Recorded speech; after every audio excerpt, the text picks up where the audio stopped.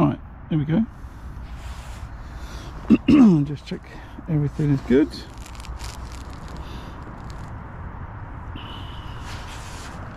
Some audio. Right, here we go. We have. Welcome to Gold Valley Lakes. I'm on peg 122 today on Syndicate Lake. I'm quite looking forward to this. Although I have heard that the fish have been showing up the other end. Let's not worry about that. I've got a few minutes to just quickly go through the rigs for the day. Primarily, this is what I'm going to be using. I've got my bomb rod and I've put a little maggot feeder on. That's what I intend to use. Maggot feeder, still 8 pound ST. I've got an 019 hook length on there. I'm starting to a size 14 MWG hook, strong as you like. I'm going to fish that with 3 maggots. I'll chuck it on the bomb line and hopefully that's going to go round. If it doesn't, 3 hours later I've got a method feeder. I've got that set up, not quite to the rope, it's quite a long way, but I've got there 8 pound ST, my usual 24 gram hybrid feeder, 019 hook length, size 12 or 10, can't remember, QM1, and I've got a bait spike on there. And I'm going to fish some pink wafters today. I don't know why, my daughter would be impressed with those. So pink wafters for the method today, and then if I see a load of fish moving, I have got a pellet waggler, 9 gram set up, single hook length again, 019 size 12, pellet waggler hook with a band, and I've just remembered I've got no pellets. I'm not fishing that with a pellet, I'm going to fish with a wafter then. I thought I'd travel light today. I was only going to fish the maggot feeder and then I've changed my mind and set some other bits up, but it's caused me a bit of a problem. But there we go. I expect, you know, primarily I want to catch some fish on a maggot feeder. Bait wise, pretty simple. I've got some maggots with some fluoro pinkies mixed in. I've got a tub of wafters and I've got some micros. That's it. I just want to he says, I just want to kill off some maggots so I can fish some dead maggots. I'm just going to put them on that pot. So yeah, it's a bit warmer today. I've got the wind off my back, so it's going to be a little bit nicer for the stream. Stream should be good. Connection's always good at this place. So if nothing else, we can have a chat for the next 5 hours as I watch that tip. So, quick tip, if you need any dead maggots, you haven't got any, just rub the maggot against your leg quite firmly, give it a bit of a squeeze, and you've got dead maggot. I don't need a lot, just for hook baits.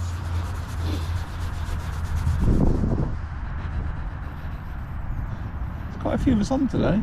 1, 2, 3, 4, 5, 6, 7, 8, 9, 10, 11, 12, 13, 14 maybe? 14. I've got Neil to my right, who's a regular on the stream. He's fishing here today. Morning, Martin. It is a complete rod and reel day today, yeah. The pole is staying home.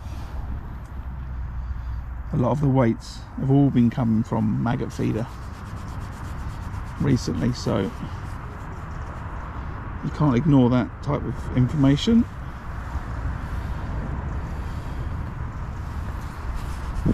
Let's see. Oh, I've got my flask as well. I might be drinking some more tea today.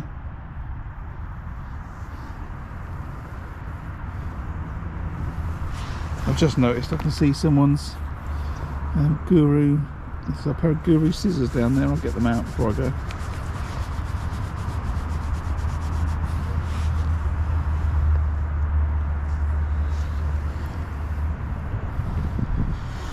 Right. This is the first of 2 matches in the next few days at Gold Valley. I've got today and then I'm fishing New Year's Eve. Although we're on Gold Lake on New Year's Eve, I do like Gold Lake. It's the main lake just outside the shop.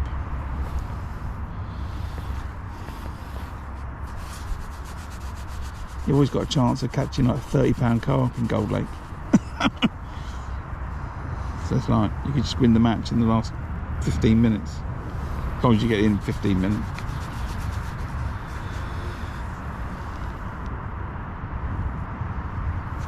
Yeah, it looks nice. It's flat calm for me. It's flat calm for 120, 122, and then there's a bit of a ripple in 125. And there's a ripple, if you're on the far bank, there's a ripple. The wind's coming off my right shoulder. So, lovely for me today.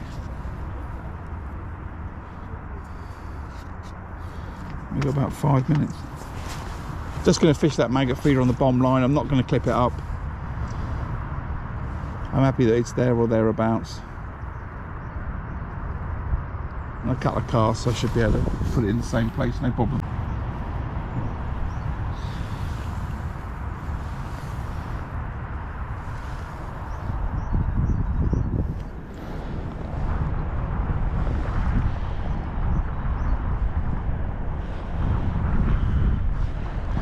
Let's do 4.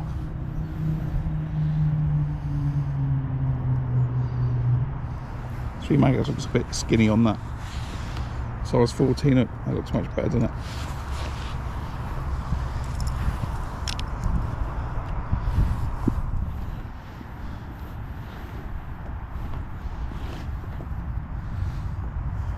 Morning Austin, morning Steve.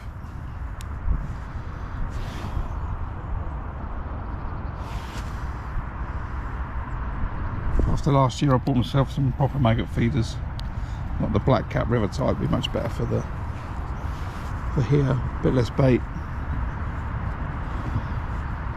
I'm a bit keen, I've still got 4 minutes. I've got my feeder open ready.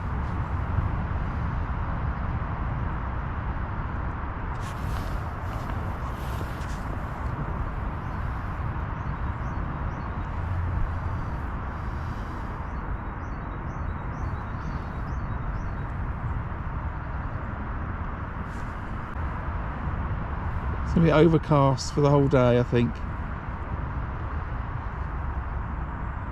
As I said, I think the fish yesterday showed up, or more fish were caught down the other end of the lake than this end, or Christmas Eve, whenever it was. But I do like this end of the lake.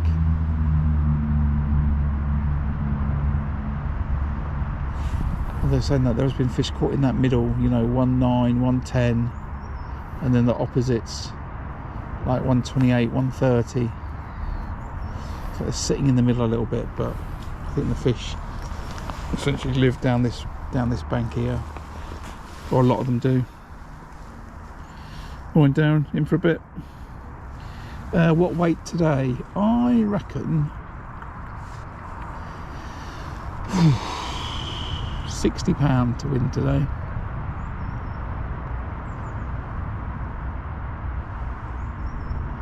£60. Could be as little as 4 fish, but probably more like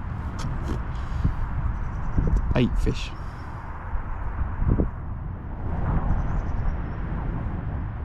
You know, what was that fish I had the other day? Won my section, £14 something. They're not uncommon, fish that big. So yeah, £60 is my prediction, and I think it will come off of this bank as well.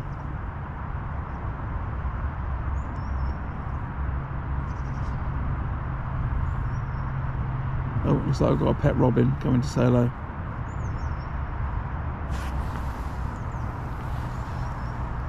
There's some bait.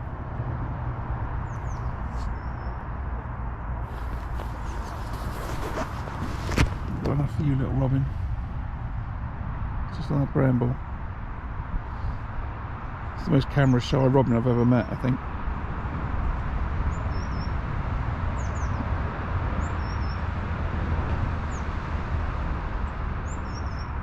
It's like the fishing stream does nature watch, isn't it? What's going on? We're talking about fishing. It's flown away. There's the hooter.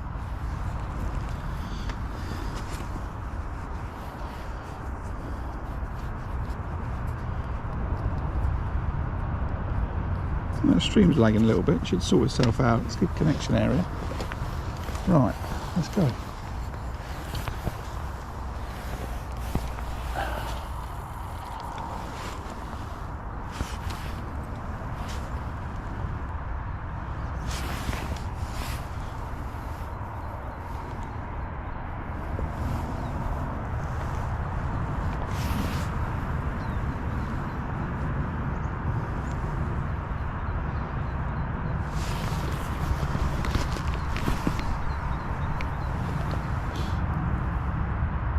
We'll do 5-minute casts today.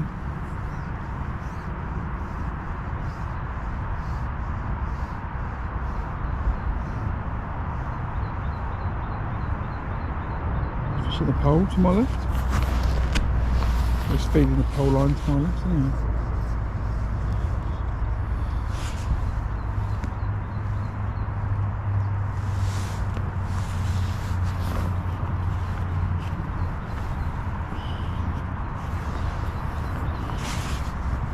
Right, come on, Rod. I had to tear around today.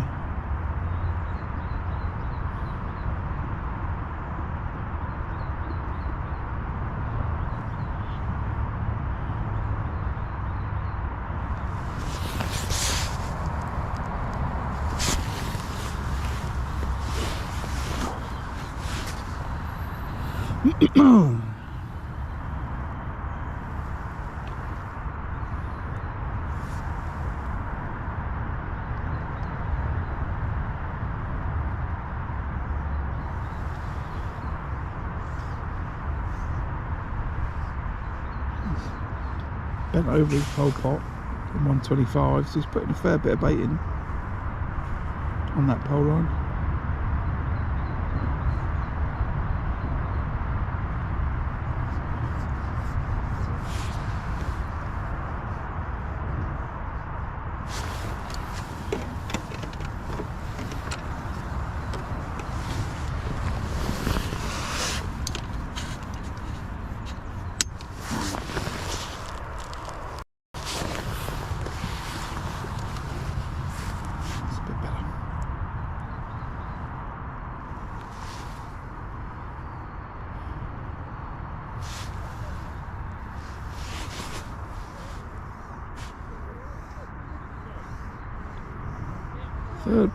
Third lot of baits going out on the pole line.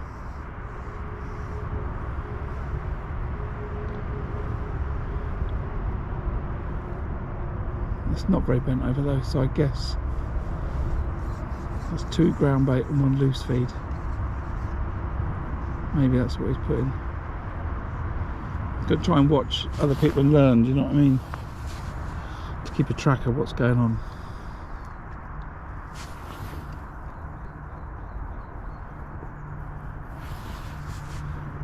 Not that I'm fishing the lake regularly enough. Thanks, Andrew. Oh, how am I going to say that? Excuse me, I need to pick the phone up and have a quick look.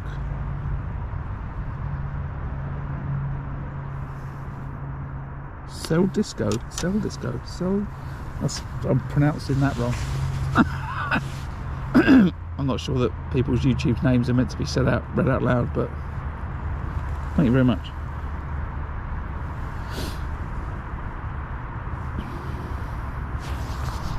It's got a lot of knees on that camera showing there. Let's tilt that back a bit.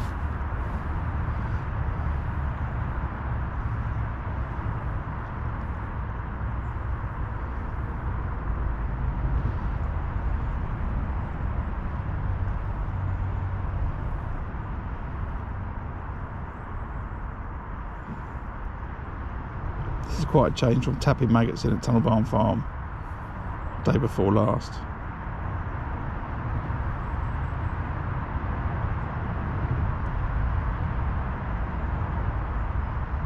But I find both enjoyable in their own ways.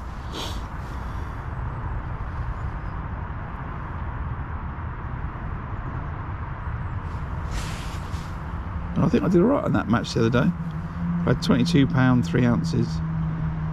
You didn't see that I'd posted the result, and I was beaten by the guy to my left and right. The guy to my left had £22, 9 ounces, and the guy to my right, despite having an amazing start, had only £28. As predicted, the late match was won in the deeper water on house pool, but I think that I didn't fish a £2 a match from where I was. If I draw that again in the winter, I'd know not to bother fishing to the left, just fish straight in front of me and to the right. But and then only fish the short lines later on, so I should have just gone out long, stayed long on those 2 lines, and then just fed some maggots maybe with 3 hours to go short, and then had a look, and less maggots than what I was throwing in. So I learnt a lot there actually.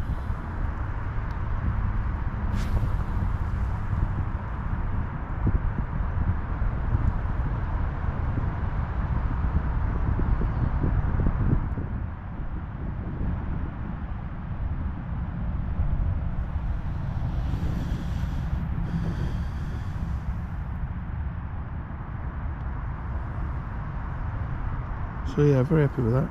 Right, 6 minutes. Pay attention to what's going on. Chatting.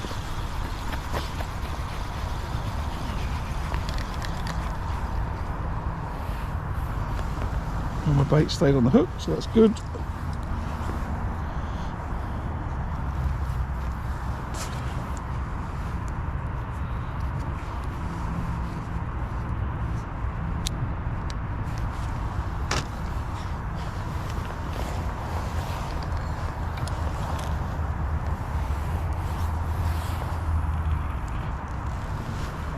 Same sort of distance as I chucked the bomb, so I should be fine with casting on the same sort of spot every time. I'm not worried about clipping it up. I don't think I need to put it exactly in the same place, and I don't want to put it in the same place on a clip. Not with that much line out. I don't mind clipping up when I'm fishing to the rope, because you've got quite a lot of stretching. That much, you know, 8-pound ST. And but when you hook these fish closer in, they do have more of a tendency to tear off, and having a little bit of, just checking my clutch now, not having to worry about a clip is what I'd rather be doing.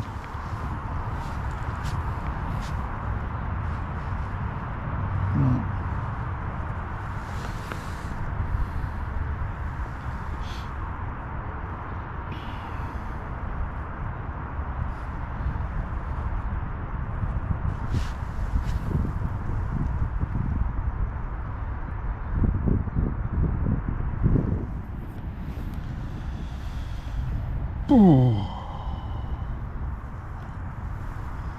So I started as a junior as well, Andrew. I fished for Farnborough and District Angling Society juniors, which was the local club to here. And I used to live just round the corner. I think I fished my first match at a place called Hollybush Pits in North Camp. Caught some perch and some roach. I remember that.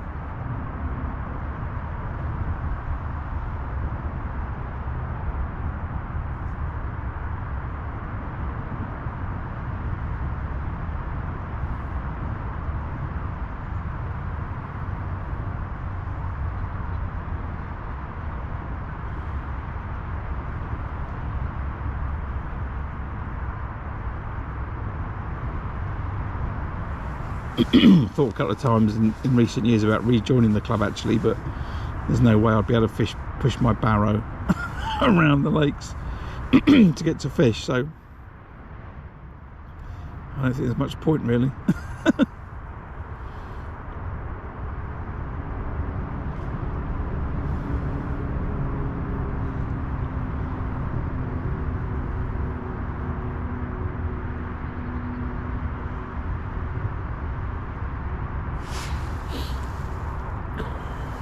Morning everyone, if you just joined, I'm fishing at Gold Valley Lakes today. I'm on peg 122 on Syndicate Lake,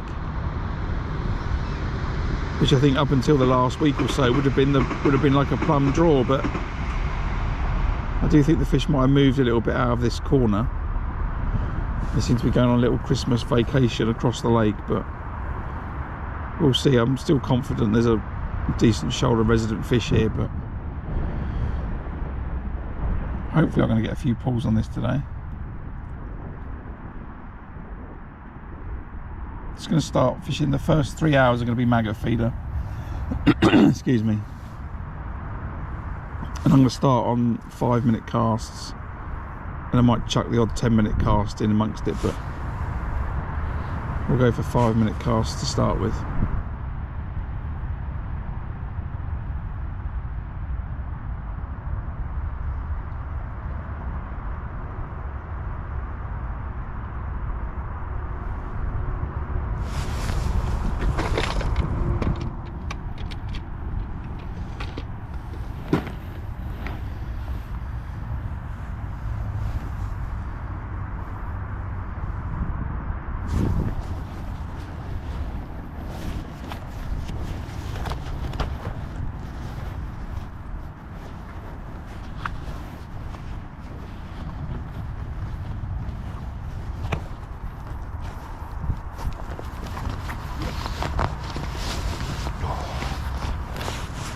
Right.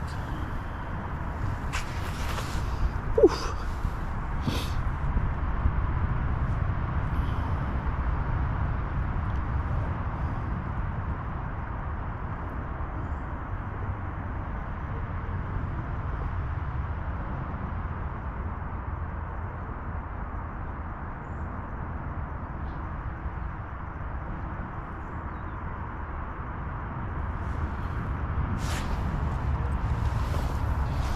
Minutes. We're going to do 2 5-minute casts and a 10-minute cast, something like that. Or we're going to do 4 5 minutes and then a 10-minute. Let's do something like that. 4 5-minute casts and then a 10-minute cast.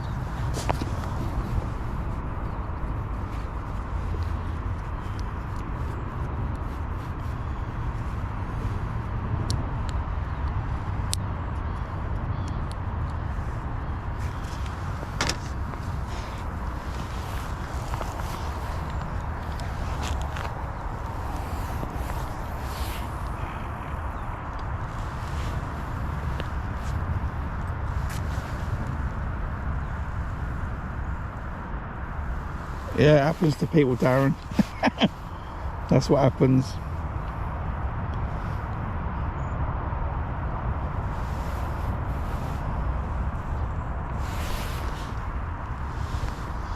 For some reason people don't go fishing, and then maybe they think about it and it's winter and they think it not, you know, forget it again, and then I rock up on the telly catching fish. Normally it's in the summer when there's a little bit more action, and yeah, it's what hooks people when they come back fishing again.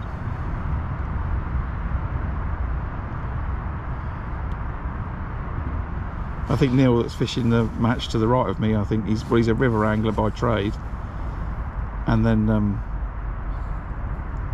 this might be completely wrong, but it might be right. I think he saw a few of my streams and then we were chatting, and then he came and fished the venue and then had a few carp and then came back again, and now he's fishing against me.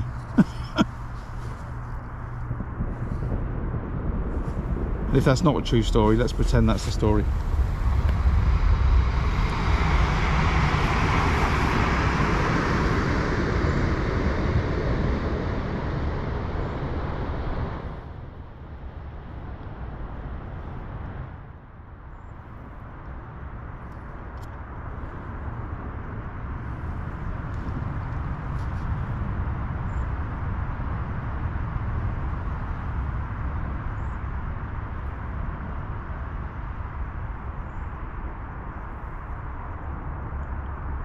Even though it's the winter, this is just an out and out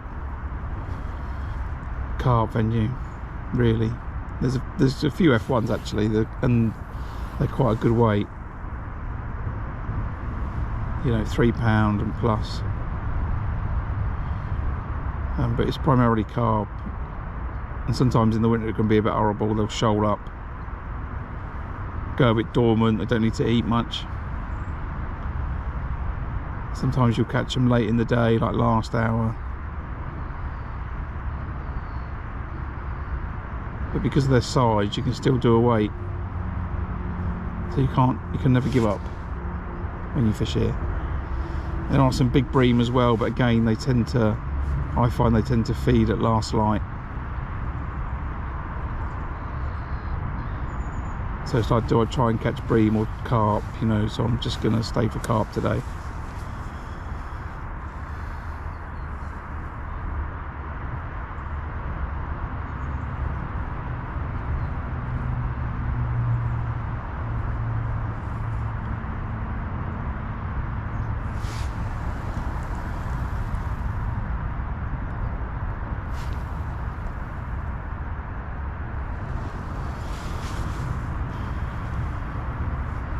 Yeah, I've got another roach video to edit of me catching on the Thames in for a bit. I know you'll like that. And I kind of like a bit of everything really, so I'm trying to cover off I've got here as a venue that I know very well, which is all big carp. And then I've got F1s and smaller carp at Tunnel Barn Farm, amazing F1 fishery. Then I've got my local stretch of the River Thames, which is all roach and river bream and the odd chub. So I'm happy I kind of got a good mix, really. I want a bit of pike fishing chucked in, but maybe they will know I'm a secret match angler, just dabbling in it. Just get a pair of treble hooks and a big float and a dead bait and just sling it in the river.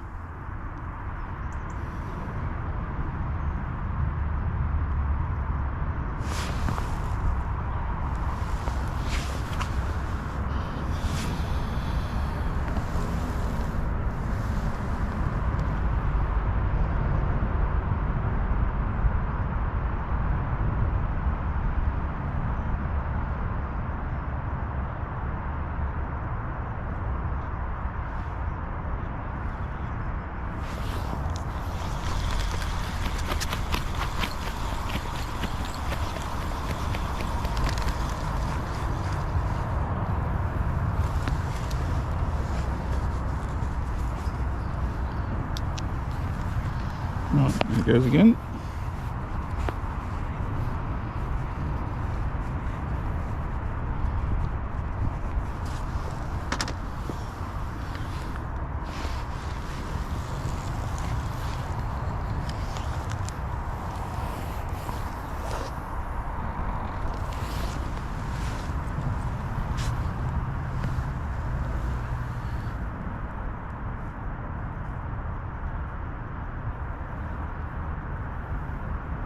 Hold on, I've got to read that comment. I've read some of it and I've laughed because it said about changing hook baits. Hold on.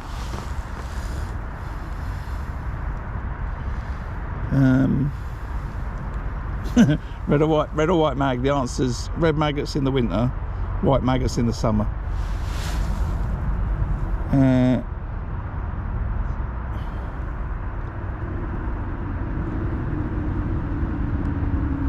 Right, I'm fishing for carp, right? So I will relate that to today. So how often am I going to change my hook bait? Well, I want a bait that's the carp's going to look at. Imagine like a little pile of maggots crawling around, right? I'm looking for a standout bait where the carp says, I've got to spend the same amount of energy to suck that one maggot up, or I can spend the same amount of energy and suck those 4 maggots up. So I'm looking for fish, I'm intentionally looking to fish a bigger bait than what's around me, which is why I'm fishing 3 maggots and a fluoro pinky. So the fluoro pinky helps stand out for the fish, and then it thinks, oh, there's a nice big lump of bait. From the very few, I don't watch a lot of carp videos, right? They fish big bunches of maggots, right? So I'm looking for a standout bait, 4 maggots and a pinky in amongst single maggots and pinkies is what it is. So I'm not gonna shrink it down, right? So I'm not gonna go to 3 maggots or 2 maggots or a single maggot. That's not gonna happen. If I change to try and catch a bream later, I'm gonna put on a size 16 hook and I'm gonna put on 3 dead maggots, because my experience is that bream quite like a static bait instead of a wriggling bait. So when I fish a lot for bream, I fish with dead maggots. And if I fish the other side of the year, January, February, I'll fish a little ground bait feeder, a little bit of ground bait and a few dead maggots in it. I think it's something to do with either the fish like that type of bait, or when the fish go to suck it in, it's easier and lifts off the bottom easier if it's a dead maggot, something like that. But dead maggots for bream, wriggly maggots for carp, is how I want to fish it here. If I was fishing down the edge and I was fishing with maggots, I'd have a size 10 hook on and 8 maggots, just to again produce a big visual bait in a sea of dead maggots. So that's like that. But if I'm fishing the river, I'll fish a single maggot for a roach, or double maggot, or if it's tougher for a smaller roach, I'll fish a double pinky or a single pinky. Or if it's hard, I'll fish a pinky. just like scaling down the size of bait on the river to try and get a bite from shy or more, you know, finicky fish. But generally that's it. So 4 maggots today, 3 maggots of the pinky is what it is. No, I've never fished in the Lake District. I've never fished in the Lake District. I'm going down to Cornwall. I'm going down to White Acres. I think in the Easter holidays. I'm going down there with the family, and I'm going to sneak a few days fishing at White Acres. That's my first time down there, so that'll be quite nice. And if I like it, then I might consider fishing a 5-day festival down there. It won't be next year, it'll be because I've already got booked up for next year, 2026, but the year after.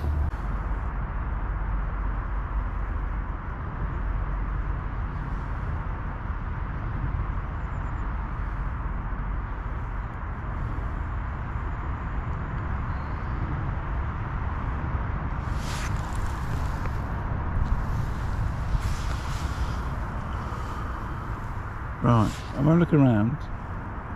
I'll have a proper look in a minute. I don't see anything being caught, but it's got a couple more seconds, and then that's the 5 minutes already. And I'll bring it in, recast it, and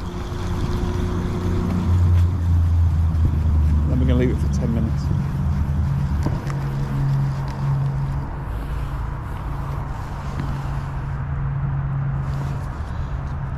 And then after this cast, then I'll change the bait. It's still wriggling around, but I think I'll put some fresh bait on after that.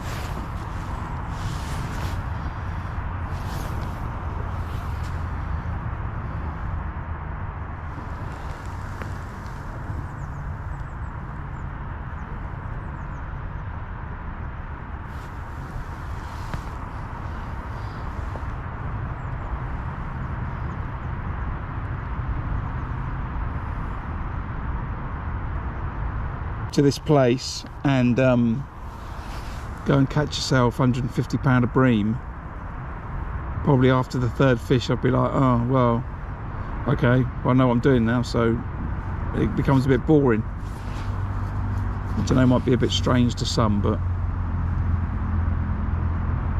fishing on my own's a bit rubbish. I've decided fishing with a mate's all right. Fishing in the competition's better. Fishing in a competition with mates is even better. So so that's what I really like. But yeah, if you said to me, for example, if you said they're all living there, I don't think it's very difficult. It's difficult to maybe catch 80 pound instead of 40 pound, but it's going to be solid either way. It just doesn't appeal. Doesn't appeal. I'm a match angler in for a bit. We don't have names for rigs. Not really. We have names for methods. Apart from the overshotted rig. But outside of that, it's edge fish, margin fishing, shallow fishing. On the bomb, on a method feeder. Well, that's the way I talk anyway.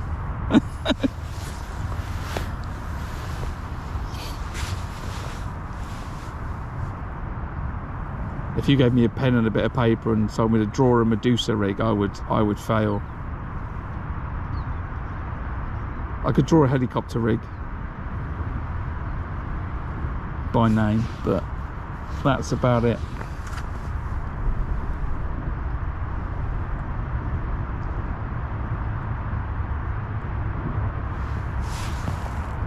Alright, let's have a quick look what's being caught.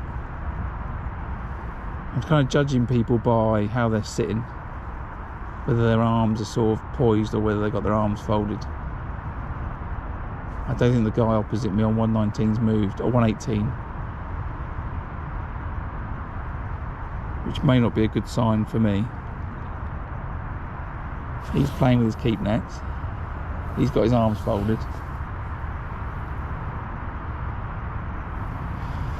You can see William up on 135. I don't see him catching.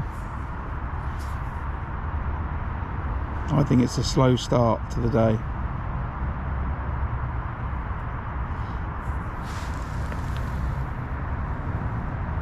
Oh yeah. Well, that's why it's not really fishing in a carp puddle for me. I'm fishing a match, so I'm here to catch some fish. It just happens to be carp. I'm competing against these other anglers.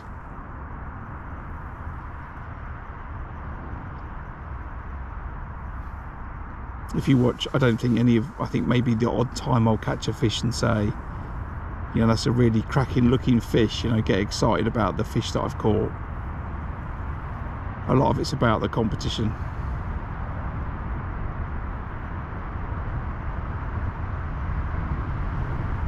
You know, what am I doing? How good's my technique? Am I in touch with the venue? Am I fishing the right way? You know, are my hook lengths right? You know, I spent a lot of time thinking about that. If you'd have met me when I was 18 years old, I was fishing running line on 3-pound Maxima to a size 16 hook and a small piece of luncheon meat or a piece of sweet corn, and that was all I did. I cared more about the fish there than the match fishing, but then match fishing took over.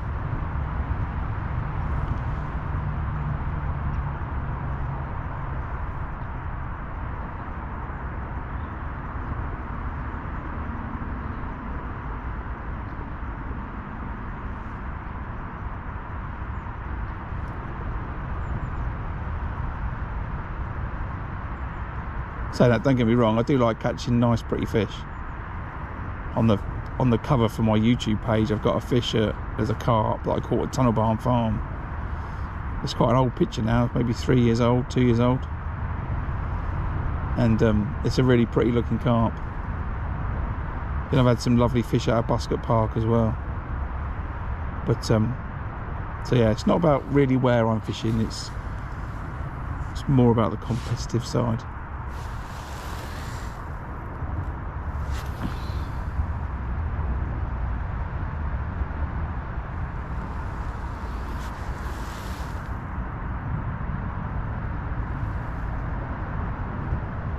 No, right. So we'll just cover that off.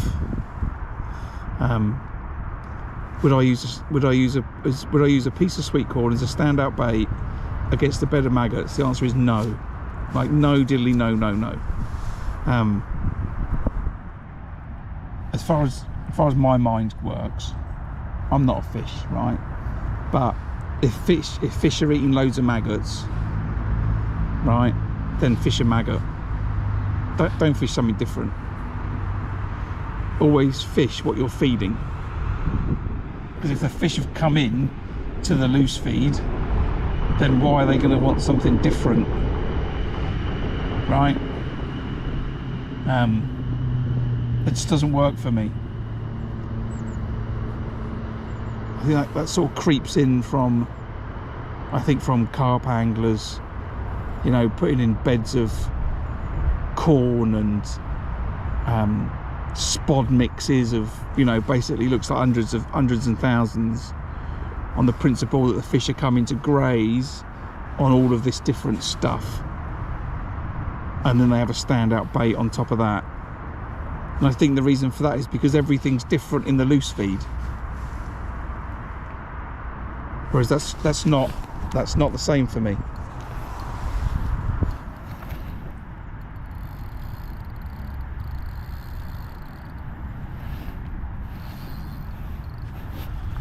Foul at that. The rod bent round and then came back, and then I struck, and then I hooked it. I'm happy I fouled at that fish. But it was there. Whether it was a line or it's to start with, I don't know, but it took 8.5 minutes.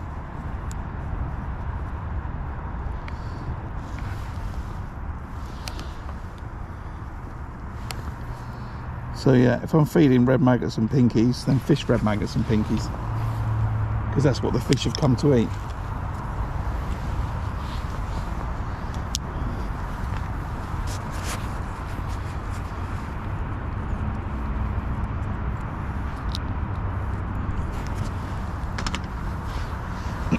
What I would do is, if I want to stand out, then I'll fish double corn, if I was fishing a bed of corn, you know, which is what you'll see me do all the time.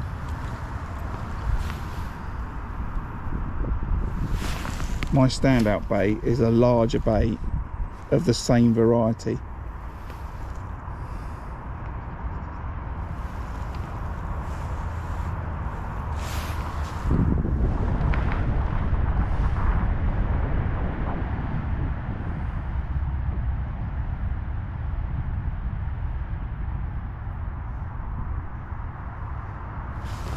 Right, come on, rip that rod round again, but do it properly this time. It was a very, you know, positive, like it picked it up, felt the hook, tore off, spat the hook, and then by that time I've struck and I've probably hooked it in the tail.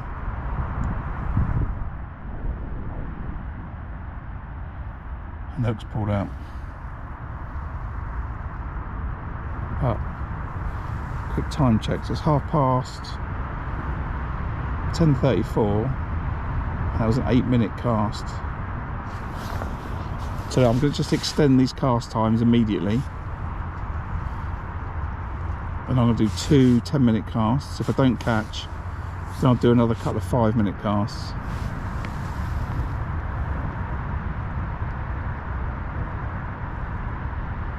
Oh, he asked loads of questions. That's the whole purpose of the stream.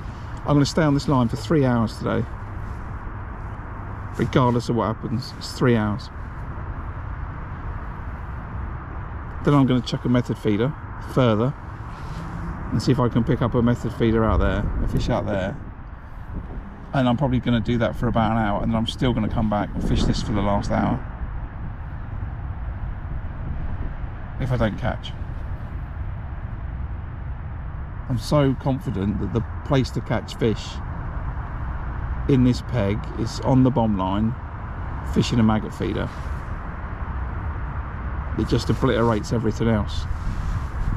And some of the biggest skill in match fishing is having confidence in what you're doing and staying with it. Otherwise, what can happen is you feed a line, spend a load of time on it, then go and fish somewhere else, and then the fish turn up on the line you fed, and you're not there anymore. You're gone over here. So you've got to be very careful fishing extra lines. Depends on how you're fishing, right? If you're fishing for F1s, if I'm fishing F1s at Tunnel Barn Farm in the summer, I'll have a line short, I'll start short, and I'll have a line down the edge, maybe both edges, and then I'll have a shallow line and maybe a line to an island. So any standard match, I could have 6 different lines, and I might be feeding and fishing them all relatively quickly. You know, catch a few fish short for the first 20 minutes. If they stay there, still catch them for an hour whilst feeding the shallow line, or start on an island, which is generally what I don't do, but sometimes I might do, whilst feeding an edge line. You know, keeping lines primed when you're fishing for F1s is quite important, because they can just go. You can be catching them and then they go, no, we're just going to leave this line now, and you've got to switch lines and you have another line ready to go. So it's like fish 1, have 5 lines on standby. That spot there, when those fish are swimming around this lake, I want them to see that pile of bait, and I want them to go, right, we're going to stay here for a bit and eat some of these maggots. What I don't want to do is leave a pile of bait here and a pile of bait somewhere else and a pile of bait somewhere else, because you've got to wait so much longer for a bite. If you watch, you know, any of my videos from the Spring Spectacular at Tunnel Barn Farm or the Pole Masters at Tunnel Barn Farm, you're catching fish within like the first 30 seconds. You know, you go short, feed a little bit of pot of bait, sit there, you know, hopefully within a minute the float's gone. Here I'm committing to 8 minutes, 10 minutes casts. So different type of fishing, different type of venues and different type of fish. It's all different, but yeah, it's just 3 hours today.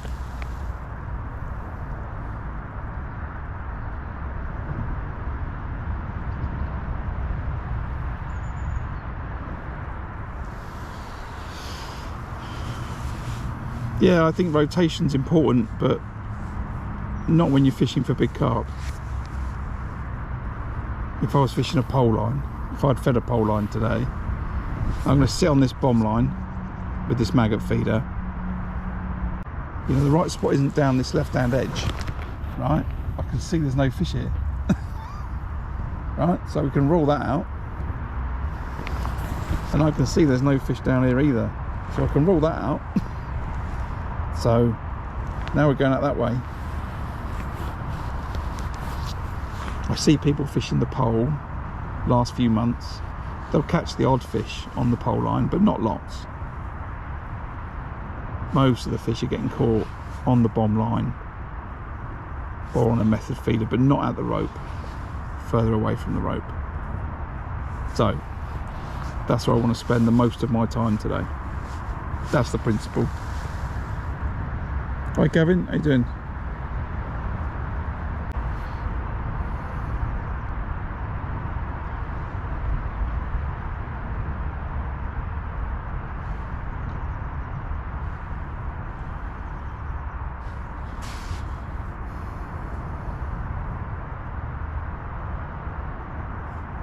Could have been that it was a line bite.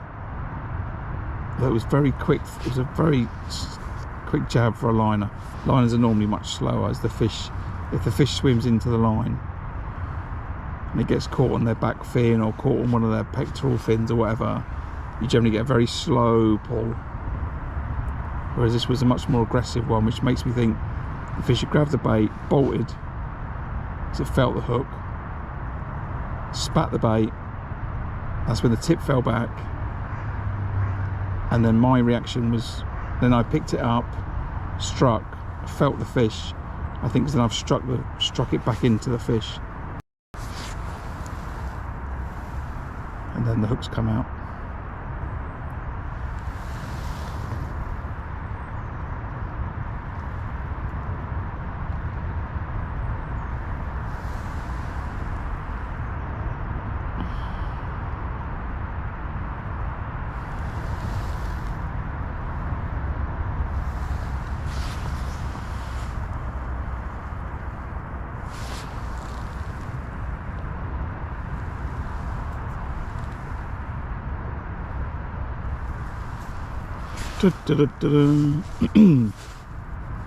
Well, teaching kids is good, Julian, but I've taught all my kids to fish, and then when I say let's go fishing and they all go no. It's a bit disheartening.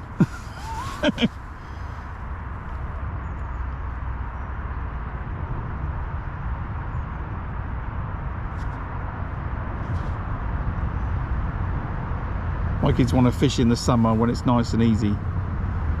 And then as soon as you hit like later autumn and into winter, it's like, no way, we're not going, Dad.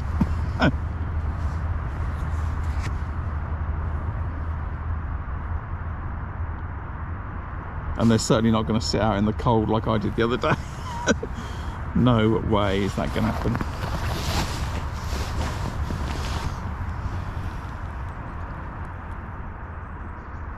You got to be 6 years old, I reckon, Darren. If they're not 6, don't even bother. And at the age of 6, I think a kid can last about half an hour. And then when they're 7, about an hour. 8, about an hour and a half, 2 hours, 9, add an extra hour, half an hour, in my experience.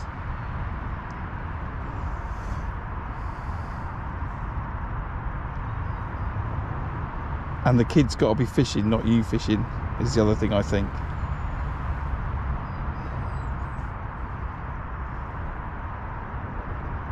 I see lots of parents that bring their kids with them when they come fishing. And I'm not sure it works that way. I think the kid's got to fish and you've got to sit there and support the kid. But that's another chat on another day. Right.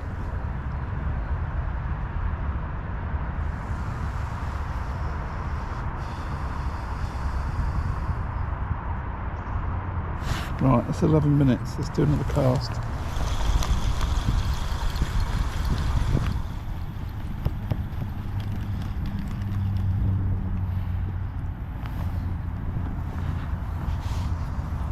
Go back to 5-minute casts, I think.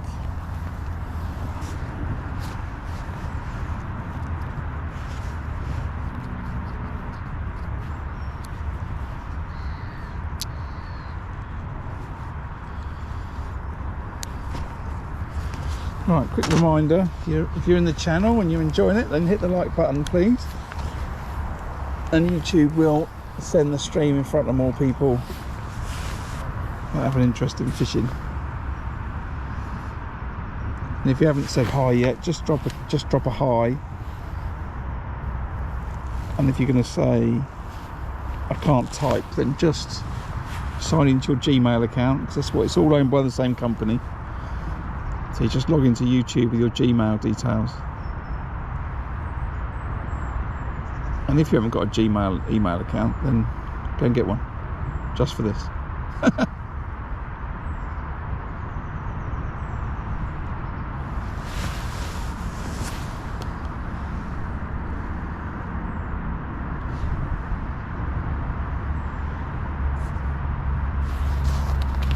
Right, run another quick look. Don't see anyone playing the fish.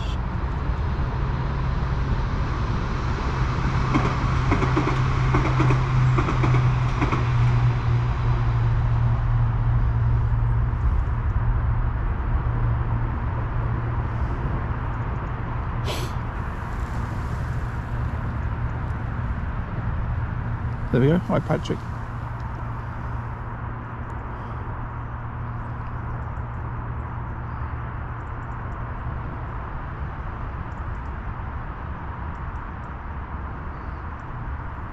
So the beauty about this fishing is I can actually put a hand in my pocket. I'm not putting both hands in my pockets because I'll lose my rod, but I can at least put one hand in my pocket.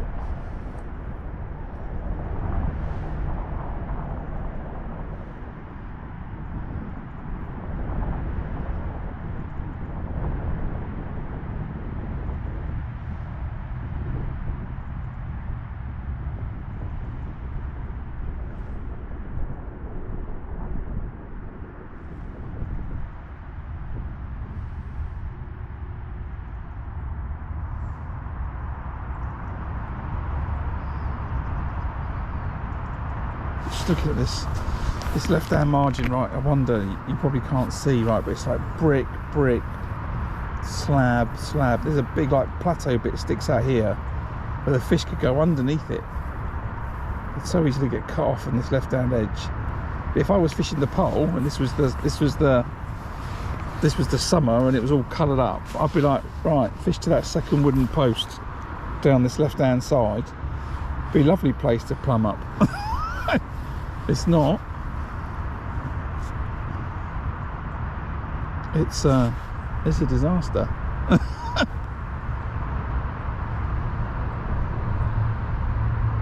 It's on Syndicate Lake. It's on quite a bit of a slope, so the water level's like, it's not a gentle slope, it's just deep, but then it's on a bit of a slope, and then it's just made up of like steps of bricks and boulders. It's not actually bricks, it's boulders, but that's like a big slab of concrete.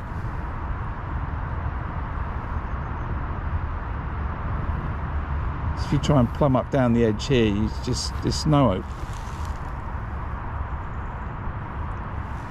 Right hand side's all right. Left hand side's horrible.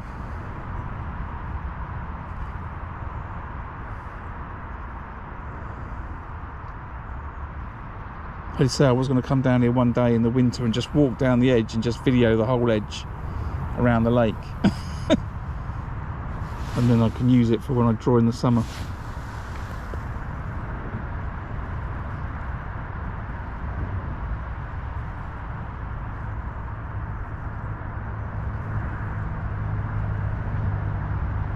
$122, Julian. 122.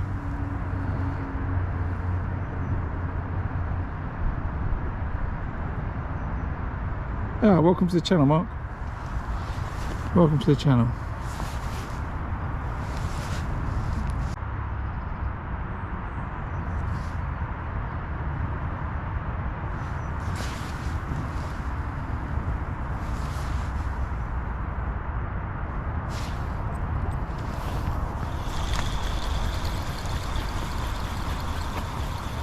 What it does look like is I'm fishing shorter casts than everybody else. I don't see anyone else casting. Makes me wonder if they're fishing things like bomb and corn.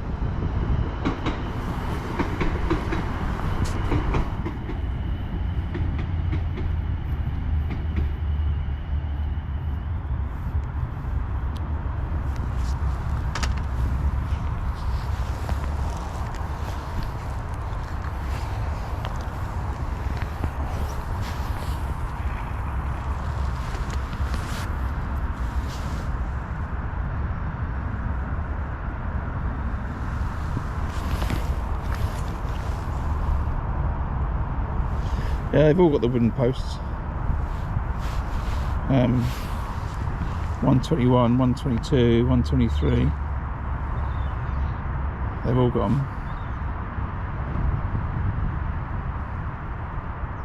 If I remember rightly, years ago, there was kickboards all the way along here. And they've just rotted away.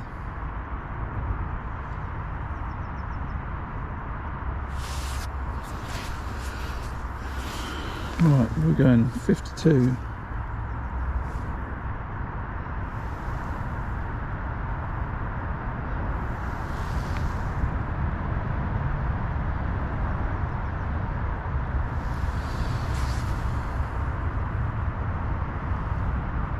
I've got a plummet for that, in for a bit.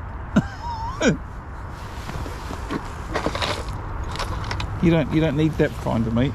You need a plummet. It's a lot cheaper. If the float goes under, you're not on the bottom.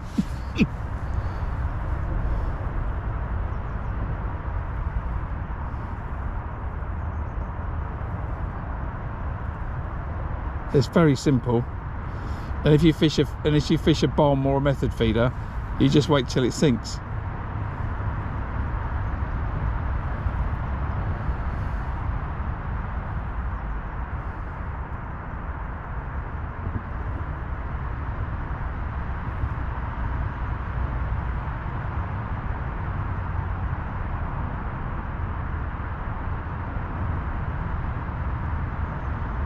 Saying that, when I fished, when I used to fish Willow Park as a kid, I might get the numbering wrong, but if peg 1 was underneath the willow tree on the big lake, then I want to say peg 25 was on the far bank, and there was a gravel bar that came out from peg 25 quite a long way, and there was another gravel bar that ran through the middle. They've probably got them all mapped these days because it's a carp fishery now, but on that big lake. But there was a few gravel bars on Willow Park where I used to know where the gravel bars were.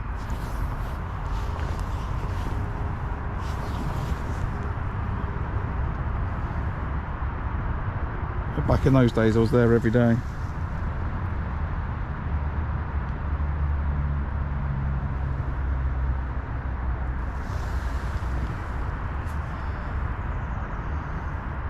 Do I remember a cost cutter on a Monday years ago? It's pretty random, Julian. I probably have fished a cost cutter years ago on a Monday.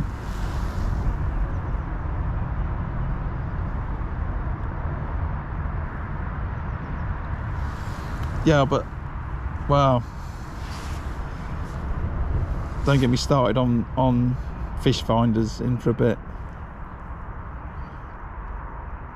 I'm using watercraft. I'm looking for visual signs of fish and bubbles and bites.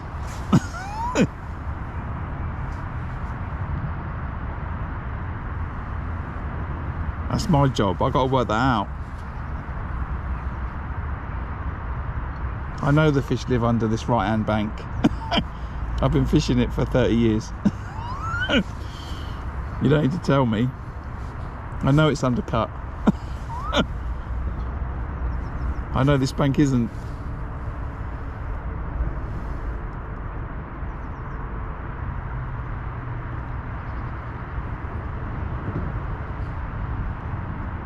You got to think about it, because I'm not pleasure fishing, right? I'm match fishing, so I don't have a choice, right? This is my peg. So you're right. You know, if you were pleasure fishing this lake, then maybe you want to get that information, and it may make you pick this peg versus that peg. I don't have a choice, right? That's all removed for me. I'm fishing this peg, so this peg is pretty similar to that next door peg. All right, the lake's pretty, you know, consistent depth. It's more about what I'm going to do to catch my fish versus what he's going to do to catch his fish. I'm casting every 5 minutes. My neighbour is casting every half an hour, I think. So I'm trying to put a bigger pile of maggots down. So if my fish come along, they stay for a little bit. Maybe I have a couple of fish off the same spot versus trying to catch a wandering fish, you know. It's more about methods and techniques than it is knowing there's some fish there. Just turn it off. He's like, but we'll never know where the fish are. And he went, you know where the fish are, right? You know the coordinates. Turn the fish finder off. If I want to know where the fish are, like that much, I want it to be that predictable, we're just going to go to the shop and buy some fish.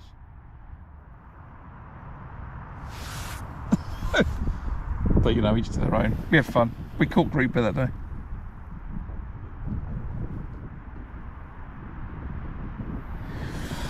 I don't remember seeing any match rules around a fish finder before a match or during a match. It's not gonna happen. It's not gonna happen. When you fish a short pole, it doesn't really matter. You know, short kit and short four. I'm only fishing at the end of my keep nets. I know if there's fish there because I get a bite. Right, quick summary. It's just come up to an hour. I've had one bite. I think it was a foul hook fish. I had it on for a little bit, came off. I'm fishing Maggot Feeder just on the bomb line. Plopping it in the same place, pretty regular. 5-minute casts, and I did a couple of longer 10-minute casts. So we're just going to keep probably to the rhythm of 4 casts, 1 long cast. See if it makes a difference, and see what else. See what else happens. I've not seen anyone catch, and I've not seen anyone casting either. So I think everyone else must be doing. I'm saying that, I see William just winding in, saying so everyone else must be doing significantly longer casts than I am. Otherwise I'll see it.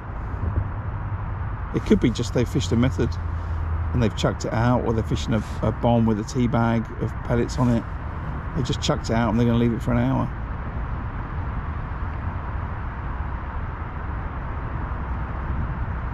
See a guy with a catapult in his hand over there.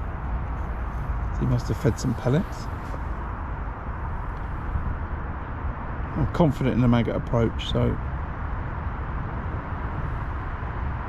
we're going to keep it up. I want to catch carp, and I'd like to catch a couple of bream as well. I'm in the silverfish pool, so I would like to win both.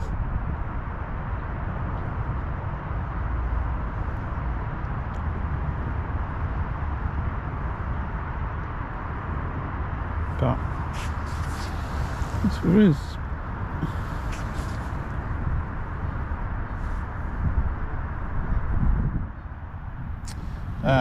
No, what you're seeing, Julian, is I think Brad Lucas, who won Fishermania, is advertising some little depth finder on Catch More Media.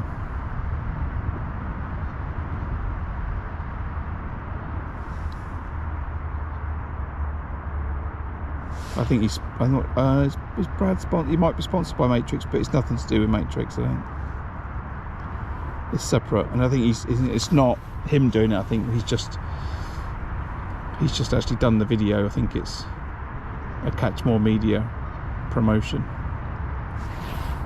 But yeah, I'm not going to chuck something out to tell me it's 8 foot deep out in front of me. There's no point. It makes no difference.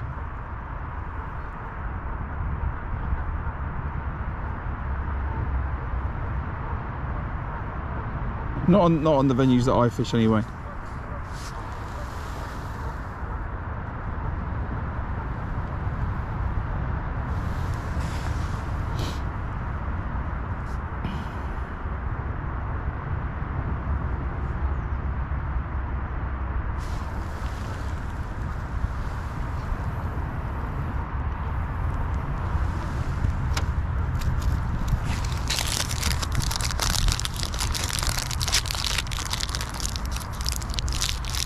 Make this a 10-minute cast.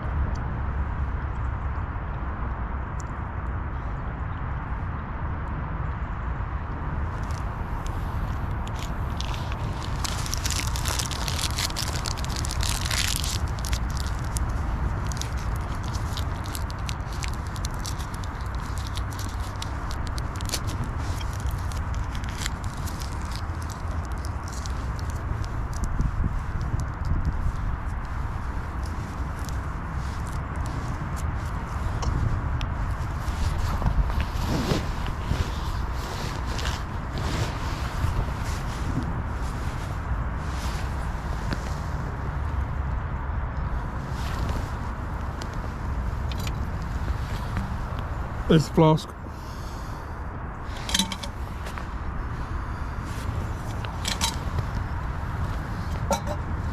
I have to save it. It's a bit warmer today.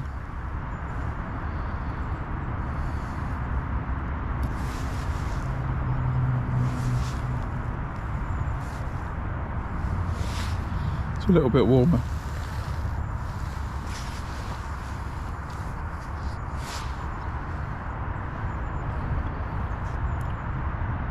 Come on, fish.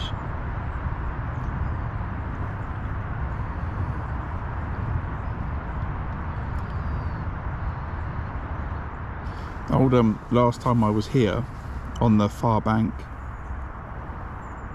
I was in, what was it, peg 112. I actually won my section.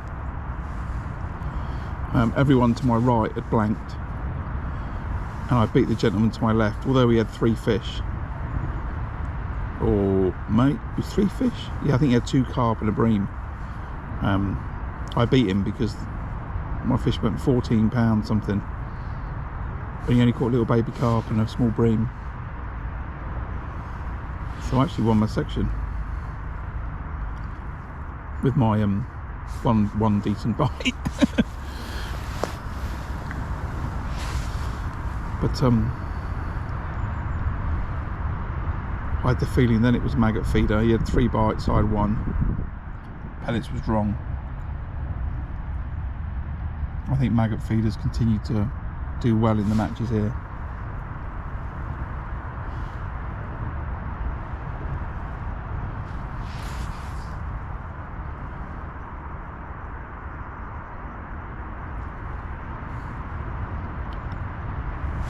I could start moving it round, by the way, just in case people are thinking of that. I'm intentionally chucking it in the same spot. And my view is that at the start of the day, the fish aren't moving much. And then as the light comes in the day, the fish become a bit more active. Maybe it goes up a degree or 2, doesn't make really much difference. But I think the fish then start to move about, and then when they move about, I want to see this little pile of maggots all wriggling around.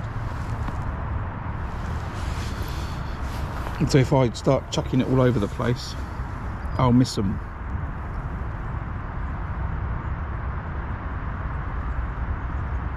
You could get lucky and drop your maggot and drop your bait in front of a fish and it just decides to eat it, but I just don't think it works quite like that here.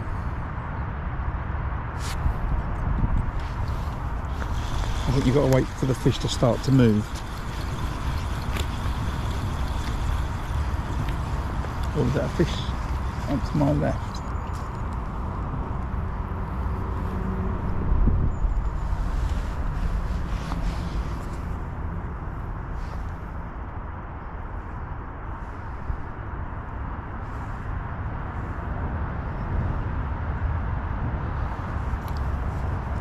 So it could be, definitely not a water disturbance. It could be that gentleman that I know, Rogers, had a fish to my left.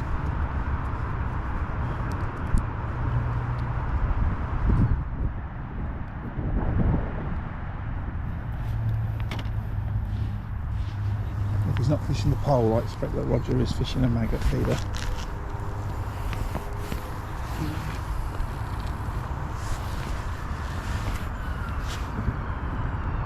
Still on.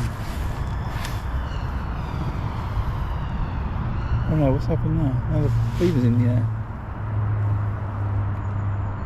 Oh, has he pulled out of that? That could be a bit of drama. He might have pulled out of that fish under his feet. Probably hasn't, but I definitely just saw the feeder.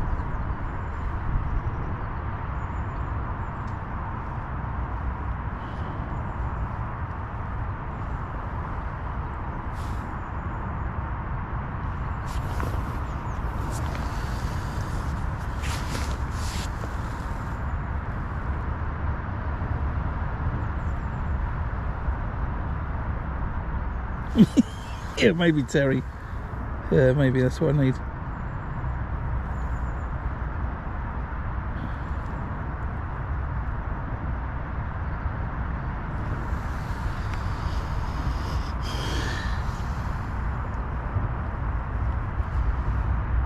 Right, I'm confident, right? I've got a plan. I've got a plan.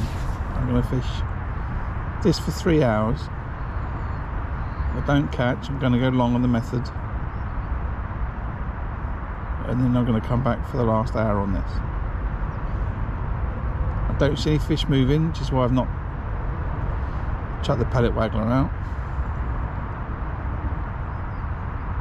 I don't really like doing it in the winter anyway, but I thought it doesn't take 2 seconds to set it up, and I brought it anyway, so.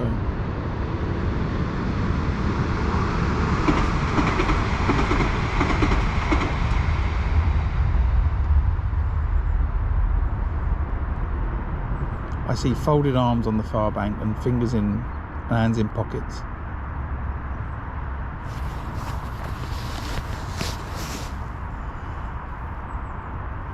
So if they have caught, it's not a lot.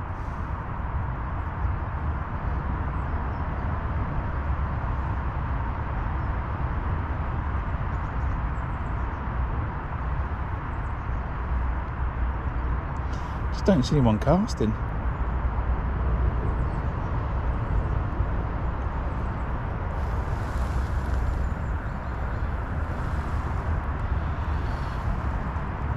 Morning if you just joined, I'm fishing an open match today at Gold Valley Lakes in Aldershot, and I'm on peg 122 on the Syndicate Lake. I've got a lot of confidence in fishing a maggot feeder, so that's what I'm doing today. I've had one liner, I think it was, and I think I foul hooked it. I don't think it was a proper bite, and that's been it. But I've just got this view that if the fish become active and swim around, then my bait's going to look attractive and they're going to have a little go. But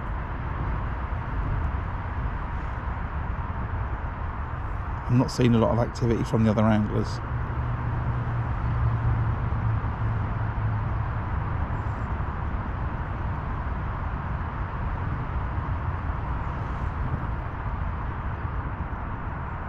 I've decided to do 10-minute and 5-minute casts. And I got that bite after, or liner after 8 minutes on one of the casts, but we're just going to sort of try and stick to 4 5-minute casts and then a 10-minute cast for every 30 minutes.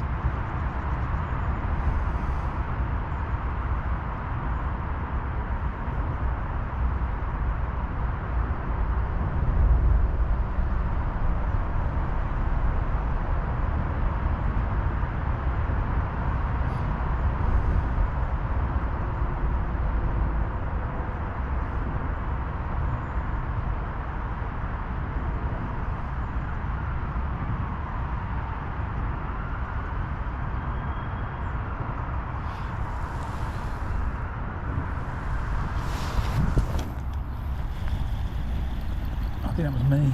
Was that me? Was that a bite? I was looking at the phone. I think I knocked the rod. I don't know what's going on.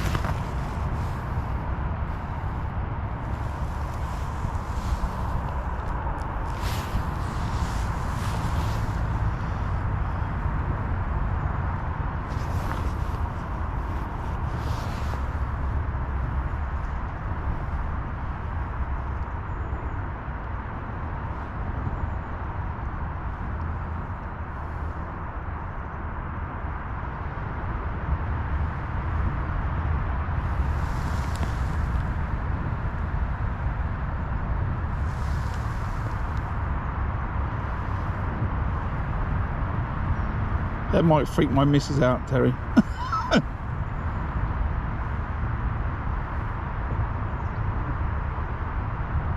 Is there a good mobile signal down there?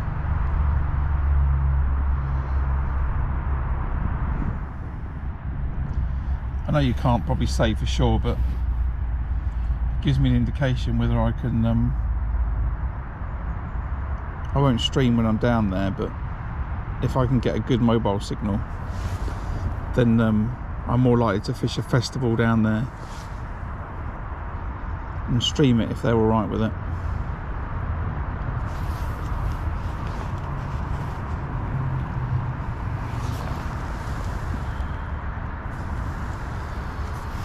Oh.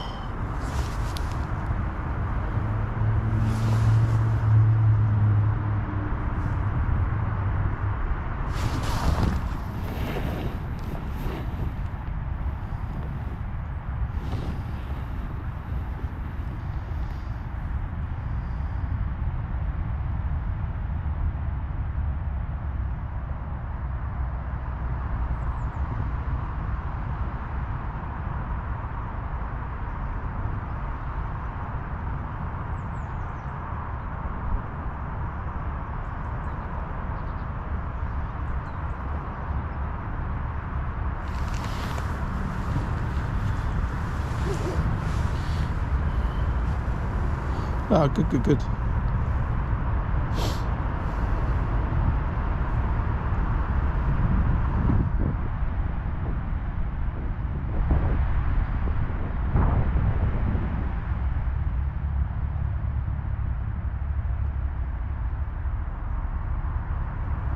Yeah, I was chatting to the missus. She was she was saying she sort of suggested somewhere where I could fish for a couple of days maybe, and I looked at it, I was like, no, it's a bit of a carp venue, it's full of weed, but I got a better idea. We could go down to White Acres, and then that'll give us a good reason to go to the Eden project with the kids. And so we were talking about it and stuff, and then I was just chatting, I don't know why it came up, and she went, oh, are we taking two cars? And I'm like, yeah. Basically it's going to be me and my gear in one car, oh, and a child, and then you and the other 2 children in the other car.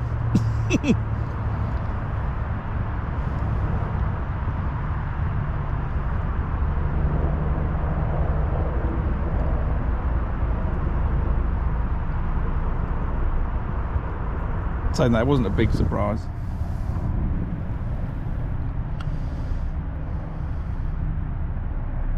Actually, the surprise might have been that I had space for a child in the car. Sometimes that's not the case. I've got a bucket of bait on the front seat.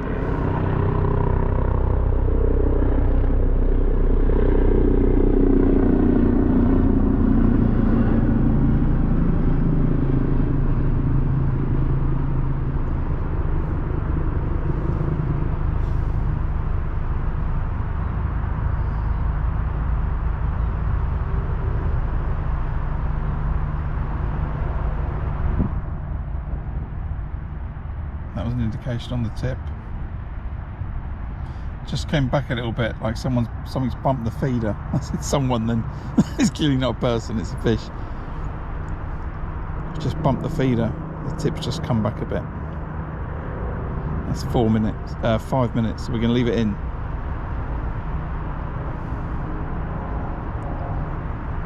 There's a fish down there, I'm not going to move it. I'll give it another 5 minutes.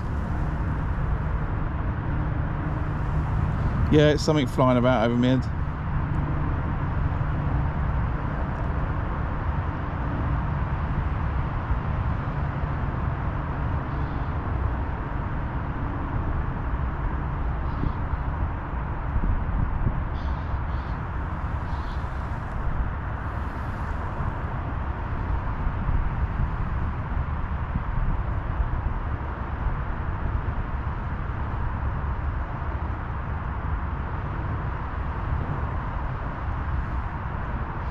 So I need to catch on this today, on this maggot feeder, because it's exactly what I'm going to be doing on Wednesday, on New Year's Eve on Gold Lake.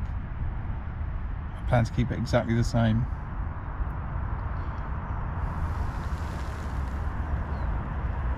Well, then you should get your feeder rod out. Welcome to the channel.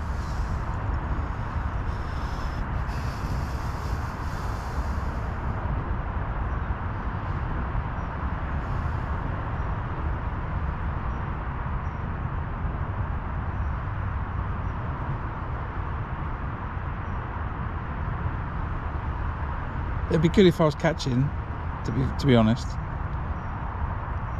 But I'm feeling confident. I'm feeling confident I'm going to catch. I'm looking at some of these other anglers.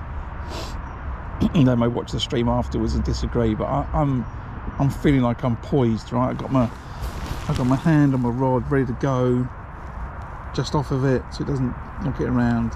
Ready to clamp on that rod. As that tip bends round, I feel like I'm in action mode, ready to go.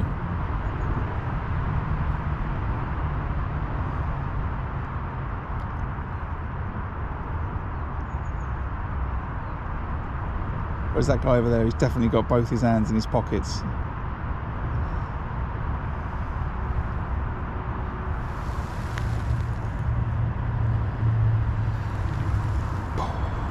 Ba-ba-ba-bum.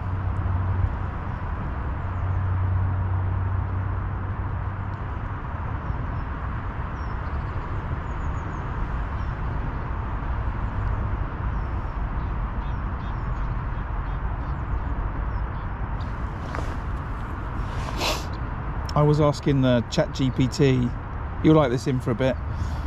I was asking ChatGPT to compare my YouTube channel to other fishing YouTube channels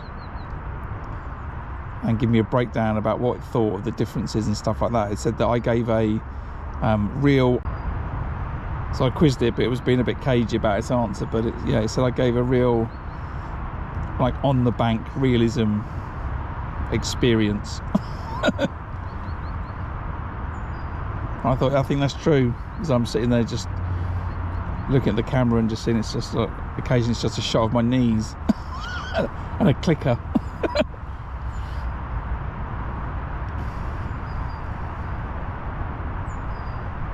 Right, it's 9 minutes. That's 4 minutes now since I had that indication. No bite.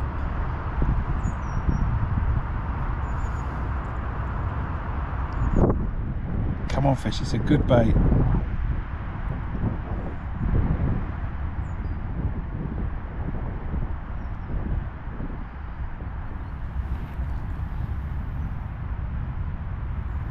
Yeah, I need, what do I need? I need some fish to move about a bit. I'm going to make a statement saying I don't think they are moving around a lot. If they were moving around a lot, they'd say, that's a tasty pile of bait. We're going to have some of that.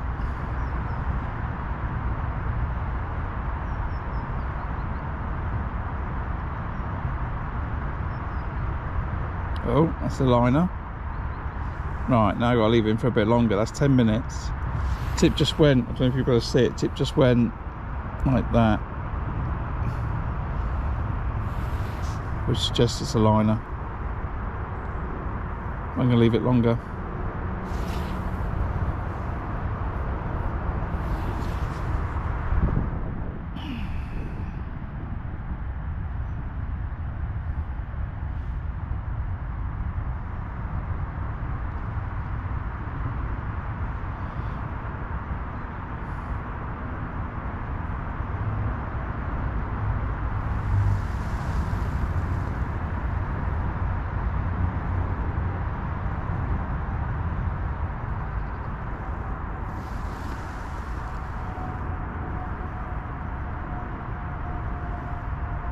Yeah, I do want to make some videos. I would like to do some more instructional videos. I think I've got a little bit of information to give people on just some techniques and some stuff and some gear set up. And I would like to get another camera where I can do some close-up footage of the float, because you know, most of the things that you watch, you just see the pole or you just see the rod. But I think that's going to be long enough. You know, I'm very conscious of that. And people are like, you know, it'd be great if we could see the float. With a full-time job, then maybe I'd go fishing an extra day and I'd be able to do it, but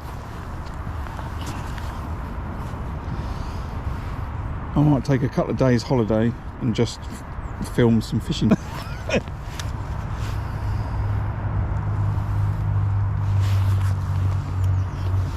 If you remember, I said I'm a bit rubbish at pleasure fishing. I'm just going on my own.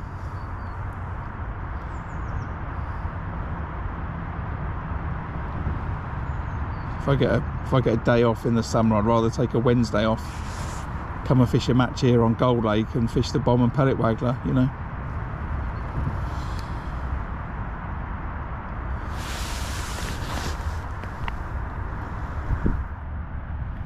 Yeah, I could do that. You don't need an underwater camera right now though. Wait till I edit the video from a couple of weeks ago. You just see the fish swimming around. There's no underwater camera needed. You know, I think I'd rather stick with my niche of live streams.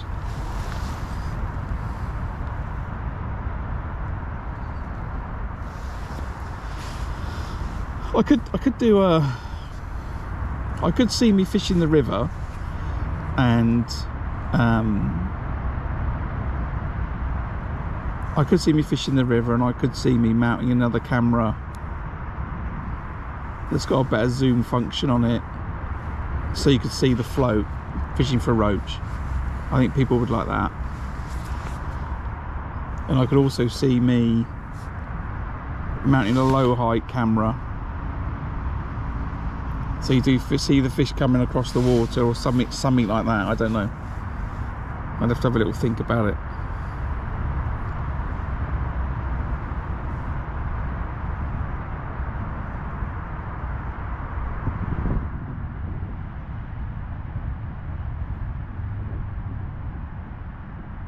Maybe though, maybe. If you want it, then, you know, if there's a demand for it, then I'll see if I can do it.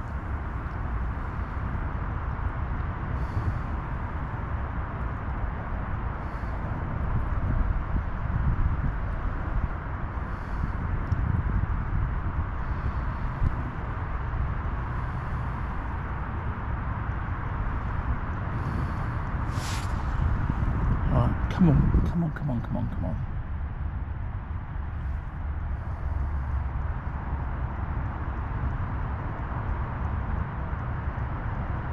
Oh, guy 3 to my left, his pole elastic's out. Oh, he's gone out on the pole and had a fish, and Roger's got another fish. I see it. That's 2 fish for Roger Bill, and Roger's on 23, 24, 25, 26. He's on 27 or 28. I said those fish have been showing in the middle. That's another carp he's had. There's at least 2 fish for Roger. Fishing a maggot feeder, I've seen it.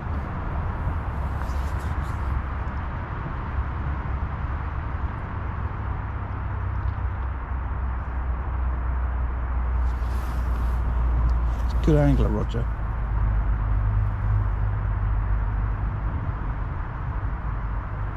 So Roger's had 2, at least. The guy to his left has got a carp on. He's had it on the pole.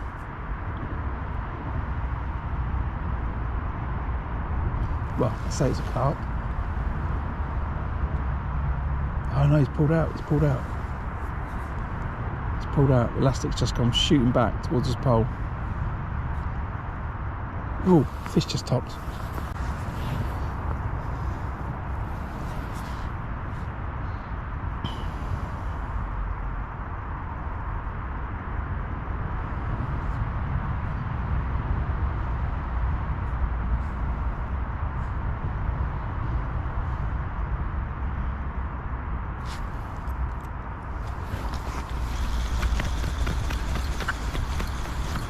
See you later, Julian.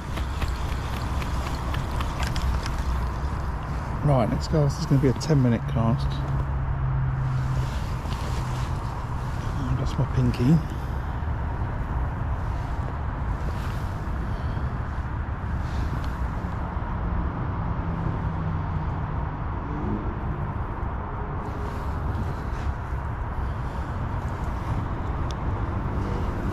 One person I do see casting a lot is William.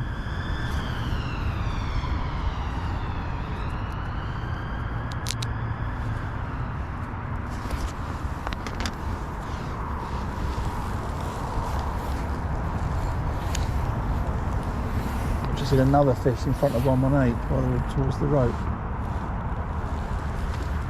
Or was that in casting? Could be his casting. He's got the net out on 116. No, 15. 8, 7, 6, 5. 115's just netted a fish as well. That's strange actually. Like, it's like suddenly there's action suddenly lit up in the middle of the lake. Roger's had a fish, guy next to him's hooked a fish, fish is topped, guy in 115 suddenly hooked one, all within a space of, what, 5 minutes, 10 minutes? At bang on 11:30. I'm waiting for the guy now on 15, 14, 13, 12. Waiting for the guy on 112 to hook a fish now.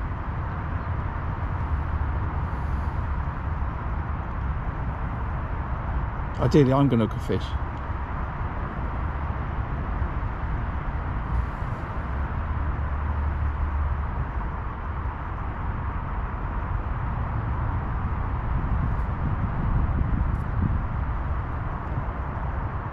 Yeah, it's funny that we've been sitting here, everyone's been sitting there, nothing going on. I think Roger had had one earlier. Not seeing anything going on, then suddenly it's like ding, ding, ding, ding. It just really supports my theory that the fish, you know, at the beginning of the day don't move a lot, or they're not interested, and then they start to move about. And that's when people start to catch some fish.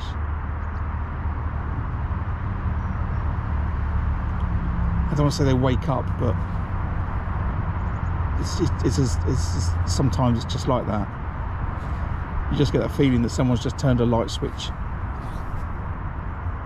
and then suddenly the fish are like, oh yeah, okay, yeah, wake up.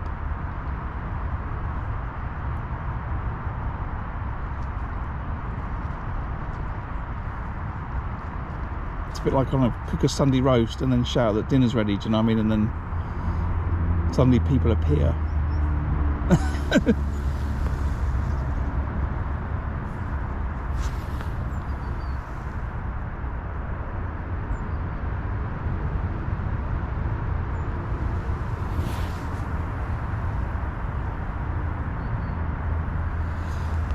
It's not. I didn't have a warm feeling that he lost a fish.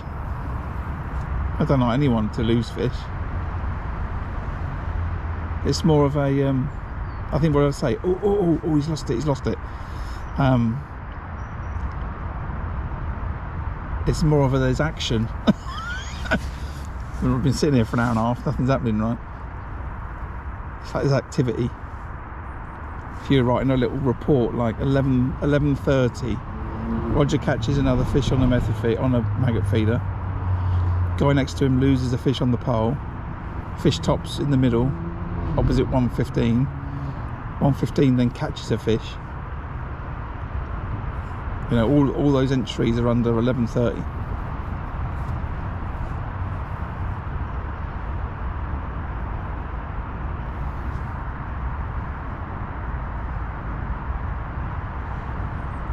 Meanwhile, right, either if that means that the fish are in the middle of the lake. What's that, mate? Yeah, just shout. I'll get you on camera. Right. So there's fish showing, but they're showing in the middle of the lake. Then we got a problem. I don't mind me not catching and them not catching, in the hope that I'll catch later and they won't. But now they've caught and now I'm behind.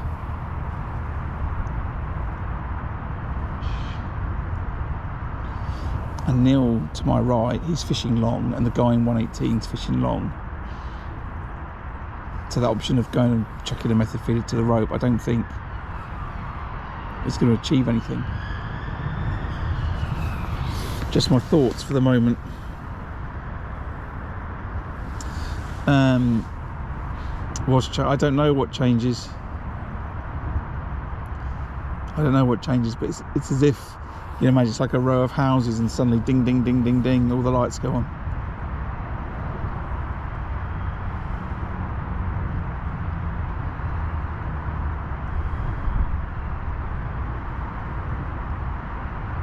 Nothing looks any different to me.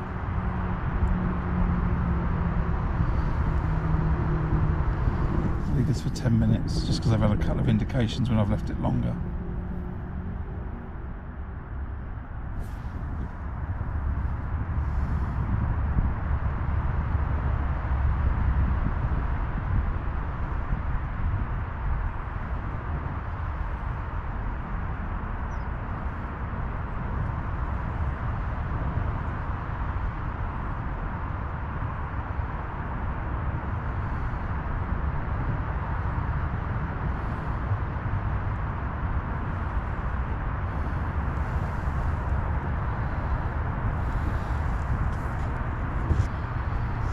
Just a quick reminder, if you're watching the stream and you're enjoying it, hit the like button.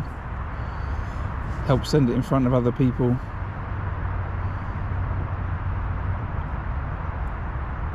And if you can't do that because you're not logged into YouTube, you can log in with your Gmail account details. And if you haven't got a Gmail email account, then you can make one in 5 minutes. And you can come back and you can chat. And you can hit the subscribe button, which is a free way to support the channel, and helps give the channel some credibility, and gives other people confidence to spend time watching it and to watch the streams as well. So all of that helps, and I'd really appreciate it. If you're one of the 2,040 people that have already done that, then you know that's awesome. Thank you very much. Got over that 2k milestone before the end of the year, so I'm really happy with that.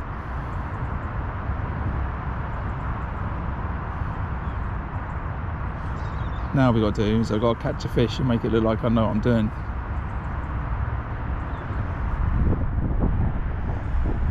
For those that were here last year, you'll remember I had a terrible time in this time of year.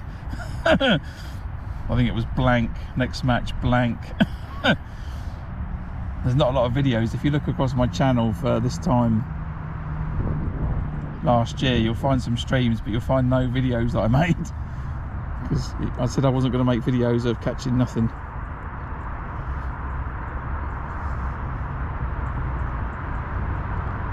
I did actually make one video, and I think I called it I Blanked, and quite a lot of people watched it.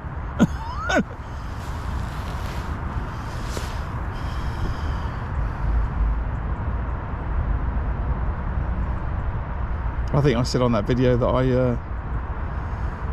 I committed to show the highs and the lows as it happened, so I really meant streams, not videos. But it's got another fish on the pole.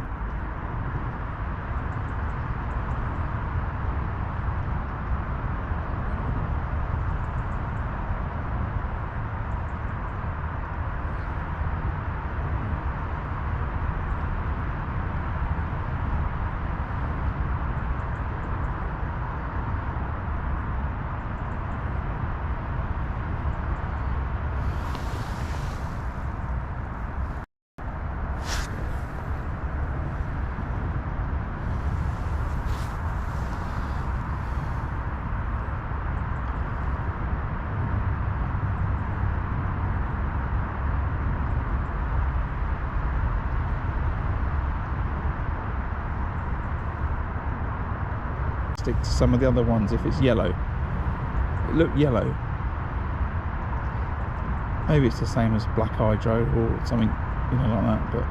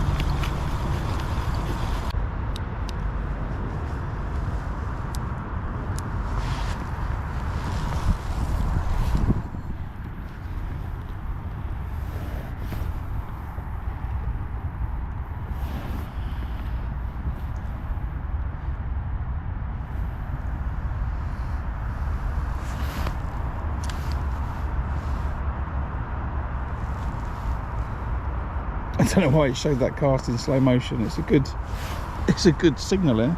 Just shows the difference in signal quality, and then still lags a little bit. This is 20 meg upload.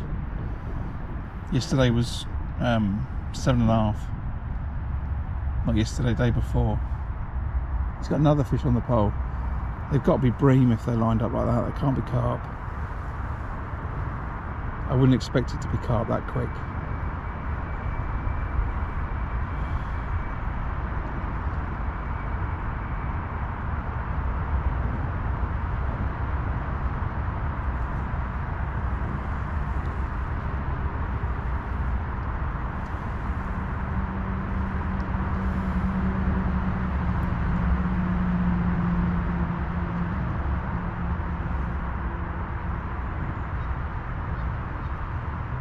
Yeah, they're bream, surely. But they'll be £4 each.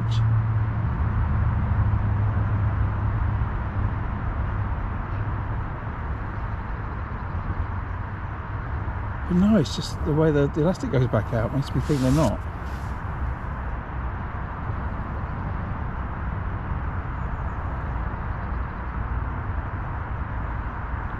Oh, I don't know what he's catching. He's either caught 3 carp or 3 bream. I don't know what that is.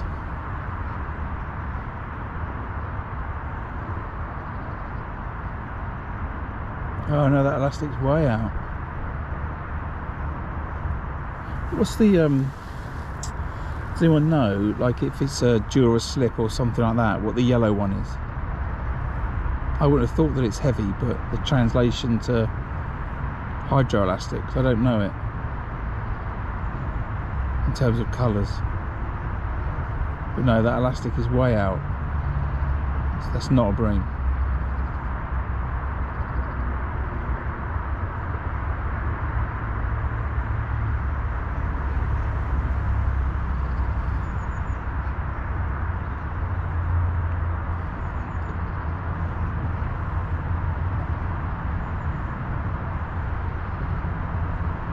It could be a white hydro, that's what it could be.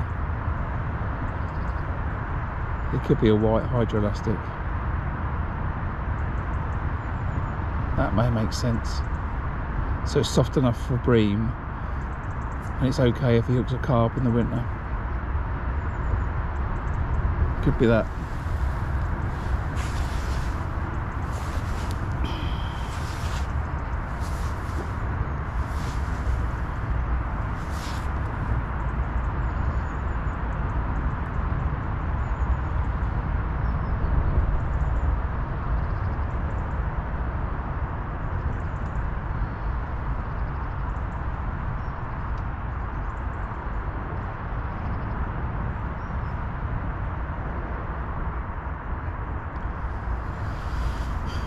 Right now I'm just having a bit of an I'm in an ahhing moment, but I don't think the pole line would have been any better than fishing this maggot feeder today.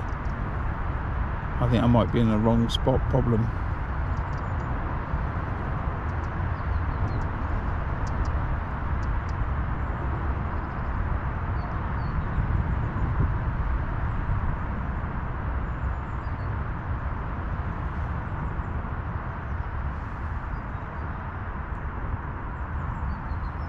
I don't think I've seen the guy on 118 have a fish. I think the guy on 115, I think I've seen him have one fish. Guy to my left, I haven't seen him have a fish.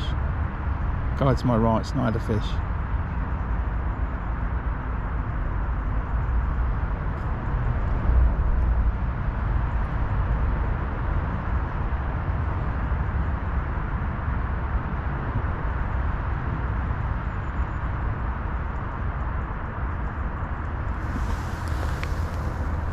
I've not brought the pole, so it's not an option. I'm not worried about it.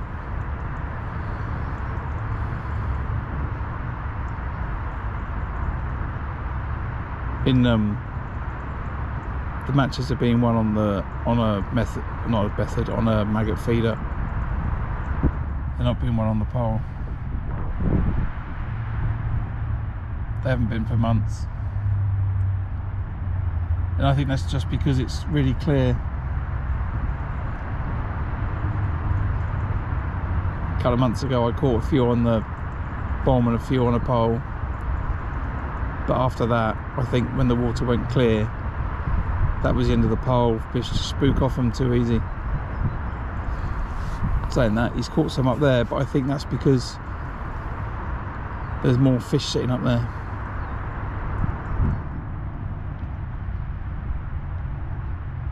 if there was fish here, I'd have caught them on the maggot feeder, I'm sure of it.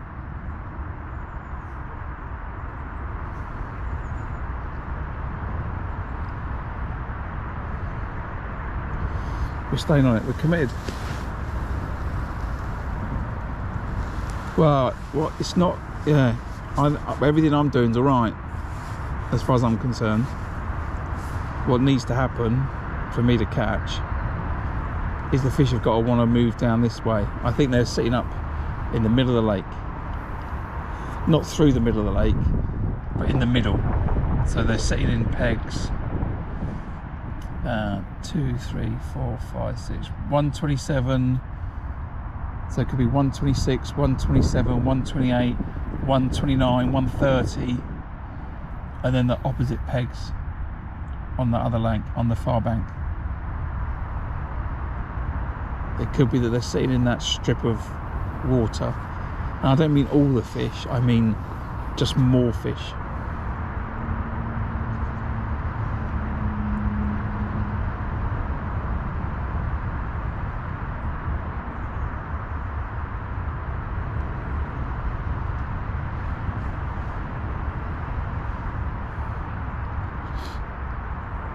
But I did hear on Christmas, I think it was Christmas Eve, the anglers down this end of the lake struggled. Ironically, after this end of the lake has sort of dominated for most of the year. So I thought I'd done alright when I drew down here today. Roger's got another fish on a maggot feeder. There's another fish he's landing, I think. So I'm going to pay a little bit of attention. This is all part of match fishing, especially when you're fishing a lake.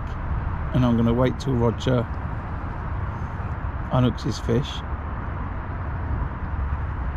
This looks like another carp. I've got nearly 8 minutes on my clicker. I'm going to see how far out Roger's casting his maggot feeder. Now his bit of the lake's narrower than my bit of the lake. So there's, you know, it's less distance between him and the rope in the middle.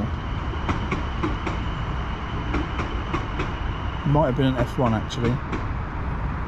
Might not have been a carp. He pulled that net in a bit quick.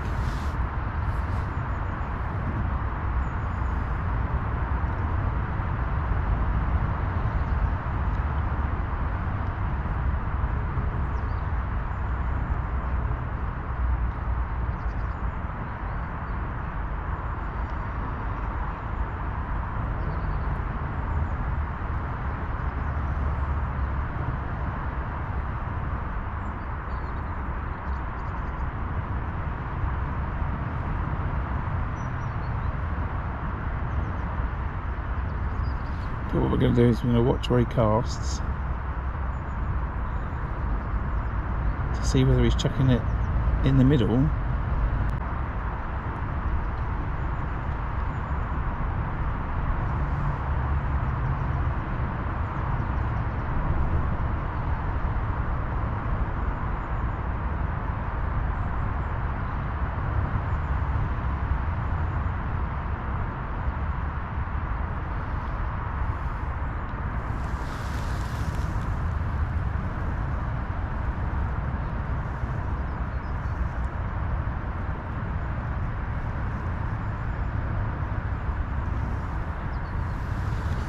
Welcome to the channel, Adrian. And welcome to everyone else that's joined today, by the way. Nice to see everyone here.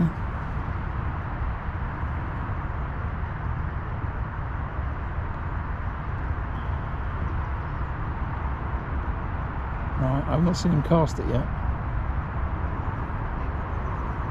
It feels more like I'm giving a commentary on the match. There you go, there you go. Maggot feeder's out. Looks like a 12-inch hook length, same as mine. Same distance. Same distance, just chucking it on the bomb line.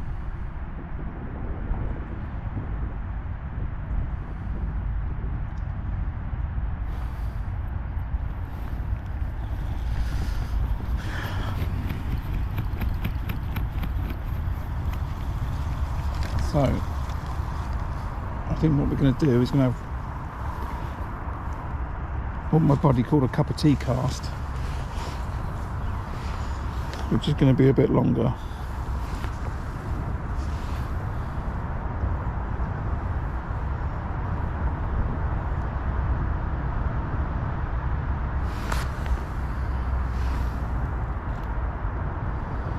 Just going to switch down to 2 maggots and a fluoro pinky. No, I'm not. I'm staying on 3.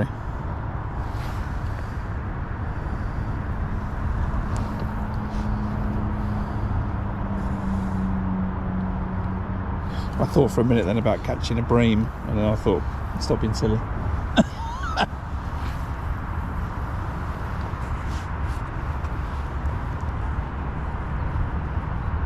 It's got another fish on 115.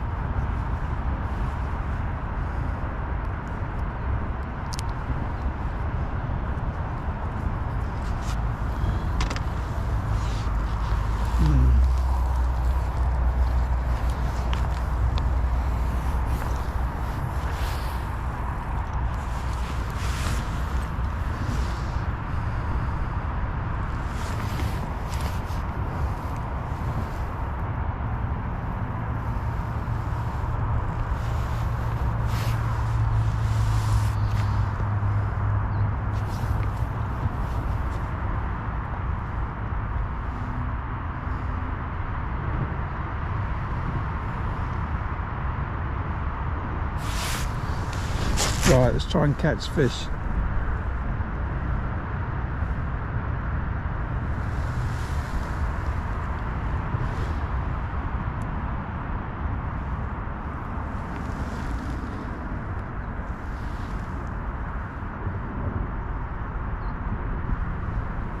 Yeah, my friend just sent me a WhatsApp message.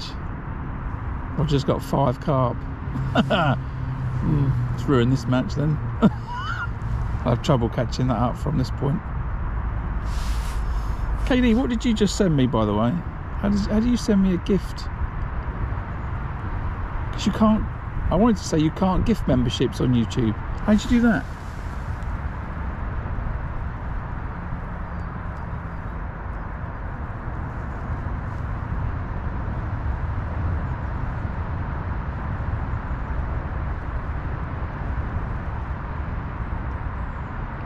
I thought you can't do gift memberships on YouTube, only on Twitch.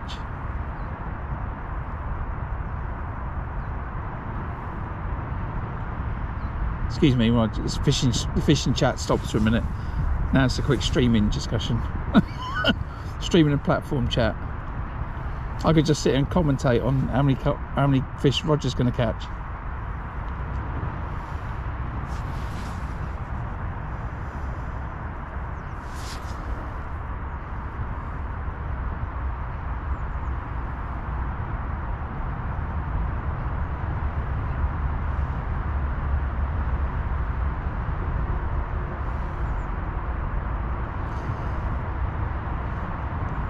Mark, can you phone Roger and just say to him, well drawn?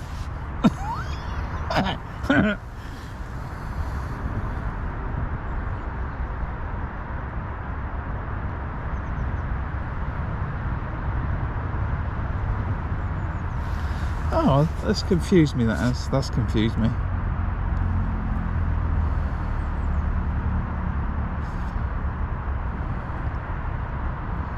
I'll have to go and have another look.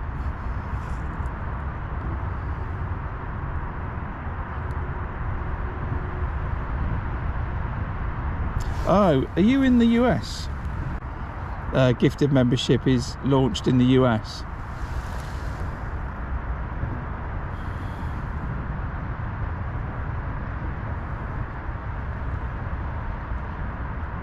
Are you in the UK?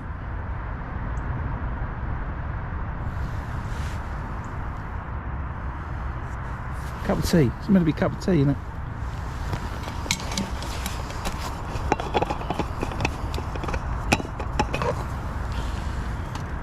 Right, okay, then that's blown it.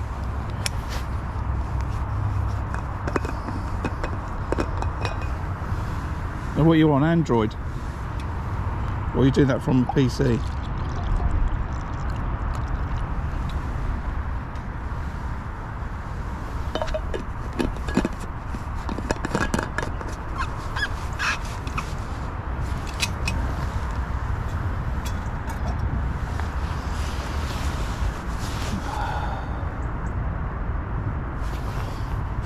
there's no join button on an Apple device.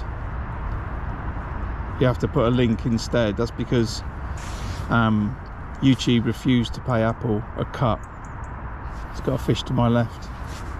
They're there. The fish are there and not in here.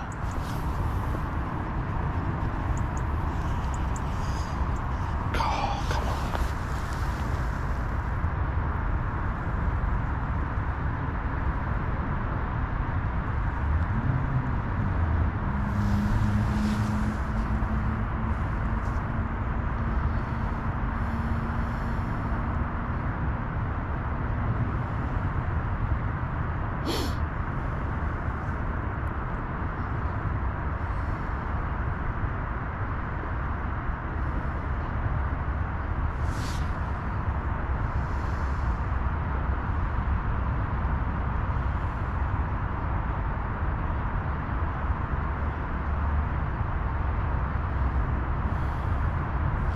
Right, we might have to rethink the plan.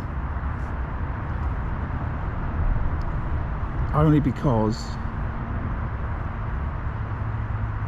people are catching to my left. Which means instead of staying here for 3 hours and then looking to the rope, I might have to look to the rope in a minute. So I've got no fish here, but I might have to go and look over there.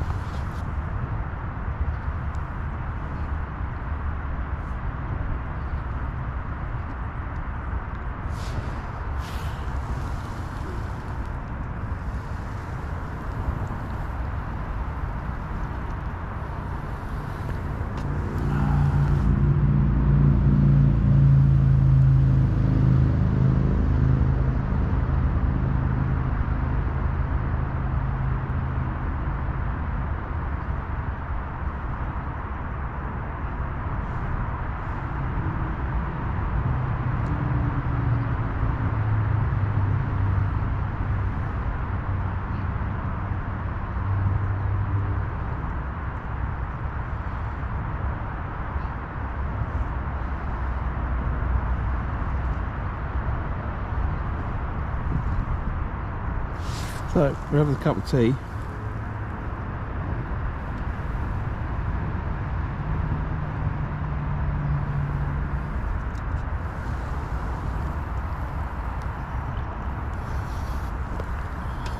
My friend Mark is sending me messages on WhatsApp and his tone's becoming more and more firm.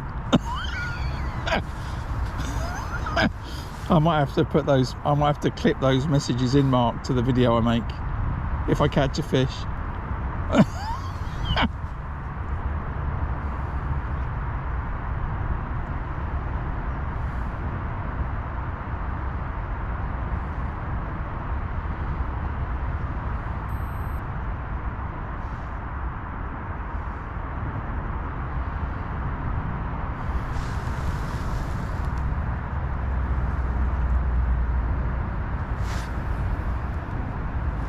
I've got the A31 behind me, A331.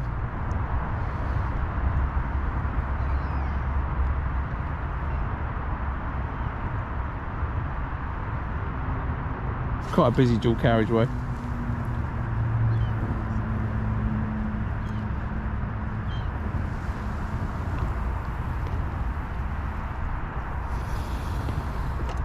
Right, minute and a half. Then we've got to change plan.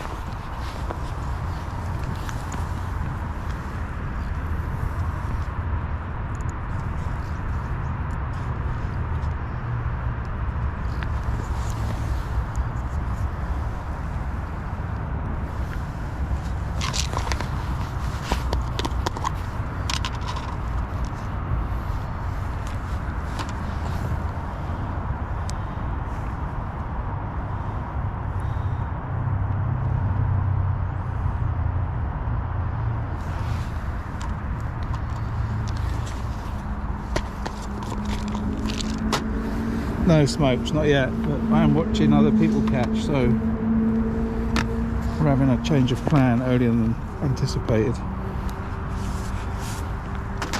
I said I'll go looking for fish further out.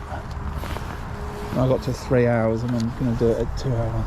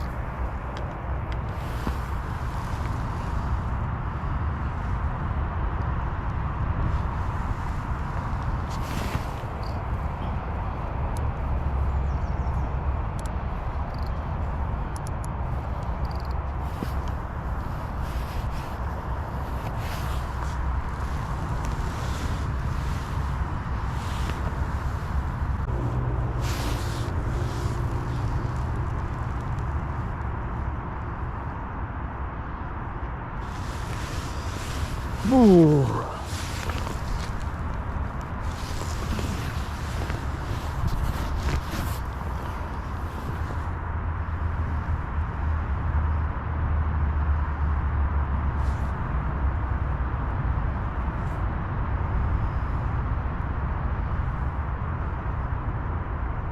If I fished venues that were a lot deeper and maybe I was fishing further out, I might be tempted to use a liquid attractant. In the freezing cold weather on Gold Lake, which is a bit bigger than Syndicate, I have been known to use goo sometimes. Outside of that, no, nothing. I think if you've got a really deep lake, it's about volume of water. And if I'm fishing this lake here, which is 5 foot deep here, 5 foot deep out there, you know, I don't think there's the volume of water to make that difference to the fish, right? Imagine the fish is in the middle, right? It's 2.5 foot from the top, 2.5 foot from the bottom, which is not far from either, right? Maybe it's 6 foot deep, 3 and 3. So it's only 3 foot away from the bait. And if it's higher in the water, I might be fishing a pellet waggler.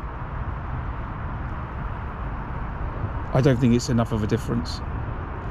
If I was fishing and it was 10 foot deep, 12 foot deep, and I thought the fish might be 10 foot away from me, maybe I like the idea of hitting the method with a bit of goo and then that going down 10 foot and then leaving a trail 10 foot down in the water. I don't know. But when I think the fish is only, you know, an arm's length away from my bait, if the fish is there, then no, I don't think you need to use attractants. So you won't find me using anything.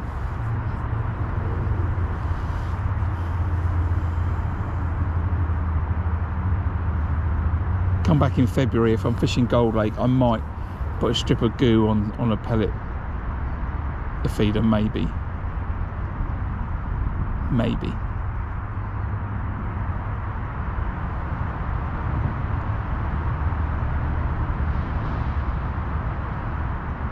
Right, I'm going to go back to 5-minute casts. I'm going to be leaving a little bit of bait around, but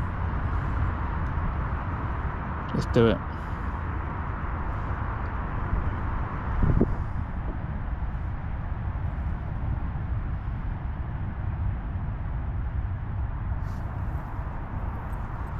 So, mate, I've owned fish for years now, in a tank in my house and in a pond, going on naturally without anything additional needed, eh?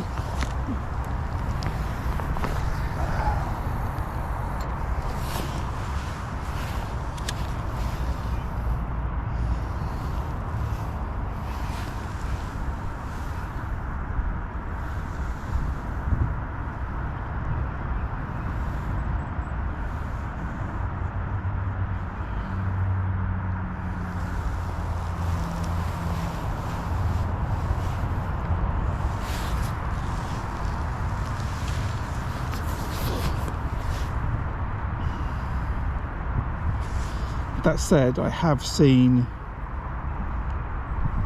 some anglers use an oil on their pellets when they're fishing a pellet waggler, and with the purpose to try and calm the skim on the water, to make it easier to see the waggler. So I have seen people do that. But I've still never been tempted to do it. 2% bonus from sticking something on my bait that it doesn't come with. Do you know what I mean?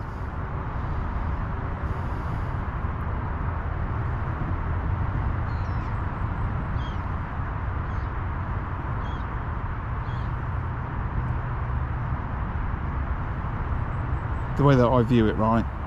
When maggots are born, or when maggots are farmed, right, they're not red, right? They don't come off red. The red dye is added to the maggots by the maggot breeder. And I think everyone's comfortable with the idea that sometimes red maggots are better than white maggots. If there was some other product that was going to make such a difference, I'm confident that it'll be put on there by the breeder, not by the consumer.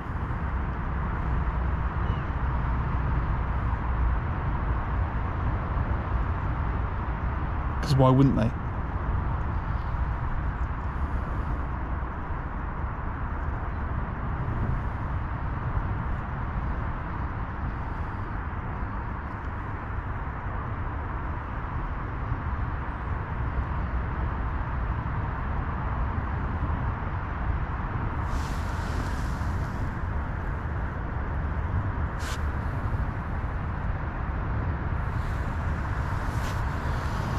Right, so Maggot Feeder, we're on.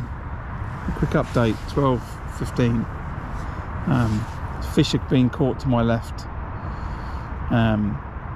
Similar distance from the bank, but maybe that's further from the middle of the lake. So if I fish out on my bomb line, it's further to the middle of the lake than it is for these people to the left. And maybe the fish want to sit in the middle line a little bit more. They're either sitting on the middle line more, or they're sitting in the middle of the lake. It's one of the two. So I've caught nothing. Guy to my right's caught nothing. I think 118's caught nothing. I think 115's got 2 fish. I think guy to my left has got 1 fish. I've heard that the guy to his left has got 5. And the guy to his left has caught a few on the pole, but I've not seen him have one for ages. I'm not seeing anything caught on the other bank, but I don't know. So I was committed to stay on that Maggot Feeder for 3 hours and then go looking long. That was on the premise that they weren't catching. So if I wasn't catching, they weren't catching, that was all good. Now, because I'm not and they are, I'm switching. If that just sort of explains why I'm changing tactic after I've said I'm going to commit to 3 hours.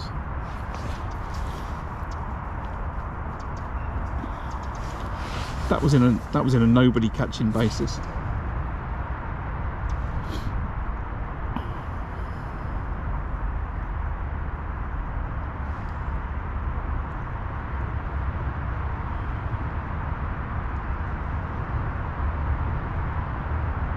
So I'm fishing a method feeder, a hybrid feeder. I really like them.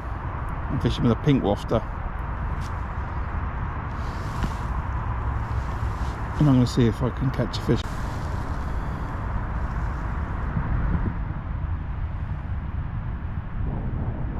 Has he?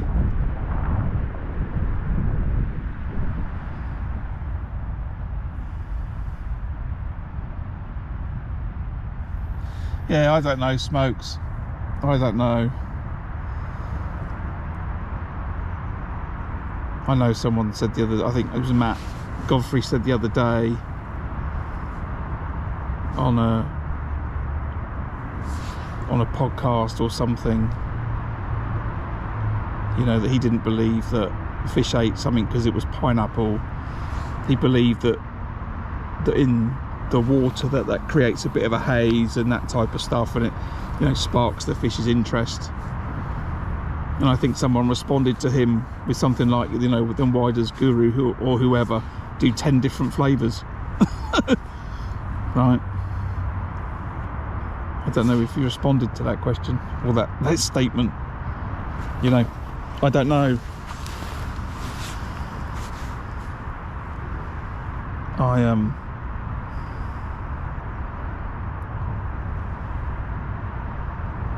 It may make a difference, right? I can't rule it out, right? I can't rule it out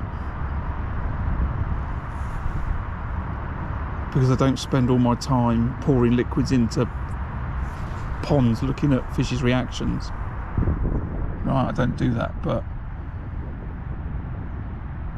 I know by my own results, fishing a venue like this. Now I fish it occasionally now, right? You know, I fish a lot on the rivers, and I'm fishing the tunnel a bit as well. But when I was fishing here every weekend, I was winning my fair share of matches. And if I wasn't winning my match, I was winning my section. And for me, that's about being in tune with the venue more than it's about what I'm putting on my bait.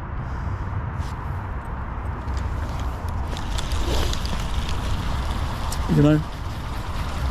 And when you're in a match scenario, it's been about being in tune with what the anglers are doing and, you know, what's going on around the lake. If you want to be a good pellet waggler angler, you need to go and fish the pellet waggler a lot, not once every 4 months. And if you do that, then you'll catch more fish. It's just like that.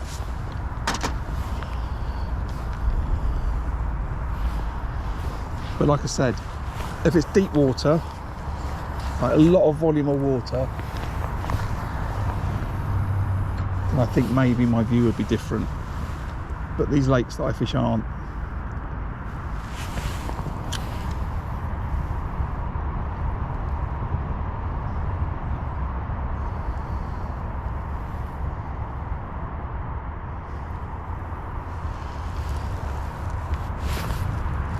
And having chucked maggots and fluoro pinkies and pellets into my pond at home, in my fish tanks at home, I can tell you that every fish likes pellets and every fish likes maggots.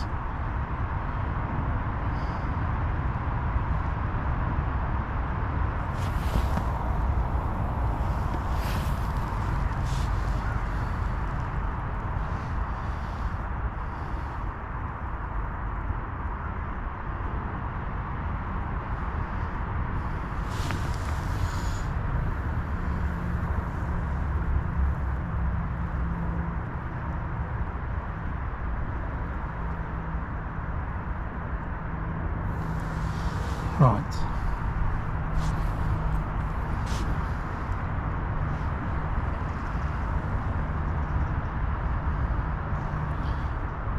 So anyway, if all of you, if everyone that's here would be kind enough to tune in the spring, I promise I'm going to catch you some more fish. All right.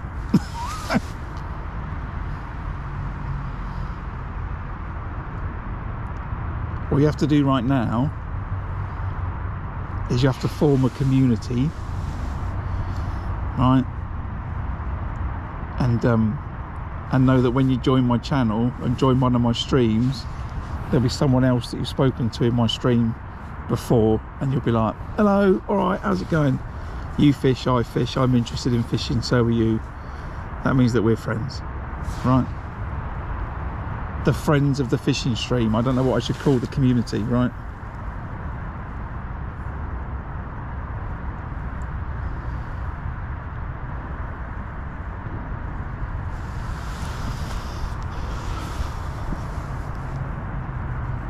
Yeah, in the winter, drawing in the right pegs becomes more and more of a difference, right? It becomes a big factor. You've still got to catch fish, do you know what I mean? They don't jump in your net. You've still got to be competent at the technique you're doing. You've still got to be good. You've still got to be, know what, be efficient and all that type of stuff. But in the winter, it's a well-known fact that carp and F1s slow down, shoal up a bit, don't move around as much, so you could be feeding your peg really well, trying to attract the fish just aren't coming in it, right? So you have less of the ability to make an impact because of everything you're doing if there's less fish in your peg. And not about being in your peg, it's about them coming through your peg.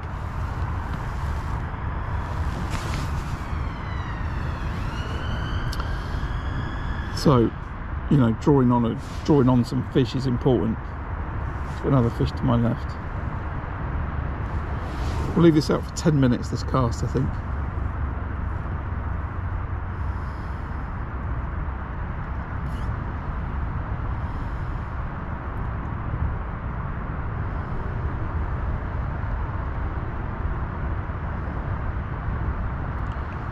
But yeah, if everyone could come back in the summer, it's going to be much nicer. If it's your first time here, welcome to the channel. My name's Graham. I'm fishing a venue called Gold Valley Lakes today. I'm fishing on the Syndicate Lake, which is one of the 5 lakes on the complex. And I'm on a really nice peg. I really like peg 122, but I don't like it today.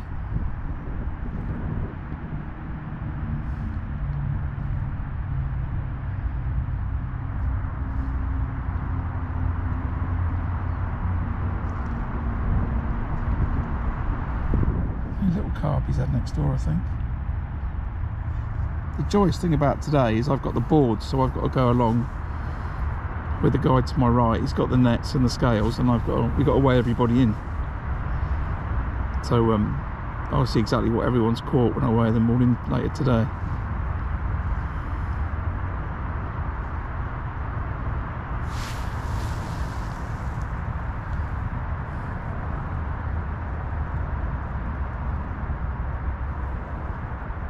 No, it's not that. It's not that.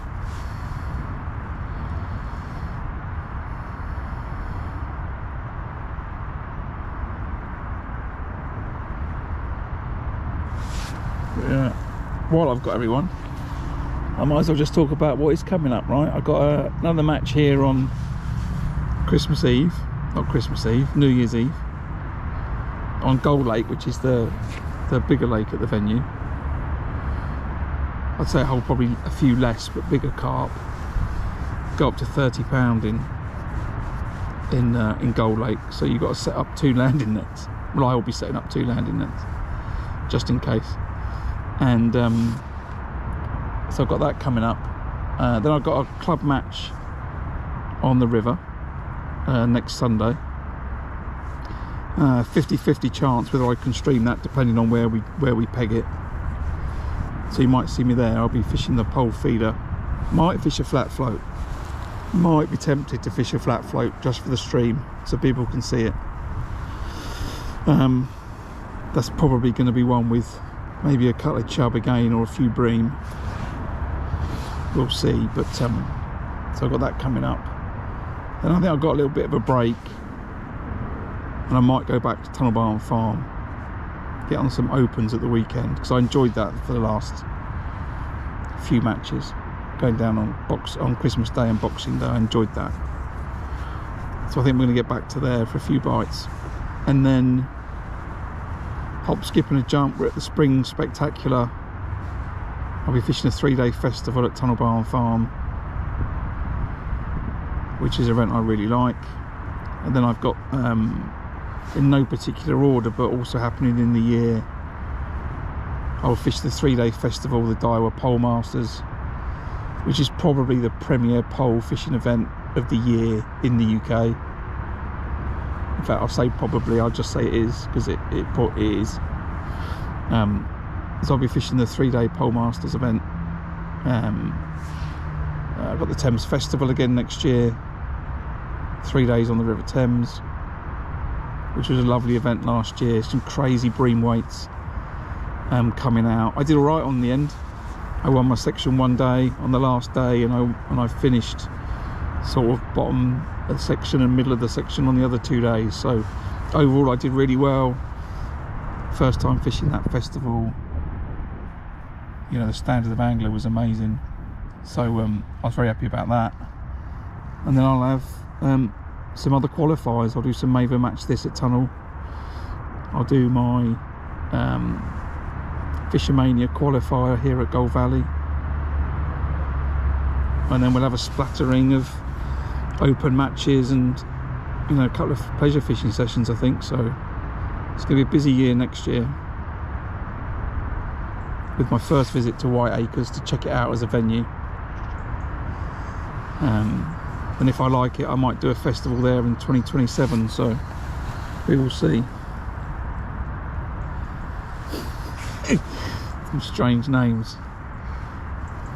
Maybe I should run a competition. So I called channel members, I called it the bank runners, which I think's all right. But it's a very match fishing term, right? It's a very strong match fishing term.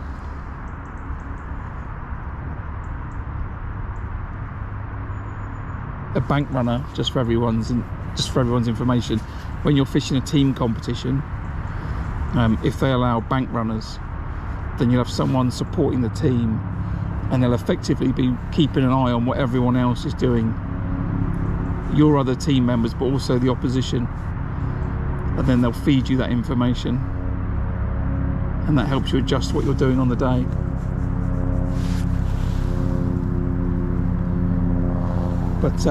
But yeah, other thing is, if you just joined, if you'd like to hit the like button, I'd appreciate that. That's not an air ambulance. Can you see that? I don't know if you can see that. I'll just point that at the sky randomly. That looks more like Airwolf, to be honest. It doesn't sound like Airwolf, well, not the theme tune anyway, but it looked a bit more Airwolf than Air Ambulance. You've probably got to be 40 years to understand that reference. Where was I? Oh yeah, hit the like button. I think I saw 85 people a minute ago. It's nuts. Yeah, exactly. Imagine being at the Fish O final with me. How good would that be? I have Jamie Hughes on my left. I'll have, oh, who do I think is going to be in? I've just basically said that Jamie Hughes is going to be in the Fish O final next year. But who else is going to be on my other side? Who else do I think is going to qualify for the Fishermania final? I'm going to put my money on Jordan Holloway. I think Jordan's going to qualify for Fishermania next year. They're the two anglers, left and right.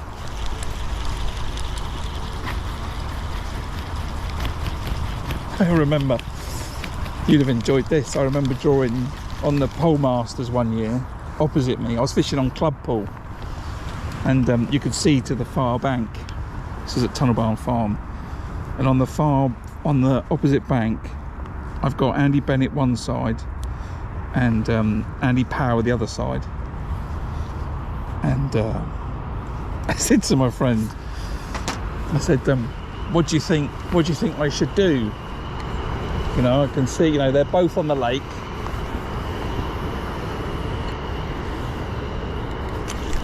I think it's a cormorant. What the heck has happened there?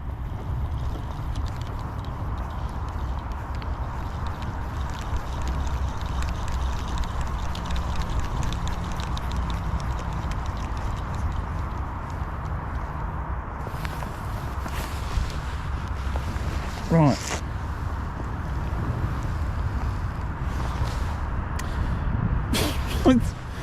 Oh, only on my streams, eh?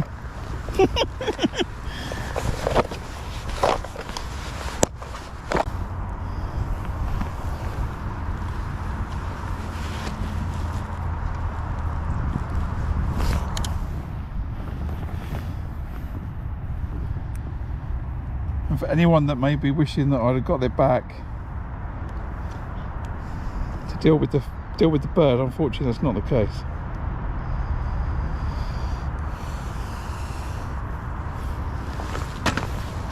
Yeah, so anyway,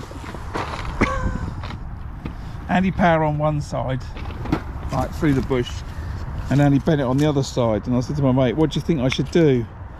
He went, just watch them for 5 hours. Don't even bother fishing. Anyway, I watched them for the first 10 minutes. And they both of them immediately went across and started pinging casters to the reeds. So I did exactly that and I won my section. £100 odd. That was funny.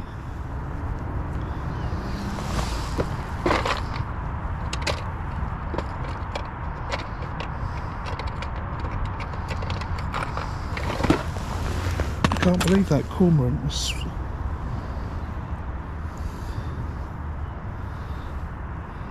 flying straight into that Maggot Feeder.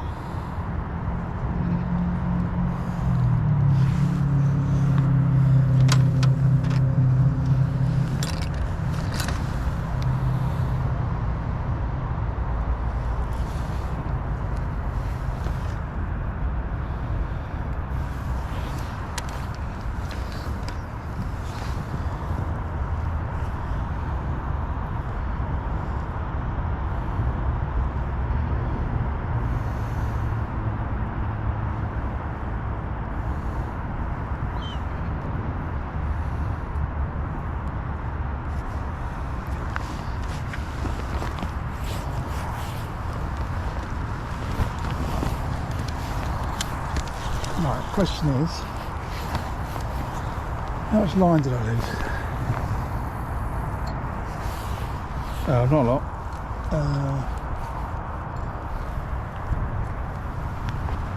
Right, about that.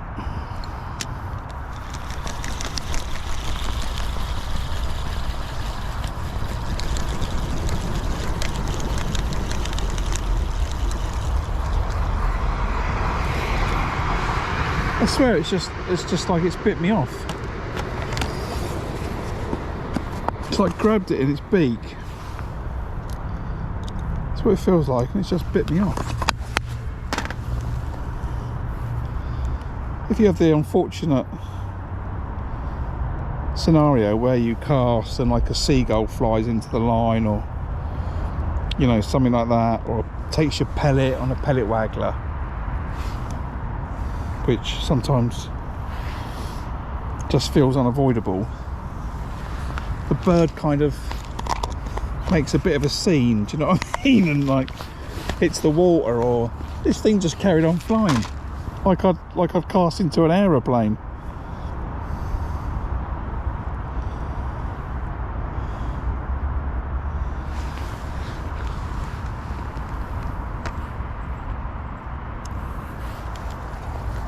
I didn't mean to sound surprised by that.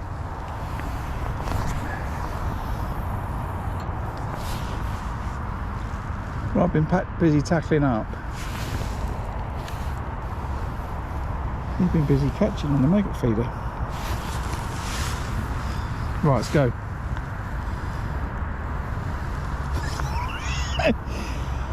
Oh, what is going on?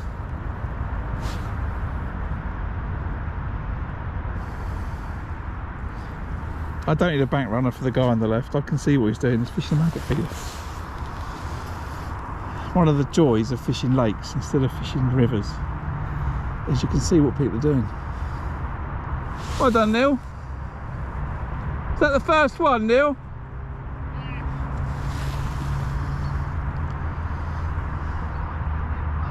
Hey? All right.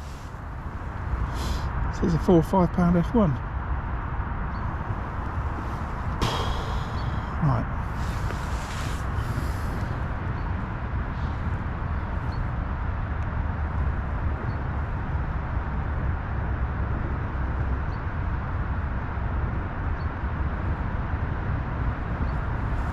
Yeah, they have serrated beaks, yeah.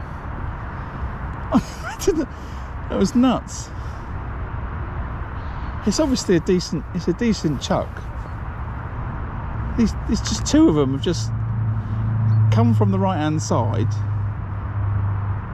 I've not seen them when I cast. Maybe they were there, and maybe I thought they were going to go, but it's like it's grabbed it in its beak. Otherwise, surely I would have made some impact to that bird. And it's grabbed it here, and then I've realised, I'm like, hold on a minute, it's not landed.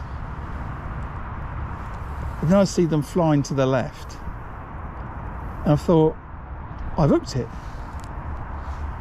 Or the line's got on it, and then the line's gone tight, and then the line's just broken. I'm fishing 8 pound ST. Surely if I don't know what force those birds are flying with, but maybe it would have thought about stopping. I don't know. Maybe it's just like standing in front of a bus. I don't know, that was weird. Anyway, we're back out again. Today's looking a bit difficult, really. I say you can have £100 an hour in this place, but I've got 2 hours and 20 minutes left, and I've not had a proper bite.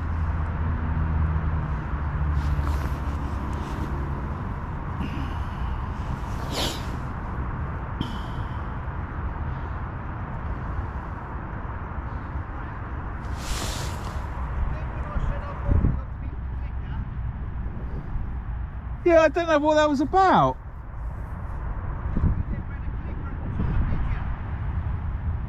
No, I didn't. Is that what he's going on about?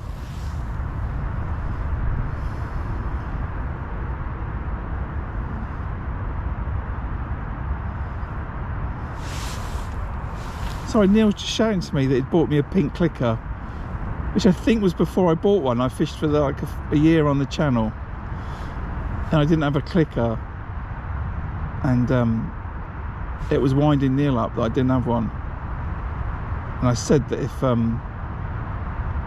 if I got to 1,000 subs or whatever, then I'll get a clicker. I can't remember, but I think that's what someone's referencing on the chat.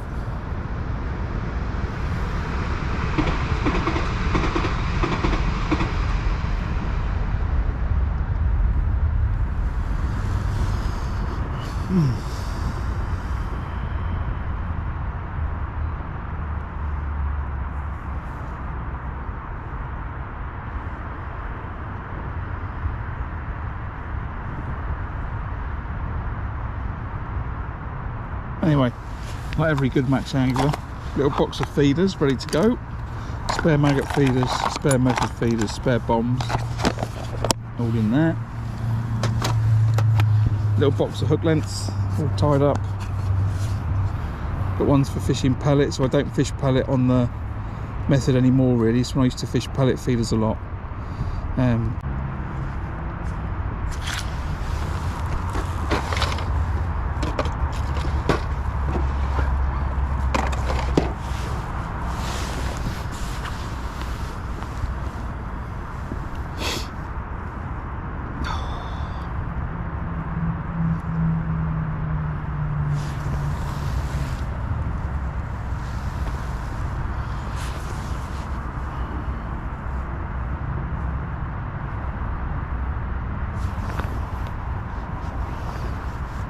Well, it's certainly all happening, isn't it? I've no idea what's going on with the fishing. I've lost track. I'm at least 5 fish behind though.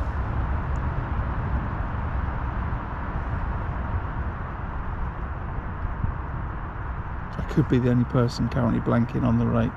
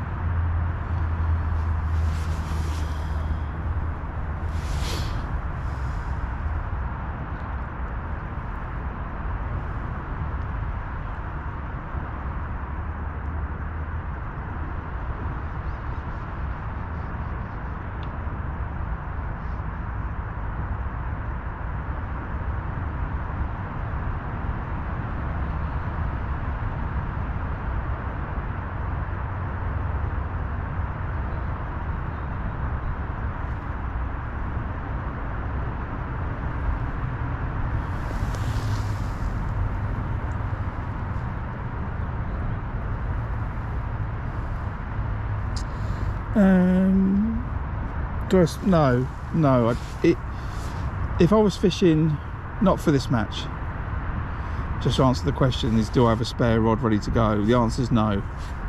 Oh, grab that fish, grab that. It just moved, just like Somebody just picks it up or nudges the feeder, and again, maybe I was a bit keen. So no, I don't have a spare one of these made up. If I was fishing maybe up the bank, up the right hand side, and I was gonna fish that primarily, I might set 2 rods up the same. I do carry 2 of these feeder rods with me, and if I was fishing a big, if it was a big match, then I would set 2 up.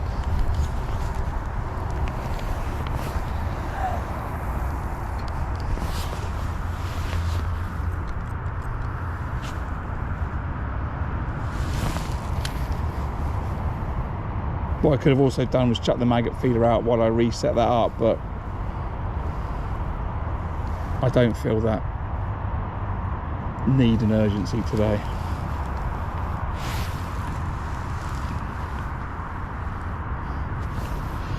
I do have spare top kits though when I'm fishing the pole, and I'll set a line up, maybe I'll set a spare one up. If it goes wrong, break a rig.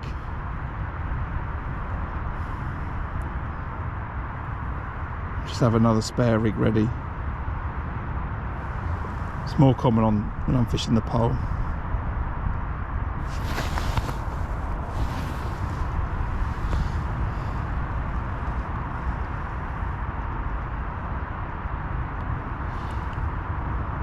Just because of what I'm bringing them to, bringing 2 double rod holdalls. I've got a method feeder, a bomb, a pellet waggler, and I've got I've got my SLR rod in case I draw peg 120 and I want to chuck it all the way to that far bank bush. So I've got a rod with me specifically for 1 peg on the venue, because my feeder rods are 10 foots, and I can't chuck a feeder 10 foot to that bush.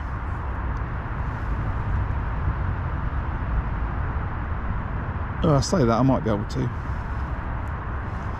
but I bought a different rod, 12 foot, just specifically to do that.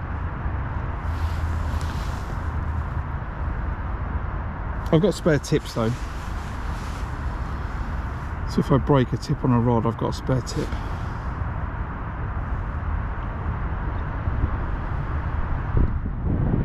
Spare landing net handle, that type of stuff.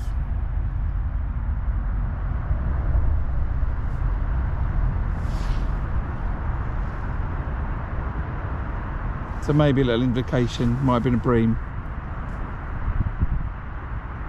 We got a bit excitable and struck a bit too quick, but it was definitely moving.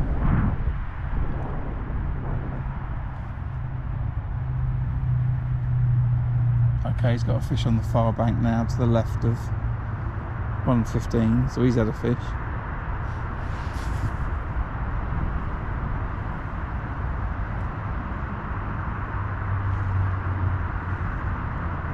What am I doing?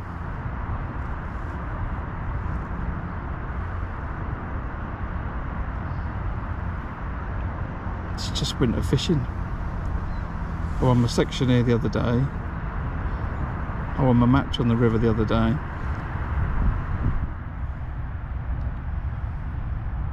Caught a few days before yesterday. William's got.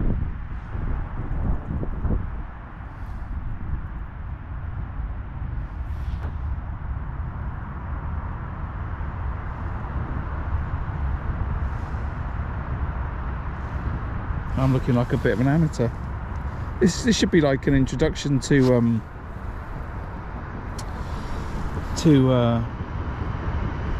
match fishing, right? There's no barriers to entry to match fishing, right? If you fancy coming along, fishing a match, bring your stuff, chuck a keep net in. You can also sit here and blank, just like me. Or maybe catch fish, unlike me. Unlike me.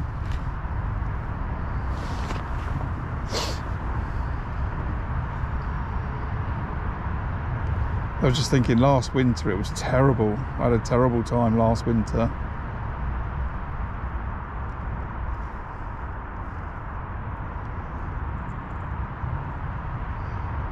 I must have fished like 3 or 4 matches on the bounce. I blanked everyone.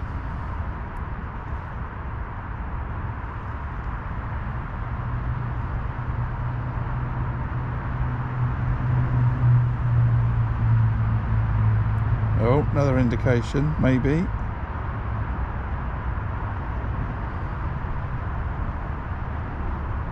I was looking around, but I think the tip moved. They're not bites. When it's a bite, the tip will just bend right round and they'll try and pull the rod in. Yeah, it is a bit disheartening, but you soon remember that it's, you know, that's what winter fishing's like. As I was saying, you know, if this was the summer, you know, and I'm working hard and feeding pellets and, you know, putting enough bait in to attract the fish, and then once I've attracted them, keep them, and fishing accurately on the pellet waggler, you know, working hard, casting every minute. You know, if you're doing all that type of stuff, work rate type activity, and you don't catch, that's really disheartening. If you come in the winter and you're chucking a feeder in a lake that's full of carp and you don't catch, then there's not much you can do. You know, I've got 2 choices. I can chuck it towards the rope or chuck it in the middle. It's not a lot of scope, do you know what I mean? He's playing a fish on 118.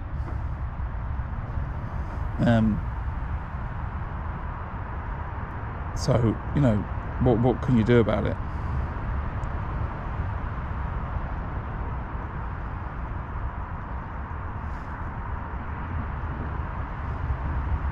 If I'd have started straight out on the rope and maybe I'd have had 2 fish, I'd still be behind Roger.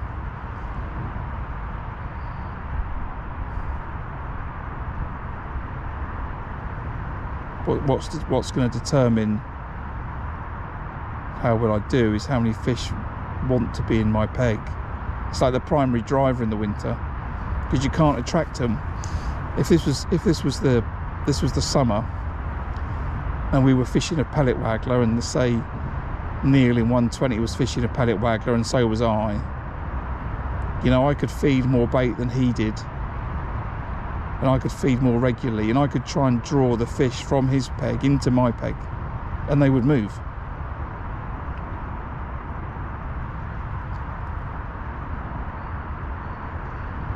But you can't do that in the winter.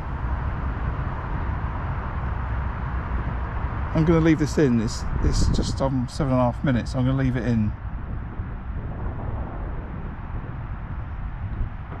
I've got a feeling this might go around.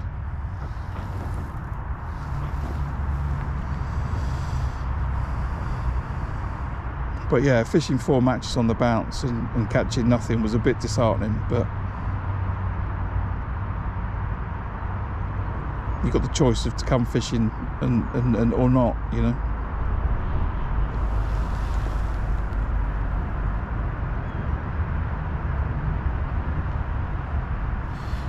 No, Darren, because I think then it's around the feeder. I don't think it's if they're liners. So just imagine, right? I'm fishing to the rope, which is halfway across the lake, and I try and differentiate my language, and maybe I'm not doing it. When you get a liner, when the fish has swum into the line, generally how that will look is the tip will just slowly go around and then come back.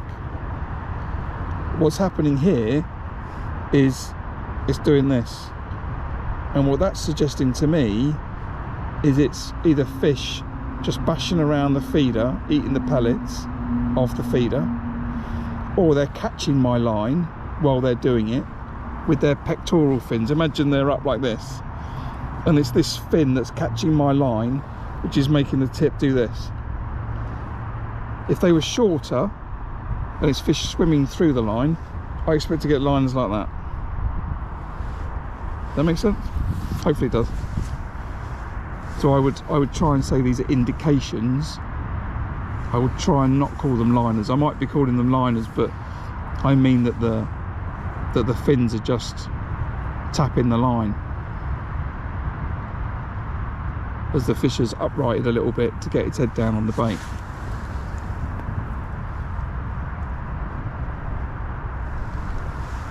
Hopefully that makes sense.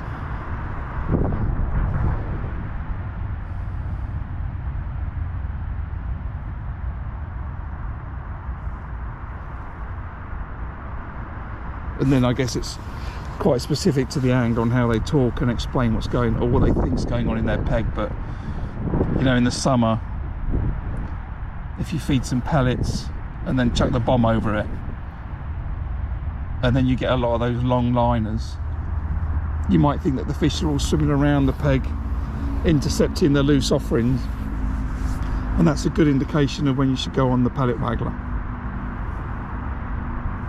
So you're fishing on the bomb, you're feeding pellets regularly, you're getting lots of long liners.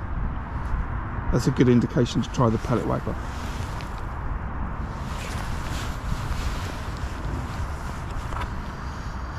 So that's nearly 11 minutes. I'm going to leave it maximum 15. I'm not going to go more.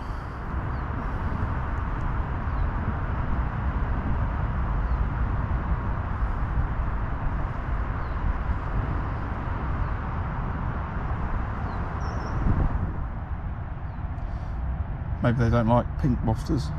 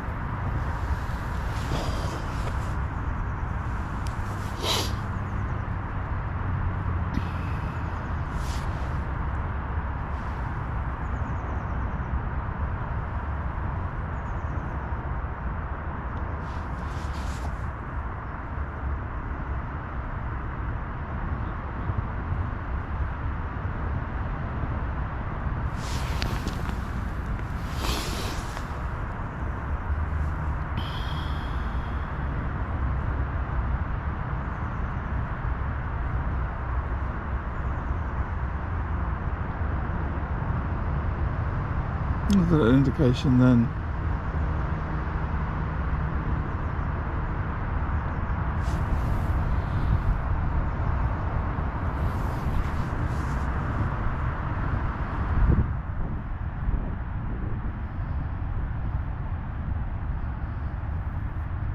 It's just more like a little flick. It's like plucking a guitar string, maybe. Maybe that's a good way to describe it to people. Just a little move forwards and backwards. And when a fish swims through your peg and it swims into your line and the line gets stuck, on the dorsal fin of the fish or get stuck on one of their pectoral fins. They're much slower, you know, pull rounds. They're much steadier.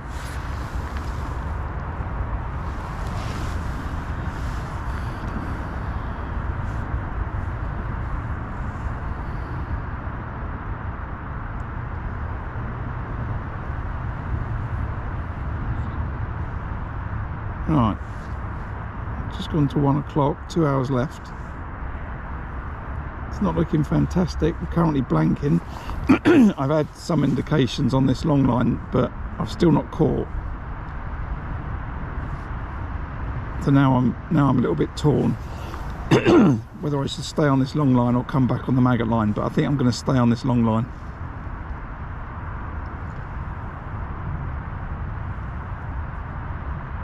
No, hold on a minute, why am I seeing fish here? I say that and I've looked up and there's fish on the maggot line. Oh, now we're just teasing.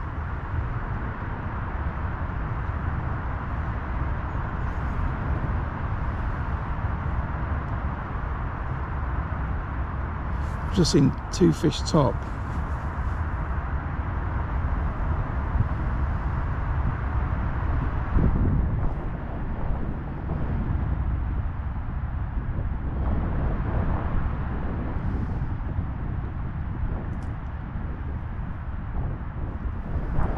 Right, I'm going to ignore them. I go long again.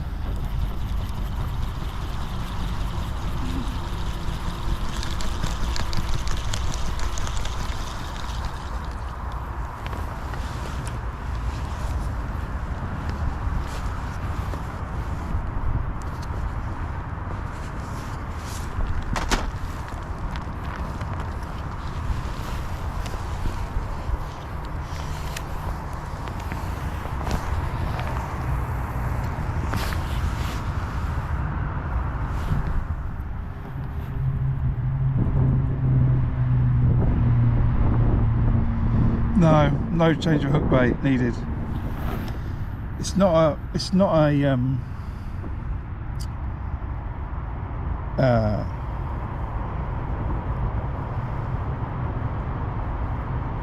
induce a bite problem. It's a numbers of fish competitiveness problem. I'm not a big fan of putting on a change bait at all. Doesn't have a lot of space in my fishing. I don't really subscribe to it. I subscribe to fish what you feed. I know I'm not in this case, but that's about the mechanisms of how the feeder works and how I want the bait to work.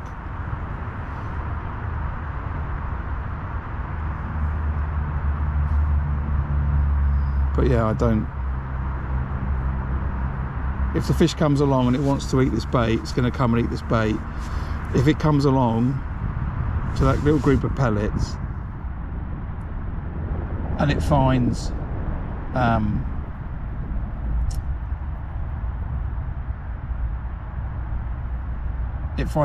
piece of corn versus a wafter, I don't think it makes difference, but the corn's not going to work the way the wafter's going to work. The thing that's nice about the wafter is it's semi-buoyant, so it's a lot easier for the fish to suck it into its mouth. It's a lighter bait. That's the whole purpose of wafters.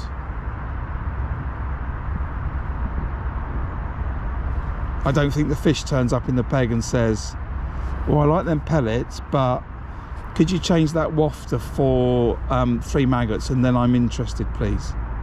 I don't buy into that.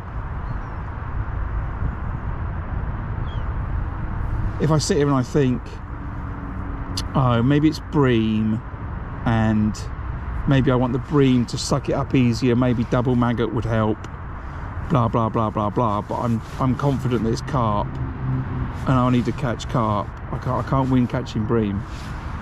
Roger's just got himself another net. So, you know, maybe it's all about Roger today, and we're going to give him a round of applause. But yeah, so I don't really buy into changing baits to get a bite.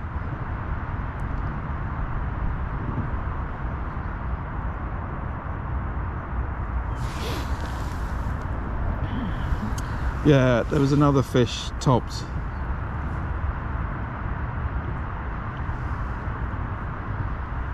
Which is causing me a real anxiety problem about where it topped.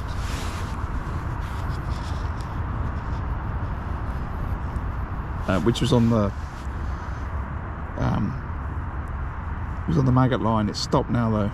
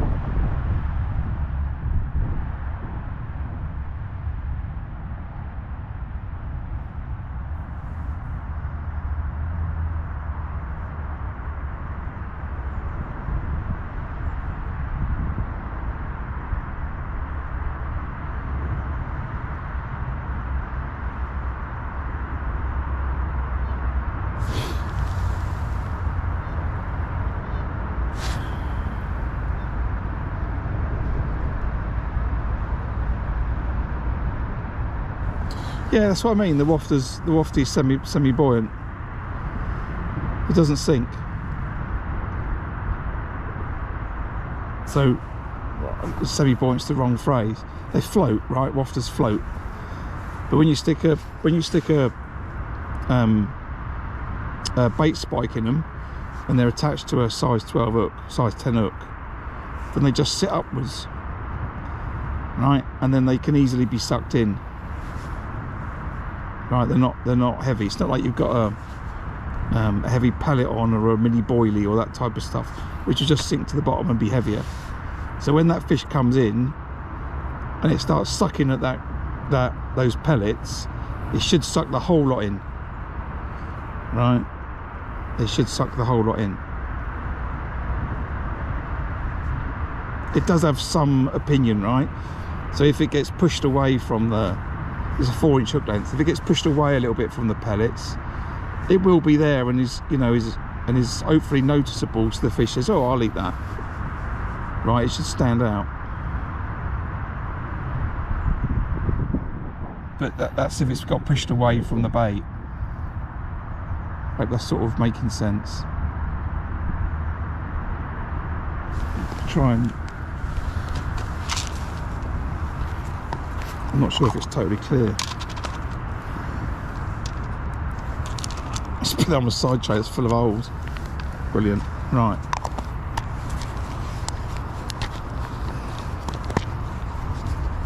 Roger's got £40. Must have £40. Right, he's got himself another net. So we can write off winning the match for a minute. If I've got my bait on my feeder, and I've got my wafter sitting there, it's not the fact that it's pink that's of interest, it's the fact that it's semi-buoyant and it's going to get sucked up when it eats this bait. If all this bait is gone, right, and then the wafter's just there, then maybe it's going to be attractive enough, right, for the fish to come and eat it on its own. So it's got two purposes. One, easy to get sucked up.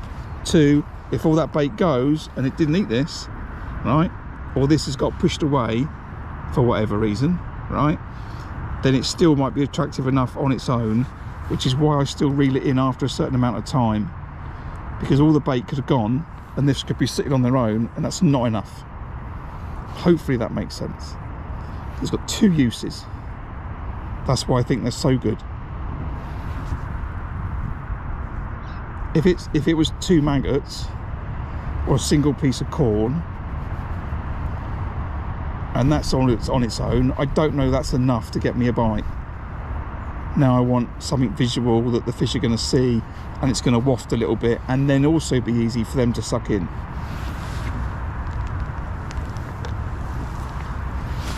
And if that's not what Phil Rigger intended when he made them, then okay, but that's my interpretation Right, the guy on my left has had another fish. It's got 3 to my left now.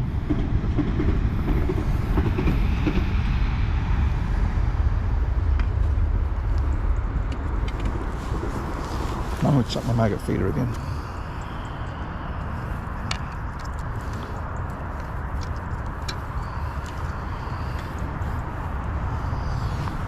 Whew.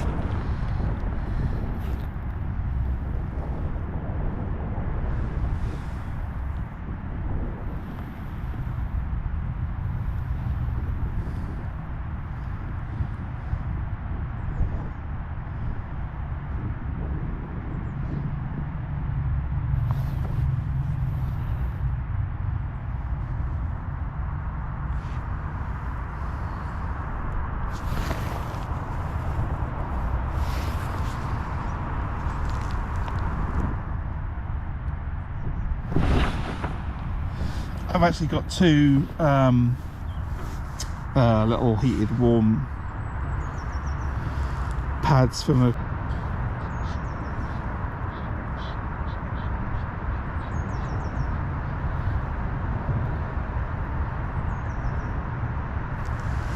right, so back on the maggot feeder.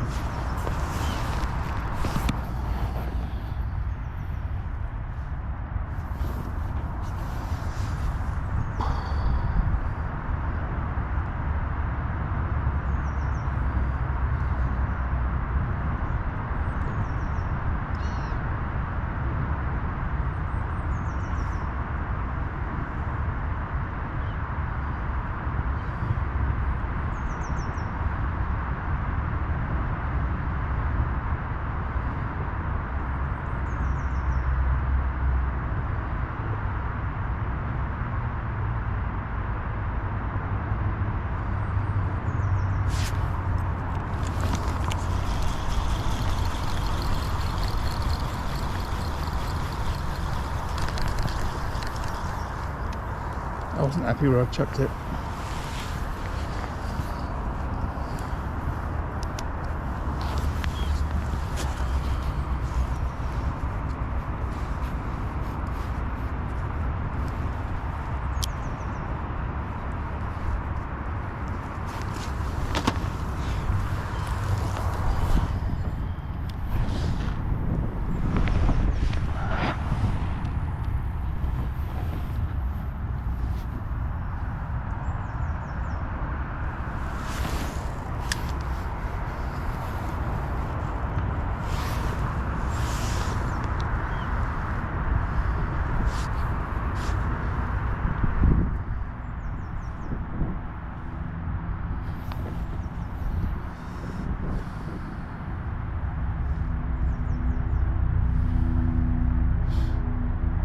So I could be getting this wrong today. Maybe I could have fished to the rope all day on a method feeder, but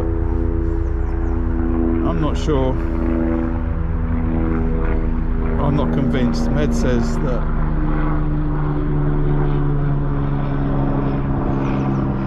despite the fact the fish have lived down here for months and months and months.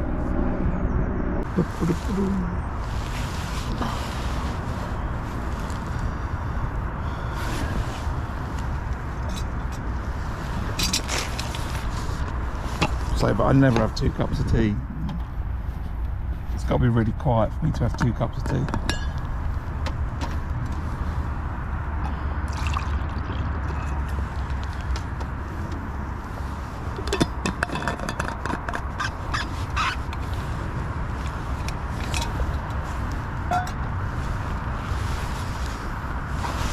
I think what it is, maybe I'm enjoying chatting too much. This is just a social stream now.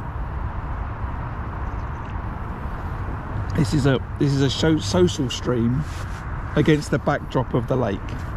That's what this is. Maybe I should just show more of the lake.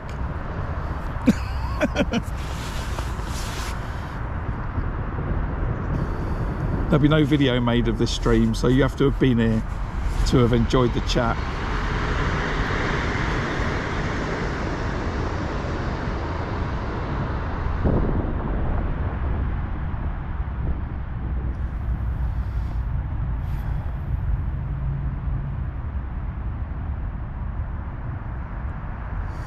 Do I find the tea stews in a flask? Yes, but I'm not bringing a kettle and a gas stove to make a fresh one, so what choice do I have?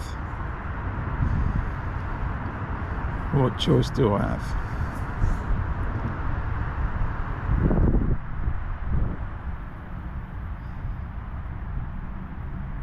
I'll still drink it though. I think that when somewhere in my memory,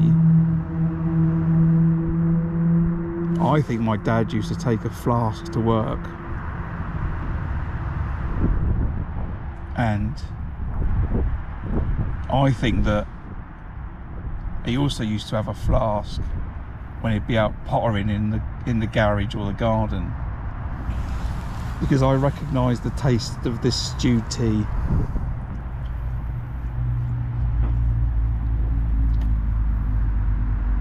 And I associate it with my dad.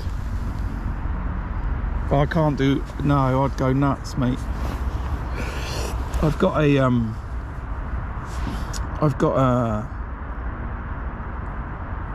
a condition in my legs called peripheral nerve hyperexcitability syndrome. So I've got an issue with my nervous system, started about 3 years ago, and my legs are prone to cramping and fasciculations,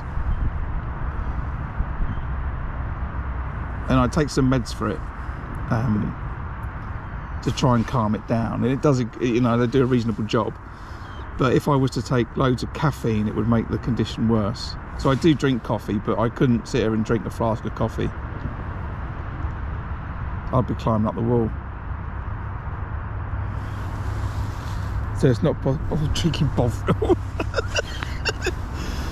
Oh, I'm normally really careful with the things I start and say on stream, right? You know. But yeah, you caught me with that comment. Drinking Bovril. Oh, please don't.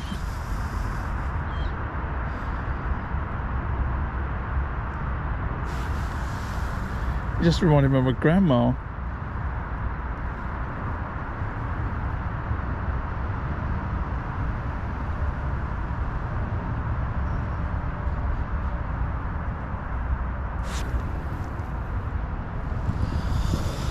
Yeah, it's not unfortunately it's not there's not a lot of medical research to understand the problem. The problem is that the nerves fire too often, and they fire when they shouldn't be firing, and that's what causes the fasciculations. And then if your legs fasciculate a lot, you know, this what goes on, you know, people get it when they do a lot of sport and then it calms down, but if you've got this going on in your legs all the time, then it overworks the muscles and then they go into cramp. That's sort of the basic elements of the problem. And that's sort of what's going on. So you can take some medication to try and increase your threshold for when your legs will cramp, which is what I take. And then you've got to try and avoid the things that over time you learn are triggers. You know, I sat on the sofa wrong the other day for an hour and then I was in a right old mess. But, you know, there could be other things and I'll settle for this. But if I was to drink tons and tons of coffee, it would make it worse.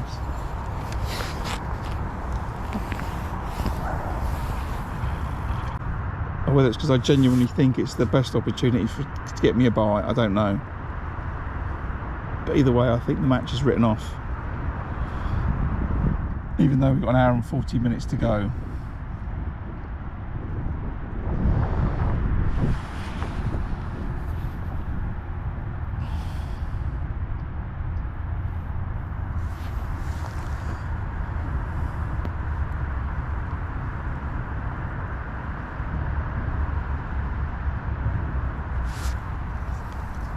Yeah, as I said, I think my dad used to have tea like this.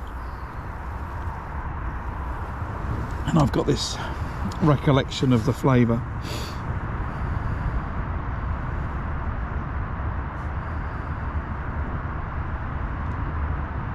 I think maybe my dad used to have a tea at the flask and then I'd be having a sip. That type of stuff as a kid.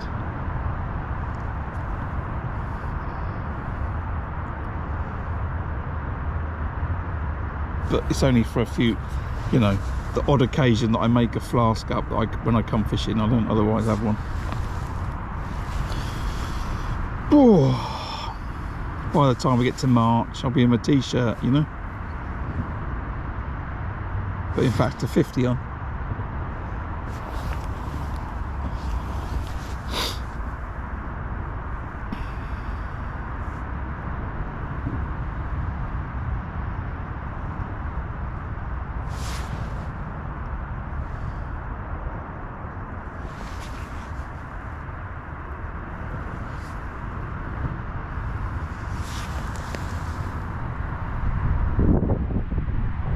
Oh, is it messing up, is it? Sorry about that. Nothing I can do.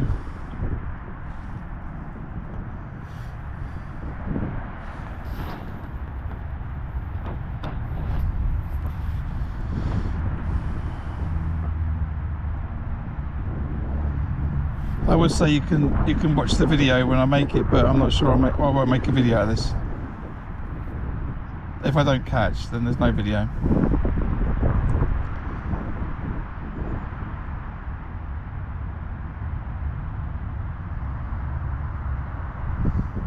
I think what I'll do is I'll just put a thumbnail on the live stream to indicate that I haven't caught.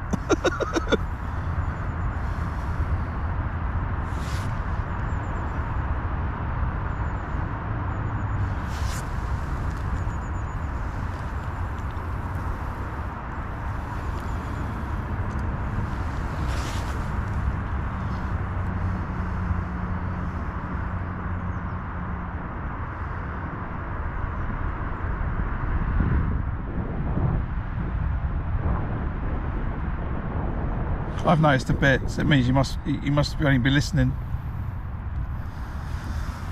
Ooh.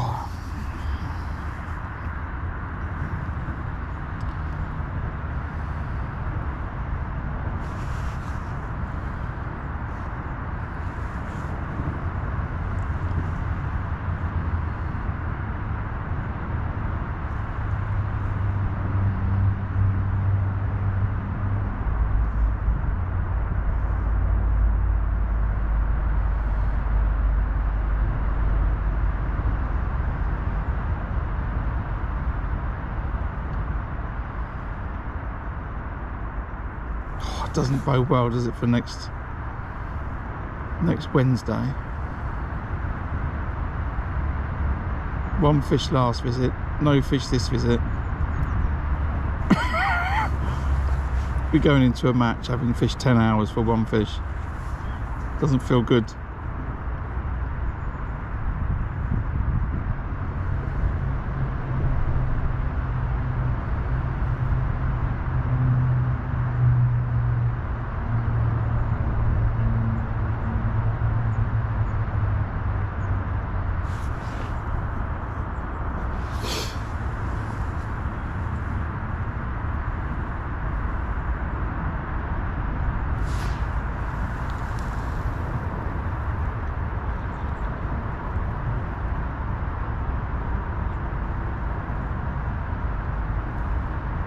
Oh, are you kidding me, Julian? Are you kidding me? Is it 2 degrees next Wednesday?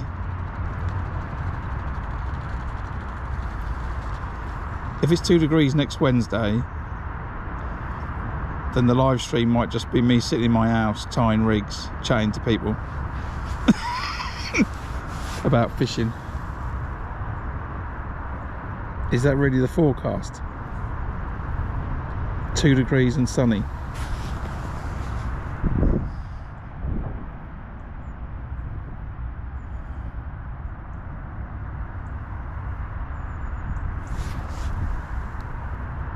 Please tell me you're telling fibs.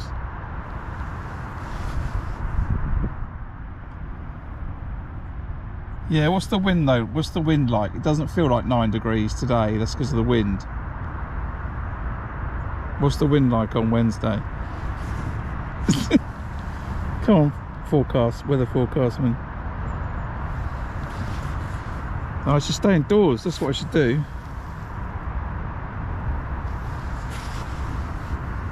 I'll do a live stream from your house.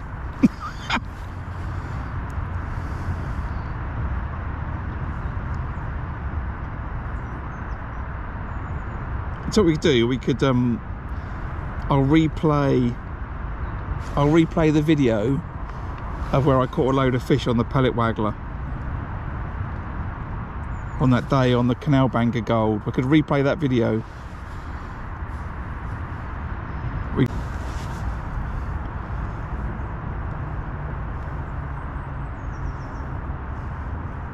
Yeah, it's a bit quiet today, unfortunately.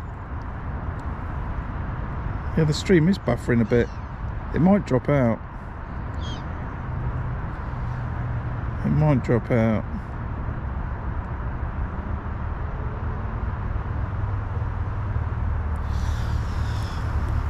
Yeah, fishing at this time of the year is not as rewarding as you would maybe want it to be, but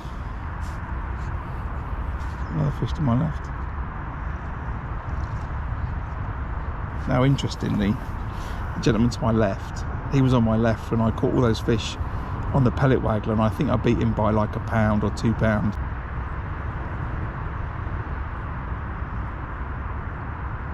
I'm like, what am I?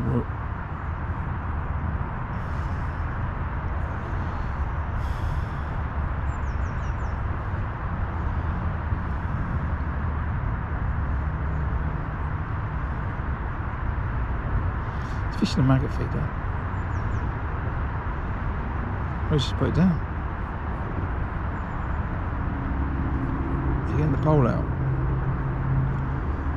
He might be getting the pole out with an hour and a half to go. Yeah, he's feeding the pole line. But yeah, I don't know what I was saying.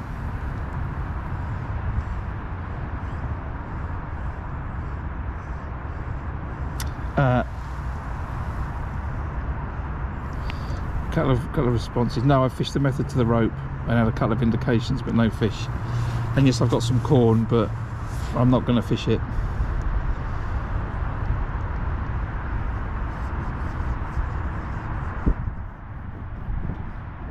Maggot Feeder's dominating the venue, the same as it did last year.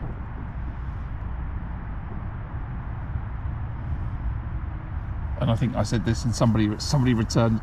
It was Nigel. I don't know where he is now. I hope he's all right. But Nigel was watching the stream last year for quite a few matches, and every single match I'd be like, "It's Maggot Feeder, Nigel. It's Maggot Feeder. Everyone's winning. All the matches are being won on Maggot Feeder."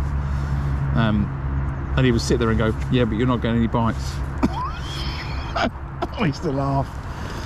I'd be like, "Well, you got a point, but you've got to have confidence in what you're doing." And I'm feeding them fishing maggots, so that's it. The issue is the same as last year, which is there's not many fish where I am. That's the problem. It's not a bait problem, it's a fish problem.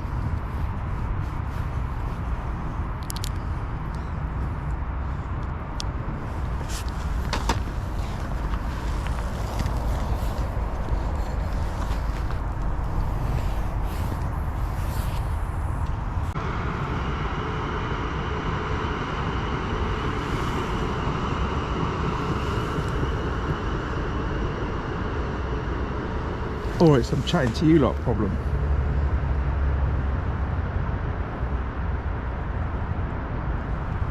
Yeah, no, I'm not, yeah, no, I'm happy with what I'm doing. Some fish are getting caught on the pole, but not many. All the weights are coming to Maggot Feeder, fished halfway to the rope. So that's what I've committed to today.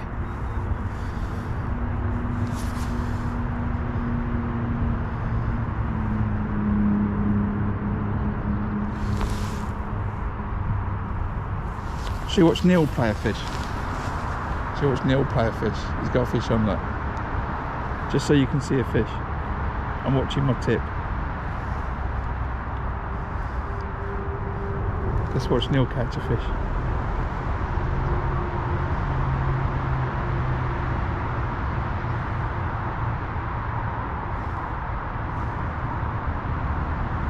I feel if I show you someone catching a fish, then it'll make up for the fact I'm blanking.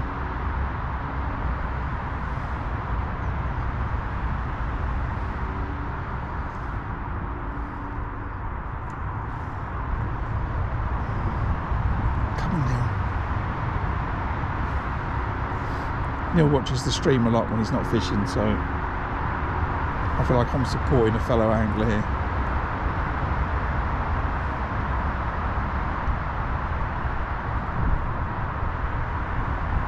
Right, everyone's got a clap for Neil when he gets it in, right? Did he foul it? I think it's coming in backwards.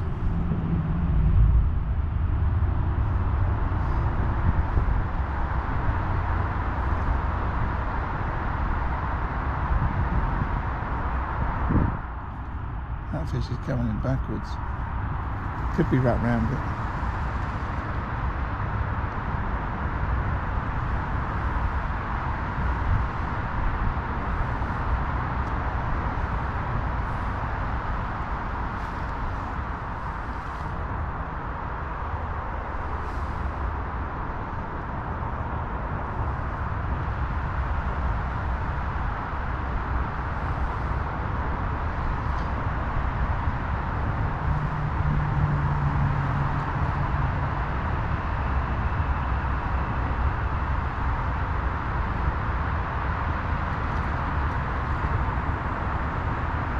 Oh no, he's wrapped around its fin. There we go, everyone cheer for Neil. Lift it up, Neil. Lift it up.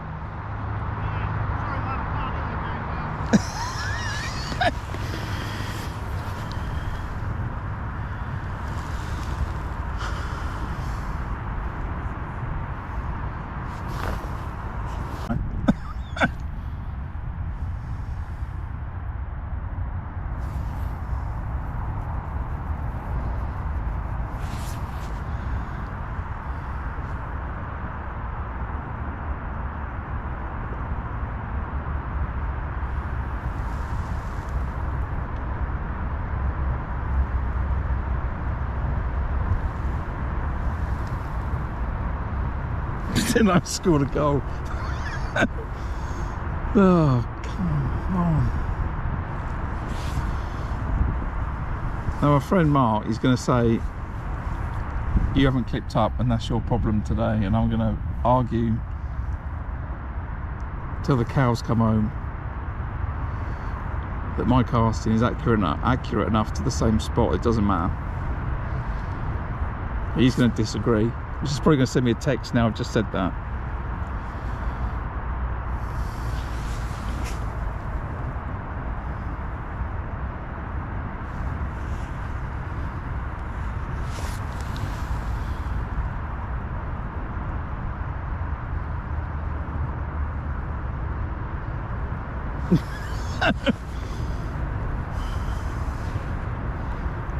I'm not sure dumping 2.5 pints of bait in my peg is going to be a good idea.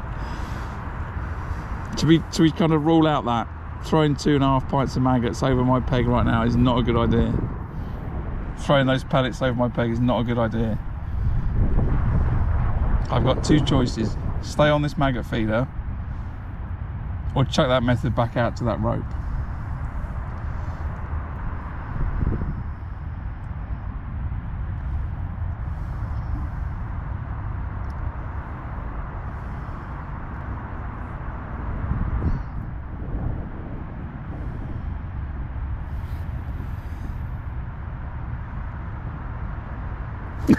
Overload. Gotta remain calm, Julian. Gotta remain calm.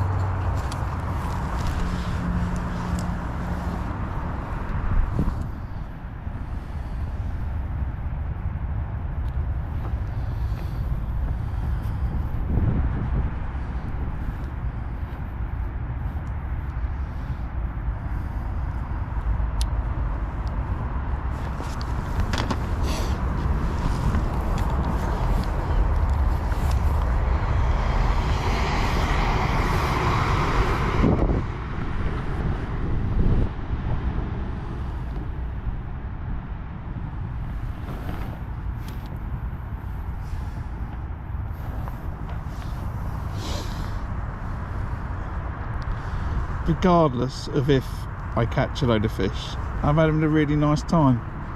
Stream's nice and fun. It's not the greatest view for everyone. You get a little bit of the lake every now and then, a few shots of my knees, no fish. But you know, I've got 200 videos on the channel if someone wants to go and see some fish.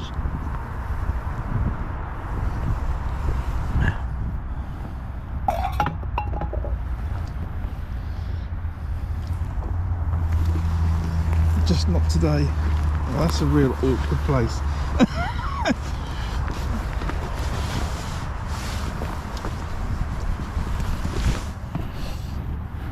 Try not to turn it into some Benny Hill video with me, or Mr. Bean video, falling in whilst trying to get my flask in.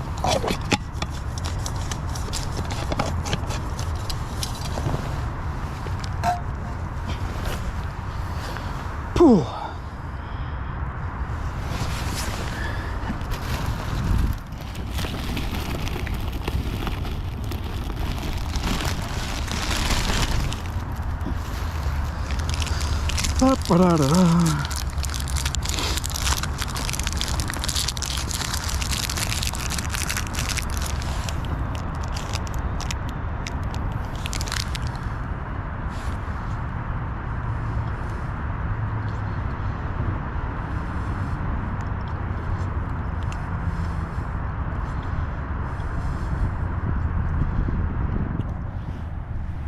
I'm wondering about fishing a ground bait feeder next week on Gold.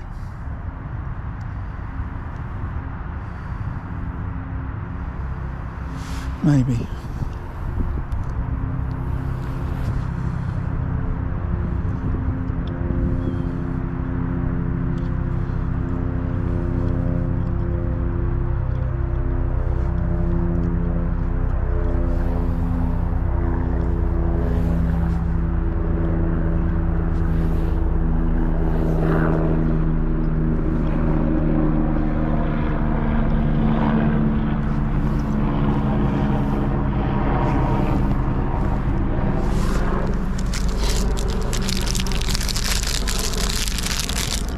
Yeah, hopefully it's been nice and chilled watching.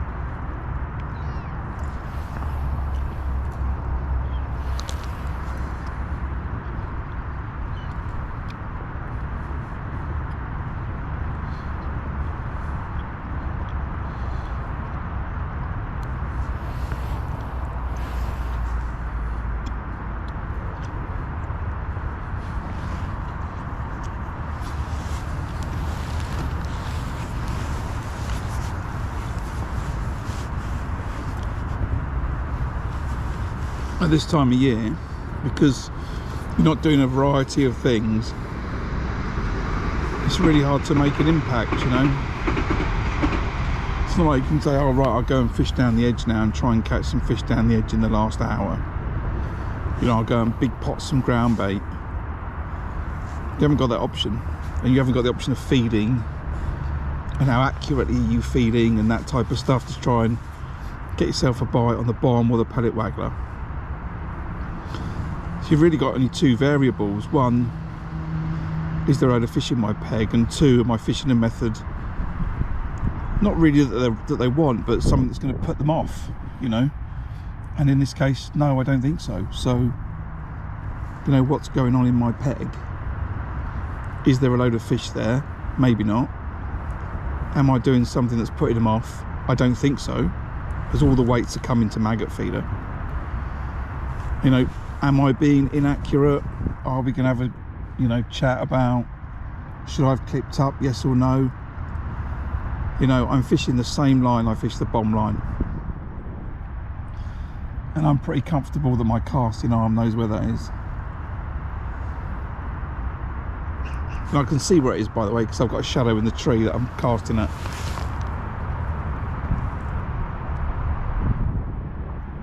Now it's got another fish on. Have they just gone from there through my peg and into Neil's peg? Or the fish that are living in the undercut, have they come out? There we go, another fish. There we go. Should I make an edit of just Neil catching? I'll be like, this is my video from Gold Valley. This is Neil catching another fish. There we go. Oh no. Don't lose it, mate. There we go. Alright, Neil. Can I make a video out of this?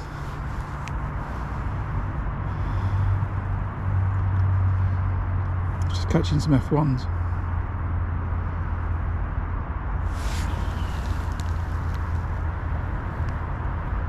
Yeah, it is a bit tooth breaker.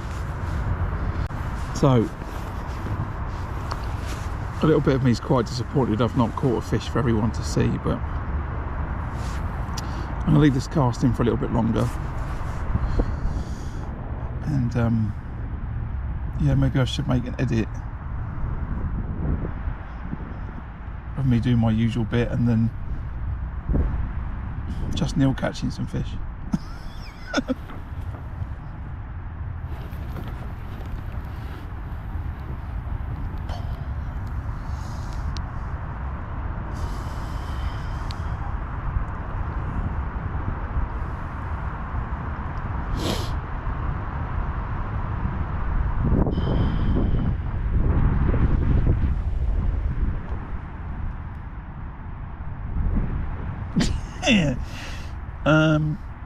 We're slightly lacking on the fish front, Mick.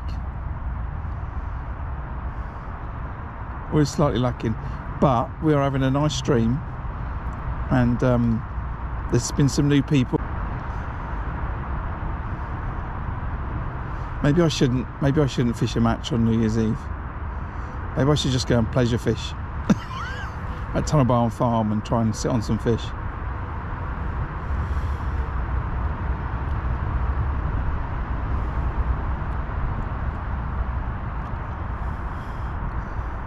I'm really thinking about my options, because if I go to Gold Valley, if I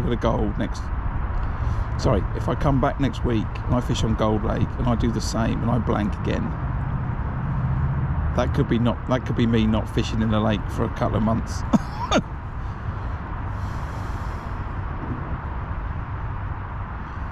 Which I appreciate could be not a lot to do with me and a lot to do with where I'm drawing, but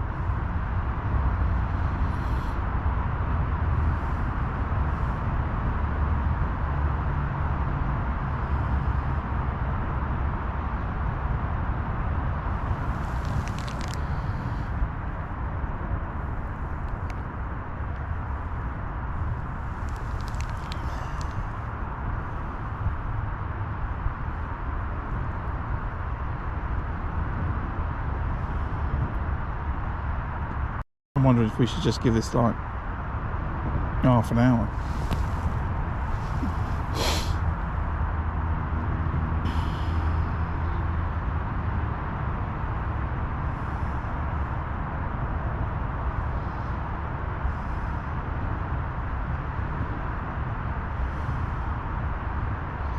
Mark, have you got an update on how Roger's doing, if you're still watching?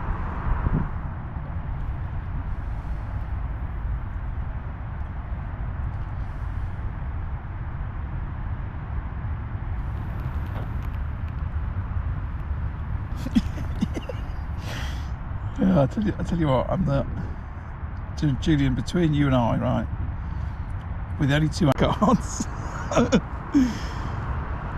And I actually just think it's funny.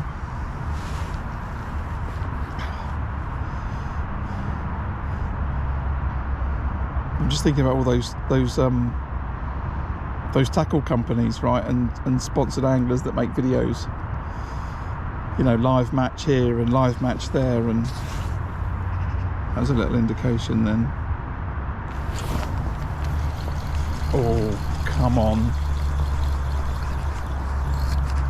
Oh, okay. I've just foul hooked it. Yeah.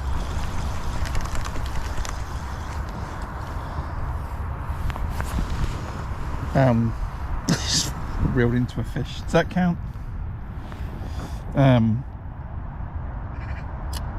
Yeah, what was I going to say?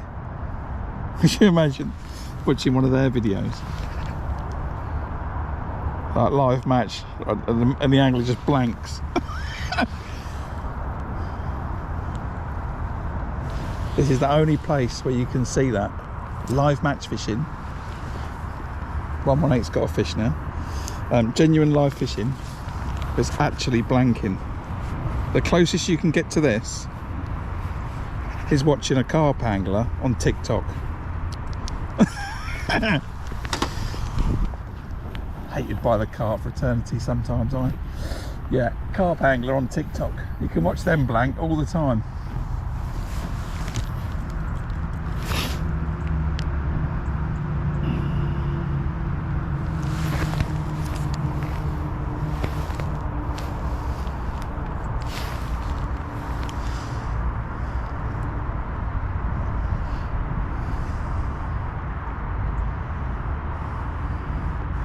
I think that's because there's a few fish moving around now. I think what's happened is, oh, see, that's not a liner that I had.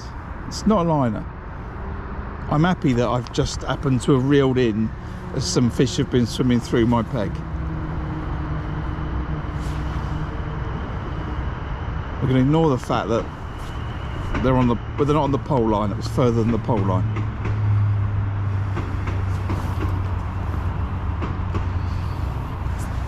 Maybe they got a real issue with the fluoro pinkies. Maybe they're like, no, no, no, no. I don't generally mix my fluoro pinkies in, but I also do have an issue sometimes blanking in the winter. But so I'm not gonna worry about it too much.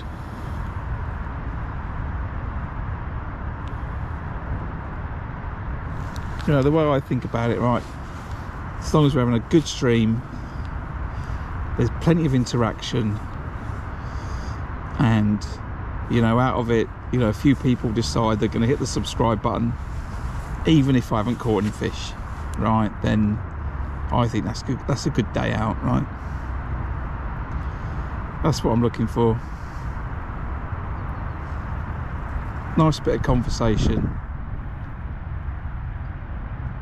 Few people added to the community, and then some fish would be nice. I don't have a lot of expectations out of the winter.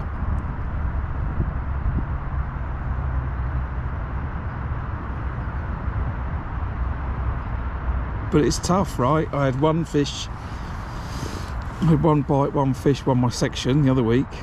I've had one bite, one fish, won the match week after that. You know, fishing in the winter's tough. Match fishing in the winter's tough.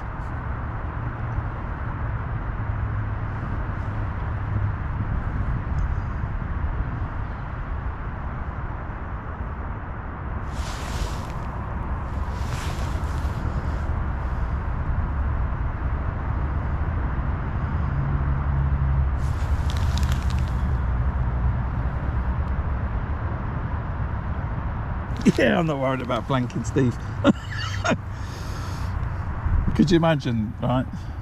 I'm not just blanking. I'm blanking in front of 75 people currently, and that's probably been about, I don't know, 500 people during the day have probably tuned in at some point, clicked on it, catching no fish. Do you know what I mean?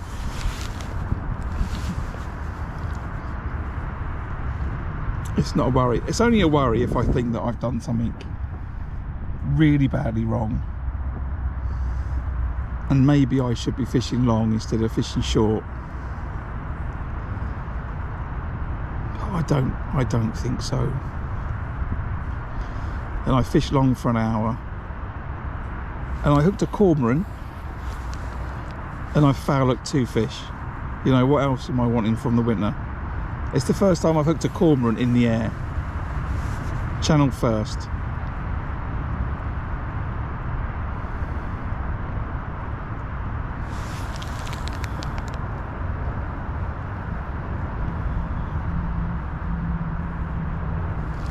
If I'd have got that cormorant in, then I'm sure I would have found a way of unhooking it. Don't worry.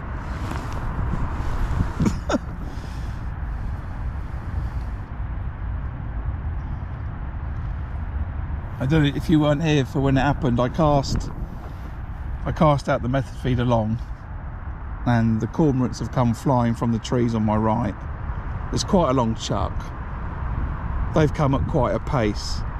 I've cast, and I'm like, the feeder's not at the lake, and then realised that the line's going to the left. So I've got this cormorant clearly on. I don't know where I've got it right. I've either cast over its wing, or it's grabbed the method feeder in flight. I don't know what's happened, but then the line's gone tight, and I've snapped up, and the bird's not even moved. Right, I don't even think I've deterred it from its course. It's just going like a train, and it's just broke me on 8-pound ST just like that. But yeah, if it had have turned and hit the water, then I don't know what would have happened. All hell would have broken loose. Could you imagine that?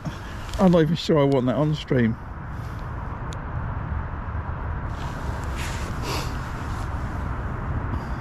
You know what I mean?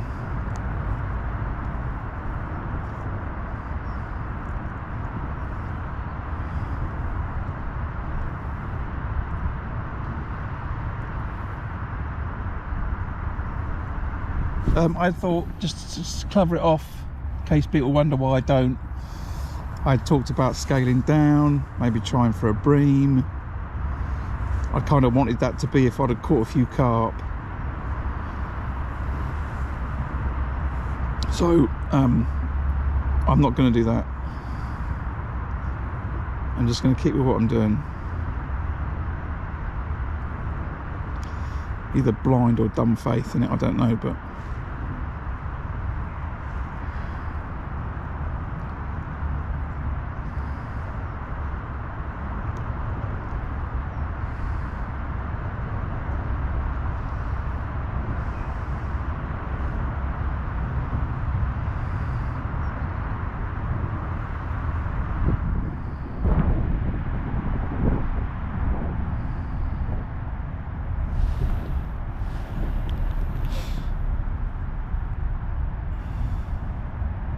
yeah, I don't know.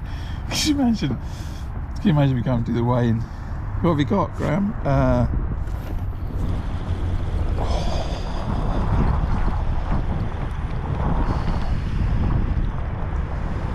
Sorry, I think that was a bite.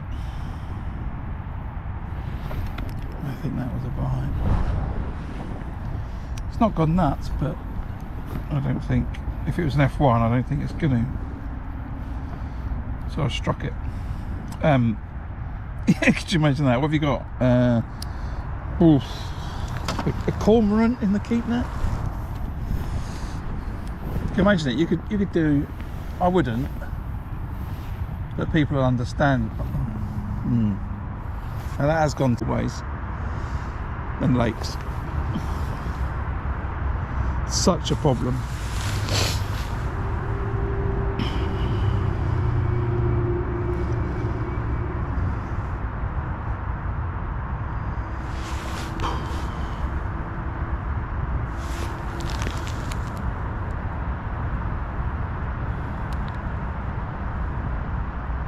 Well, the thing is, I've got the weigh sheet, right? So I'm doing the weigh-in today, and I'm not going to write 0. I'm going to put 1 times cormorant, 2 times fowlet. That's what I'm going to put on the weigh sheet. I'm not putting 0.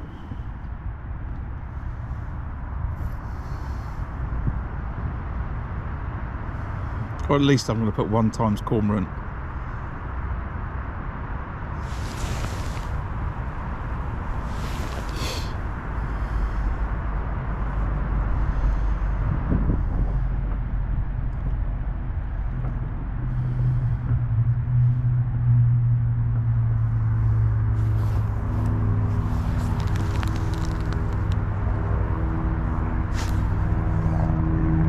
Yeah, cormorant ate my feeder. That could be the title for the thumbnail. That's going to get some views, isn't it?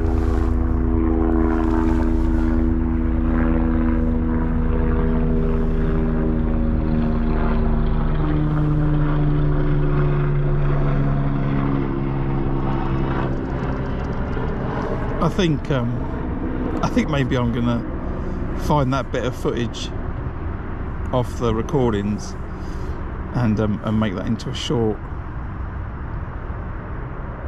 It's crazy.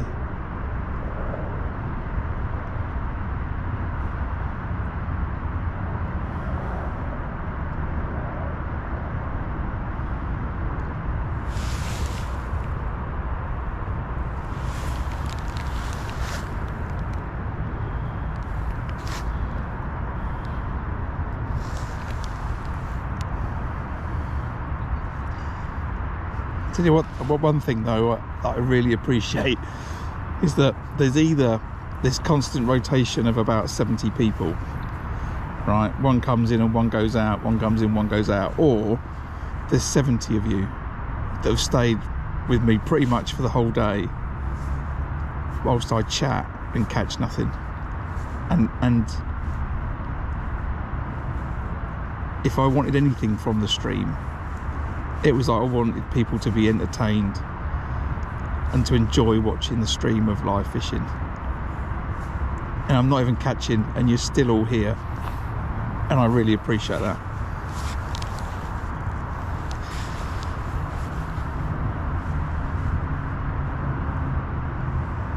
I often think my daughter says I'm a YouTuber.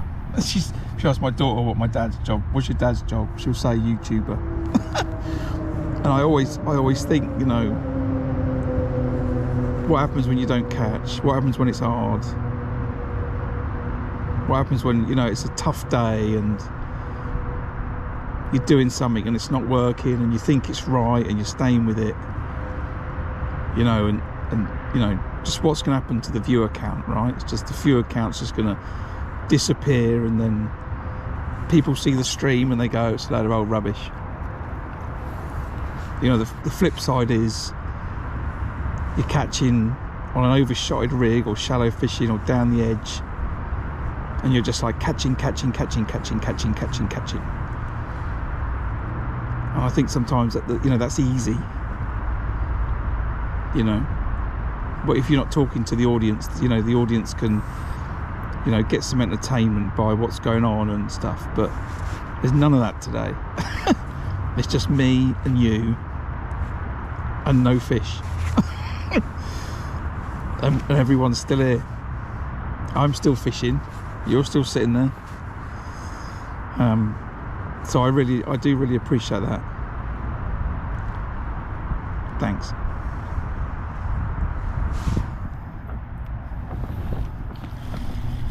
I will make it up to you.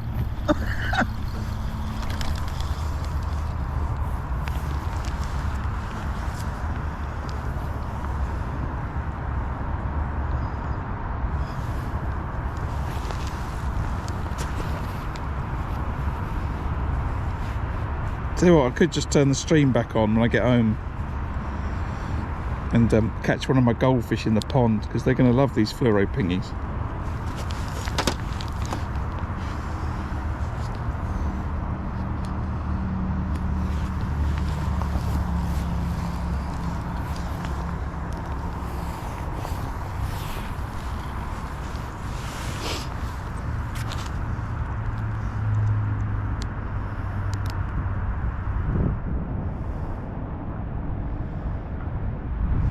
Yeah, it is. It is called fishing for a reason. I like to think I'm quite good at it though, you know. I like to think I'm quite good.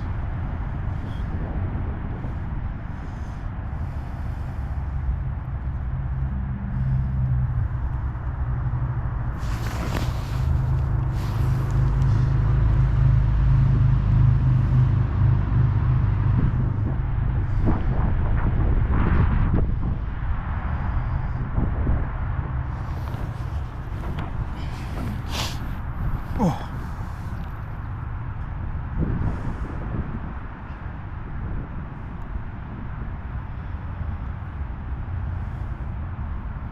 Yeah, foul looking, and the cormorant, and the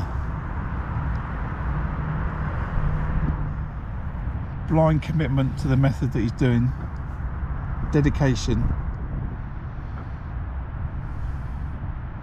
You see, sometimes you got to have this sort of level of confidence in what you're doing, you know.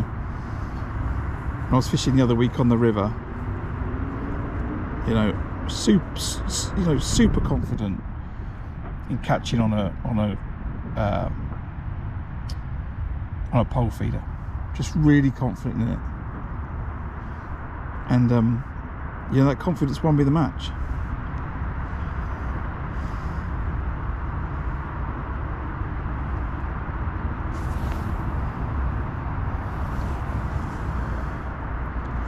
I'm certainly sure I wouldn't have caught anything if I'd have fished down that left hand edge today. It'd be interesting to see if he catches on the pole. He fed it at the start, and then a bit of a refeed, and he's fishing it now. So I've fished the pole in the winter along these pegs, and I can tell you the amount of times I've set the pole up and I've fed a couple of balls of ground bait, or ground bait with expanders and a few dead maggots and some micros, and I've gone out and I've caught nothing. It's not like caught some but not enough, it's like nothing. I think the lake goes too clear, they spook away from the pole. I got carp dancing just further out from where my feeder is. I think there's a few fish now moving in this area, and I think that they've not been here. I don't know where that was all going, that chat, but at least you've seen Neil catch a couple of fish. So it's not been completely uneventful, is it?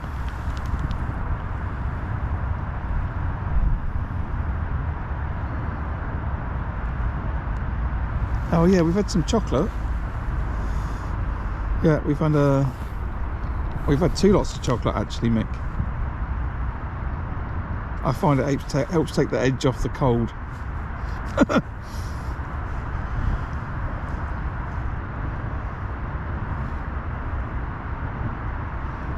Right, what's the time? It's just gone 2 o'clock. 4 hours in.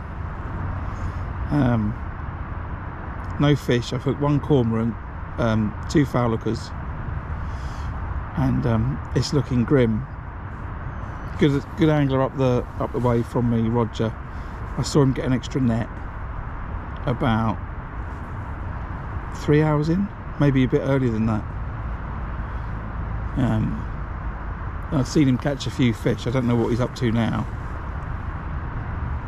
I'm staring a little bit more at my tip and not paying attention to what else is going on, but so I think Roger's doing really well today.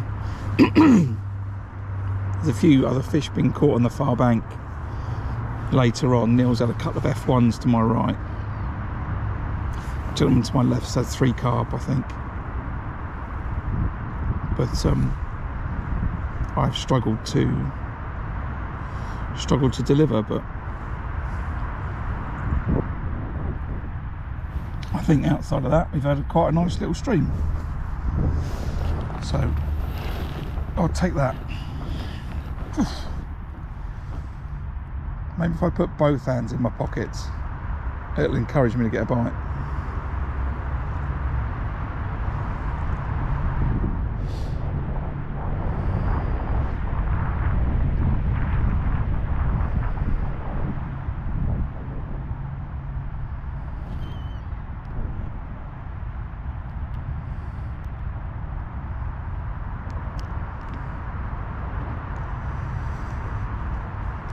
That said, if you are enjoying the stream and you're not subscribed, and then next time, and I can't commit to next week,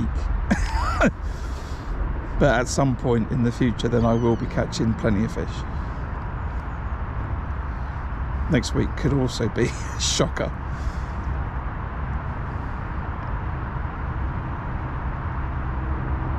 It's just annoying a little bit that I keep fishing different lakes on different times and different methods. I can't kind of build up in any one particular location, but just as they're not here today, they could be here tomorrow and it could be solid with fish. That's the nature of winter fishing.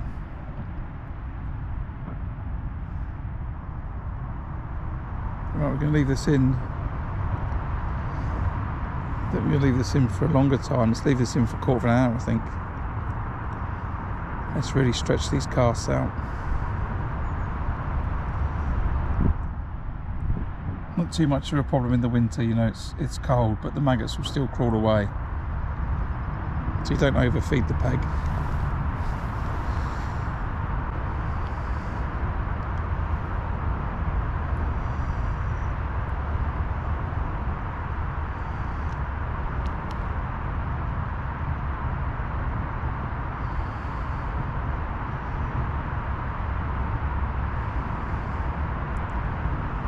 I was saying I might make a short out of hooking the cormorant, but I'm not sure that people would appreciate that.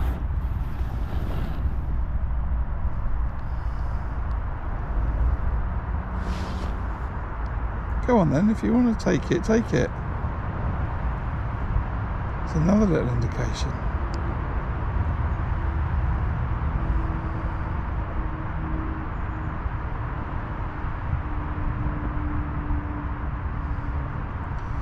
Just wondering if, see, that every time that happens I think to myself, oh, is that because my hook length's too long, or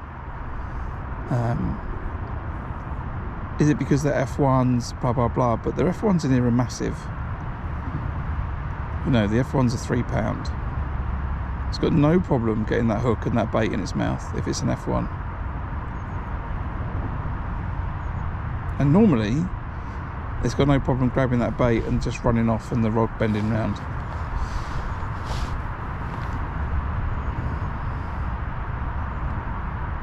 So it could just be fish milling around the area, I don't know.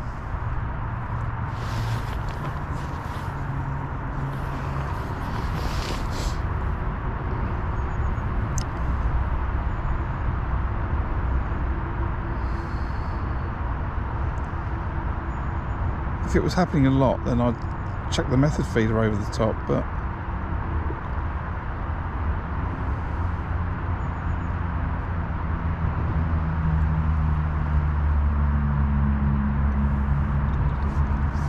there's nothing consistent in it. It happens and then there's nothing, no action on the tip for ages.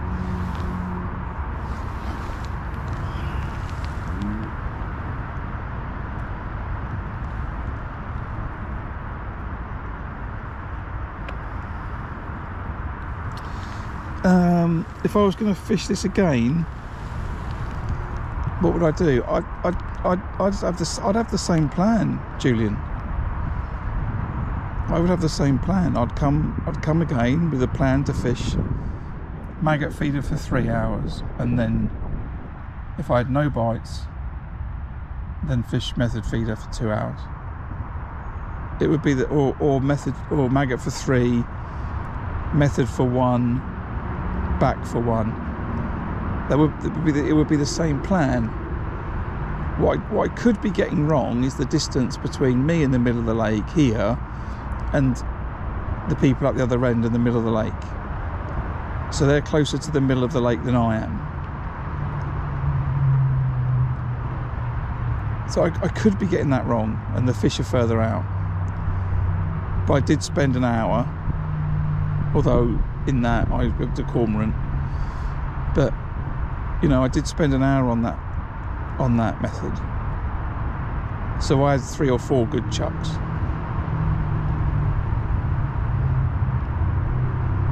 So I don't think the plan would be any different today. I'm ultra confident that Maggot Feeder is going to win the match. And, you know, when I saw Roger catch a few fish further up from me, who I suspect is going to win the match if he's carried on catching like he was, he was fishing a Maggot Feeder. Maggot Feeder is winning the matches here. So, you know, you've got to go with, you know, what you know is a winning method on the venue at the time. So it would still be Maggot Feeder again. Wouldn't be any different.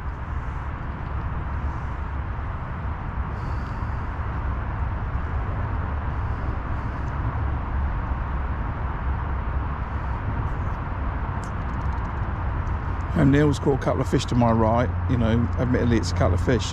He's caught them on a Maggot Feeder.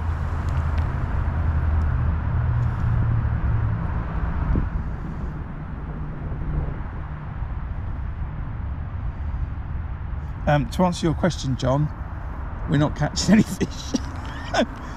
We're not catching any fish. If you watched the stream the other day at Tunnel Barn Farm, where I was catching, because you won't come again. And what do I think about a pellet feeder? No, I don't think fish want pellets at this time of the year. It's off. Pellets are done. They don't want them. I might fish some, you know, I'm fishing some micros on a hybrid, but you know, that's a delivery mechanism for the wafter in many ways. He started to struggle to catch in the late autumn. You know, I've not seen him for ages, so. But no, I don't think the little shovel type feeders with pellets would have been any better.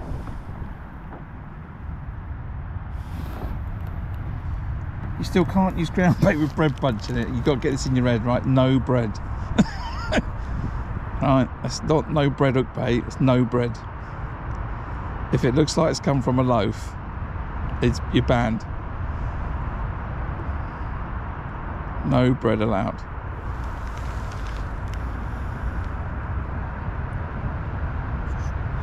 Would I consider leaving maggots at home? Not in the winter, Martin. In the summer, yeah, for sure. If I'm fishing pellet, waggler and bomb, I've got bags of 8mm pellets with me, but and not a maggot in sight. But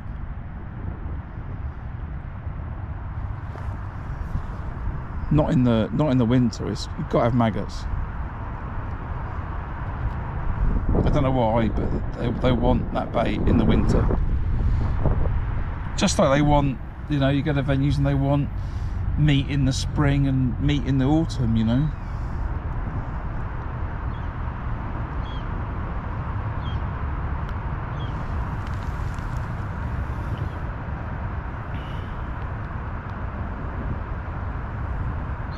Yeah, I think I did have an alternative. My alternative was fish pellets to the rope.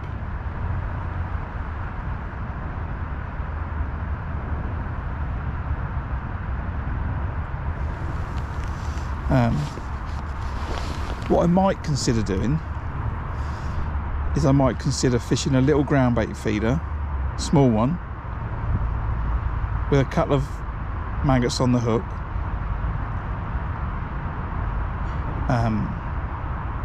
However, Roger's going to have £60 of carp today, or at least enough. He's had to put another net in.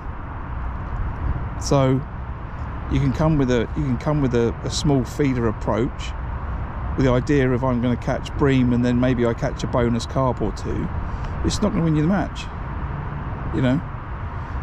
I often have these conversations with people, you know, based around what I'm doing. I've come to fish a method to win the match. I've not come to win my section, and I've not come to catch a fish. I've come to win. So I've got to come with that, you know, in mind. That's the method that's going to get me the victory. And, you know, and I've blown out. Okay, if you look at the full result sheets for this venue, if you were to see the full result sheets over the whole winter period, you'll see people blowing out all over the place. But you've got to fish a method where you think you're going to win. It's like if you take the Daiwa Pole Masters, it's a good, really good example.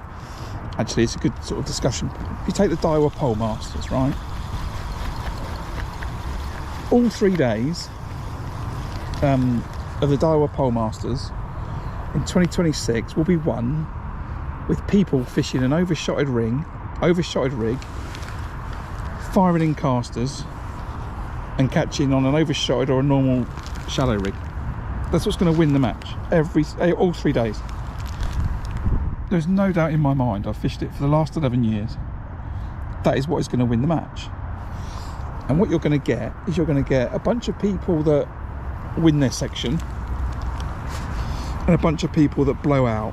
But there's going to be so many people doing it because they know it's the method that's going to win, that some of them will be lucky, not lucky, some of them it will work for, and a lot of them it won't.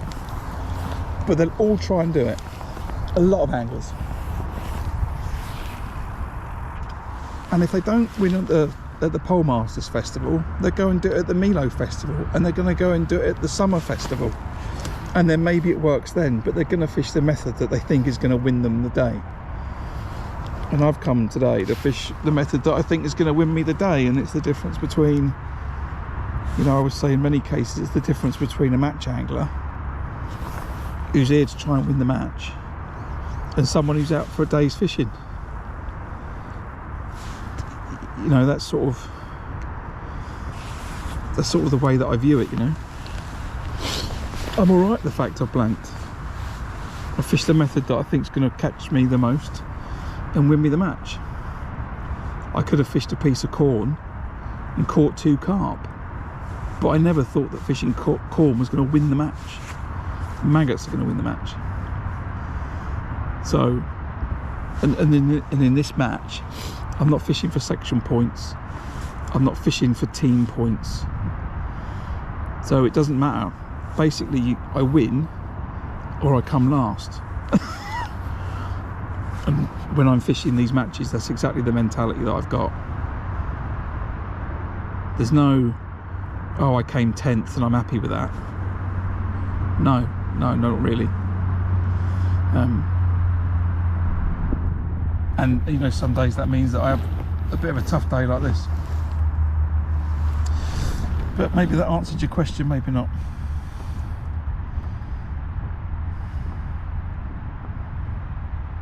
Oh yeah, I know Roger comes here 3 times a week.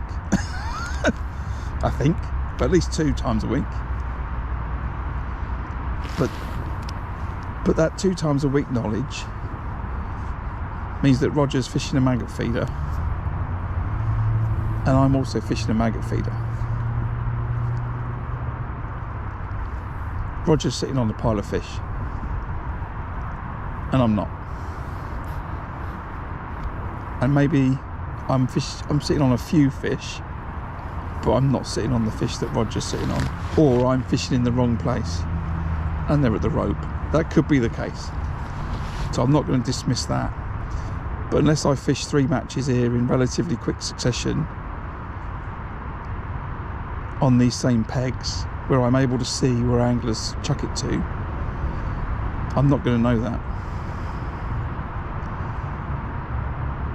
you know. But anyway, that was a very long rant, maybe. I don't know what it was. I don't even know what triggered it. Oh, it's about having another option. Yeah, my other option is another method that I think is going to win. So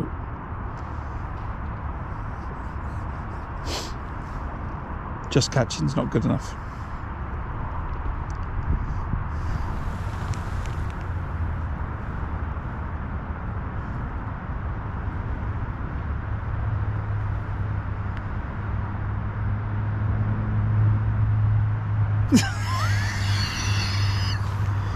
Oh, my coach is sending me text messages now. Is that the first message you've sent me, coach?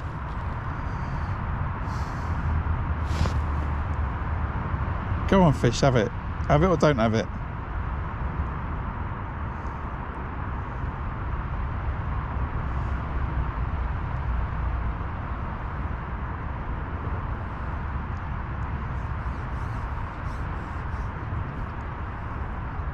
My fishing coach, because everyone needs someone to talk to about their angling, right? My fishing coach, I think, is going to start a discussion with me. I'm in for a telling off on the way home. I can just sense it. He's gonna say to me, it's two things, right? I'm in trouble for two things. One, I haven't clicked up on the maggot feeder, and he's going to tell me that's wrong, and I'm going to disagree, and then we're going to agree to disagree, and then that's going to be all right. And then he's going to say that I should have fished long, and I'm going to say I can't fish long on a maggot feeder, and we think maggot feeder is the winning method, so I can't make that the primary attack. He's then going to probably tell me that I've got an SLR rod in my bag, 12 foot, and I could chuck a maggot feeder to that rope if I tried, and that's probably what I should have done.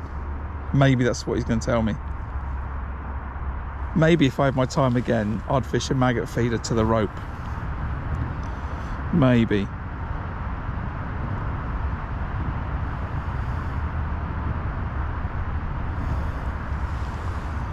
Maybe. I don't think attractors have got anything to do with it, Mick.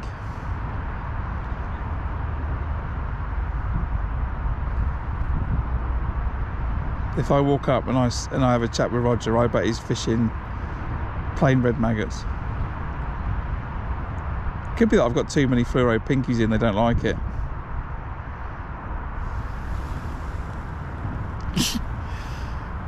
Oh, it's funny.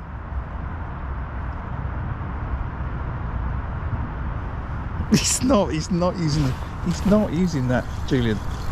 He's not. I better drop back and I've missed it. Alright, that's your fault, Julian. I'm blaming you. Oh, that's funny. That is funny. That drop back was probably just a liner from a fish. No, I saw his maggot feeder.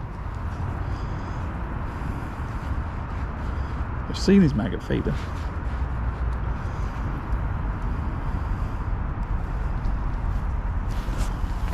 I'm not going to phone my coach on the way home now.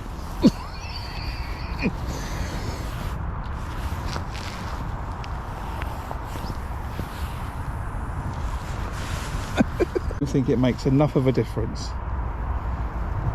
not to catch the weight of fish to win the match.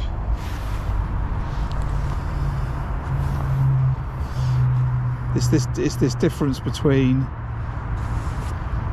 get a bite and win, right, or catch some and win. That's what I'm trying to fence off against all the time, right? What am I going to do that's going to win me the match? And if you had to write down the things, it's like, forget the winter. If you forgot the winter for a minute, it would be like technique. How good are you at casting? Are you fishing in the right place? Are you fishing enough lines? Are you spending the right amount of time on those lines? If you've got some fundamental thing wrong with your terminal tackle, right? Are you fishing 2 pound main line and you should be fishing 8 pound? You know, I could write a list of things, right? I could write a list of things. But on that list of things on the left hand side, I'm not going to put flavourings and attractants. If I wrote a list on the right hand side about what things do I think might make a little bit of a difference, it would be there, but it would be there if I was fishing a really deep venue. And I'm not fishing a really deep venue, it's 5-6 foot.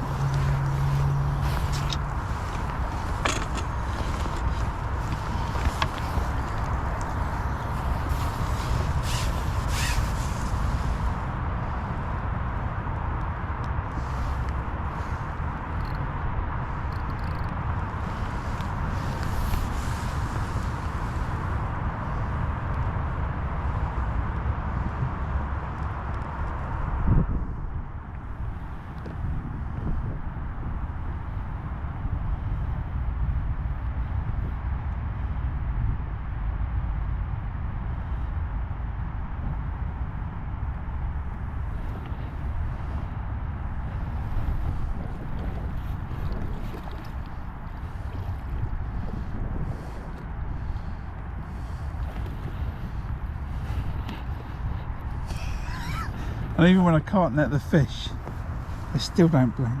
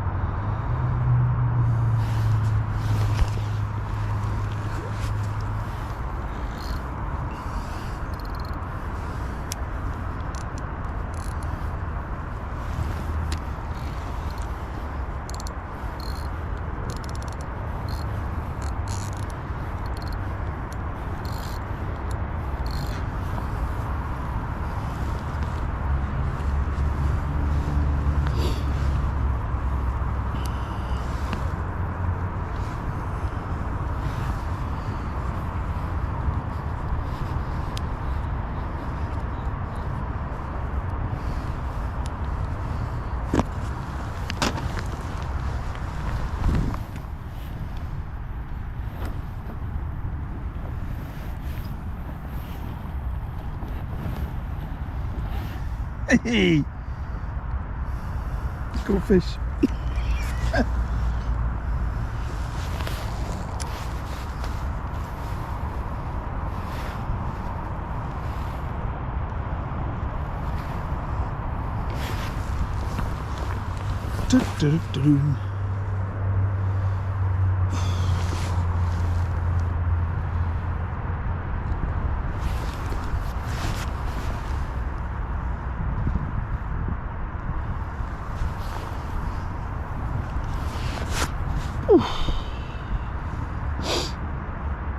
Yeah, so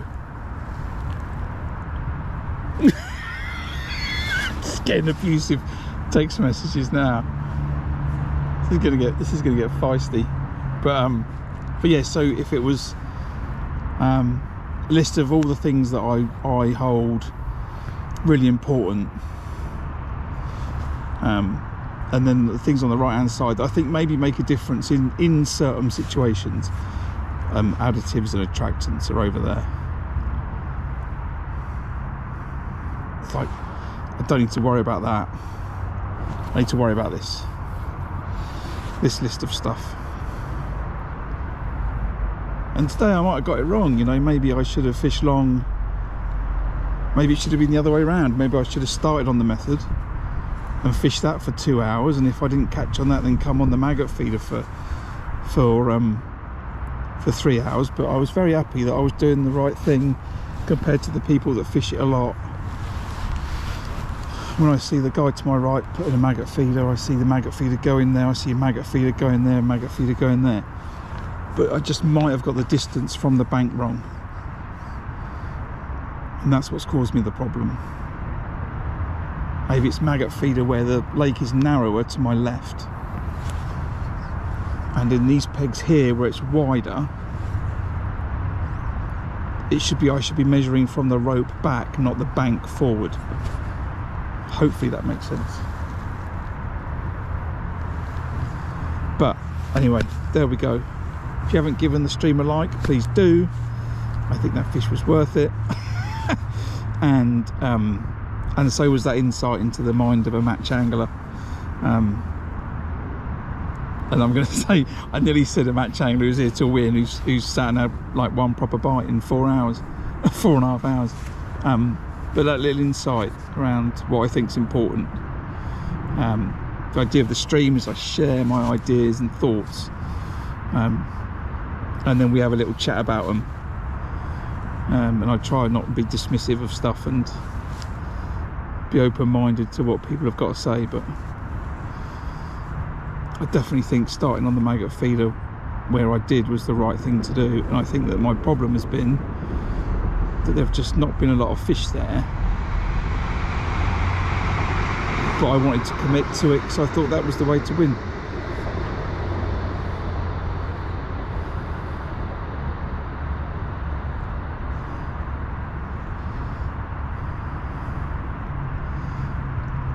You know, there's only one winner today. When I'm fishing somewhere else, it's completely different, by the way. Don't think that's how I fish all the time. When I'm fishing, you know, when I'm fishing a festival and it's about points, then my attitude is not the same. I obviously want to win, but I also want good section points. Other people, by the way, don't worry about good section points. They worry about just winning. But they just fish more festivals and just fish them all to win. Do you know what I mean? Every day, fish to win, fish to win, fish to win. But I have a slightly different approach.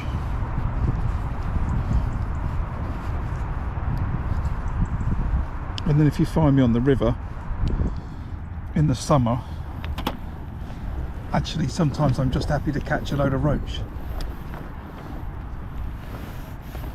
even if I think some bream are going to win it. I think some fish have moved into the peg, in case anyone's wondering, by the way. Had a couple of indications. I've had that fish, I've just had another indication. I think some fish have turned up, and now they're going, oh, it's quite nice, these pingies and maggots, aren't they? Let's have some of these.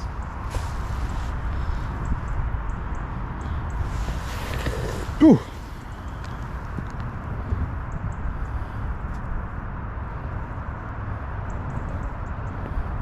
Yeah, I don't fish to win my section.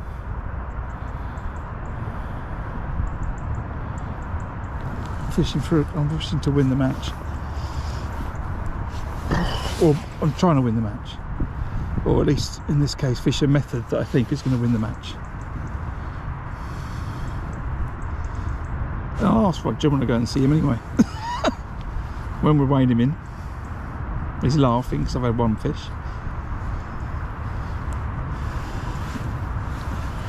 Right, what we got? 20 minutes to go.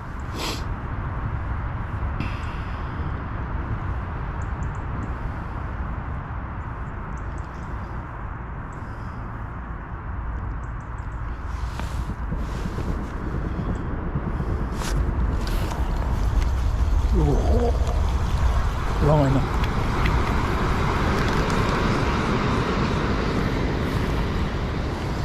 Too excited.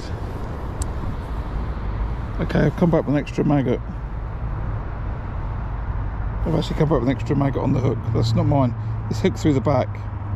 I haven't hooked any maggots like that today.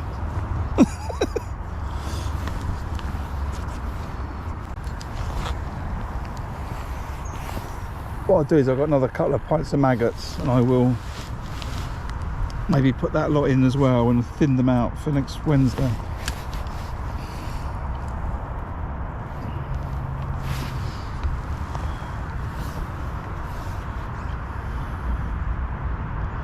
Hope the stream holds up for the next 20 minutes. Hopefully it will do.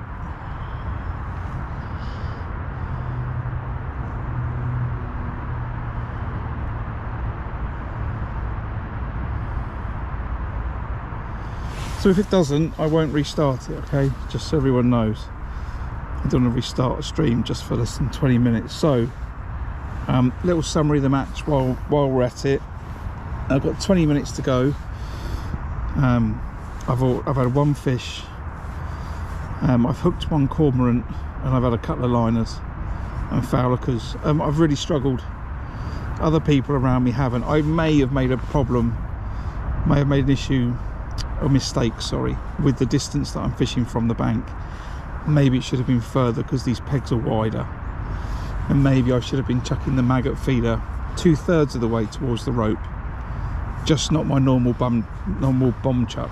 So that could have been a problem. I do think there's been the lack of fish in the area. I think that's true. I think now I'm getting a few indications because some fish have moved in towards this area as the light starts to fade, and I think that makes a difference. As far as the match, I think, you know, there's plenty of fish being caught to my left, and there's another indication there.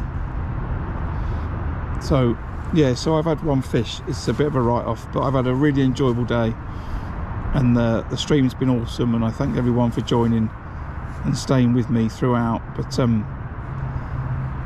But I will be back. I've got a match on New Year's Eve on Gold Lake, which is just over there in front of me, and we'll see if we can do a bit better, but it may be as bad. So join with caution. I've spent an hour long. I've had a couple of indications but no bites. Then I've come back on the maggot feeder and I've stayed on it. Then I've had a fish with 30 minutes to go. So it's the way it's been, really. I've committed myself to the method that I thought was going to win. I think the method's right, maybe the area's wrong, but if I drew it again, maybe I would think about that more next time and fish it further out.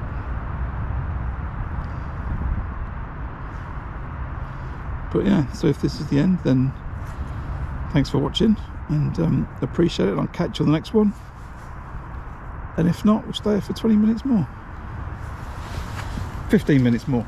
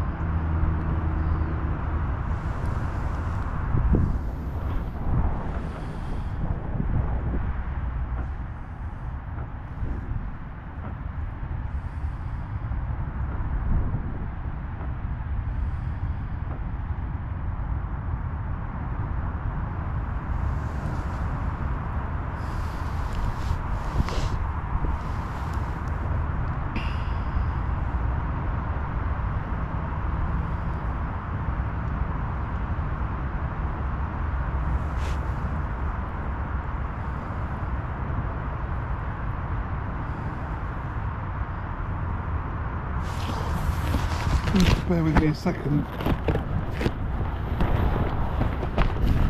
I've drunk too much tea today. I cannot hold out for 15 minutes.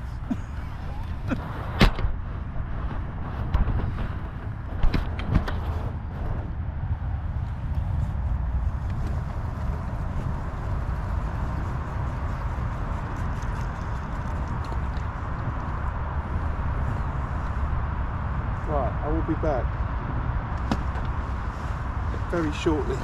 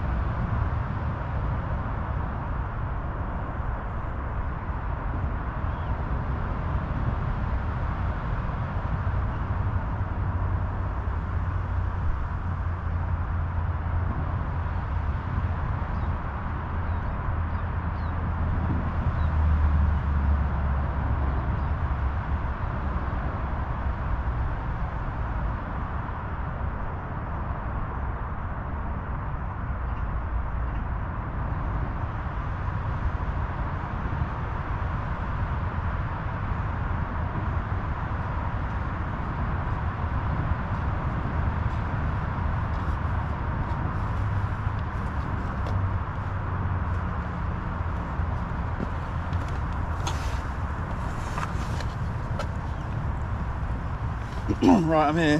Hold on a minute.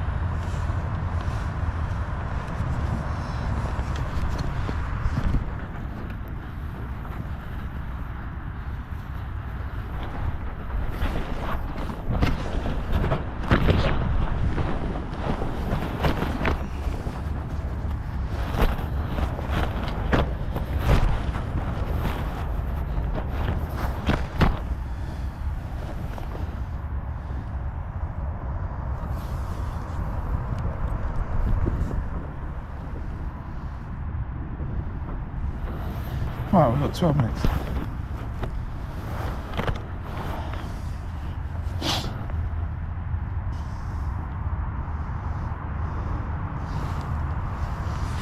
Whew.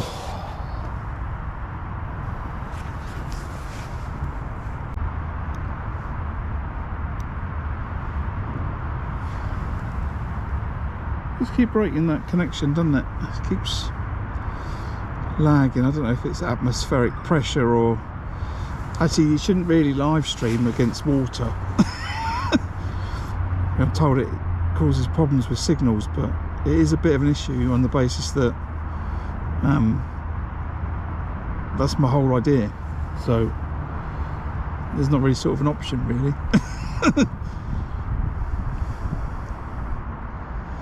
There's nothing I can do about that unless I take up skiing, but I don't really think that a fishing live stream is going to work. I don't fancy skiing, so you have to put up with it.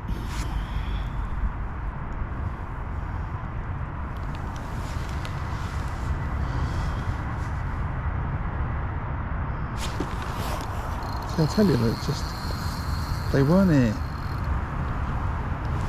So were they at the rope? Right? Could I have caught a few more? Try to fish towards the rope.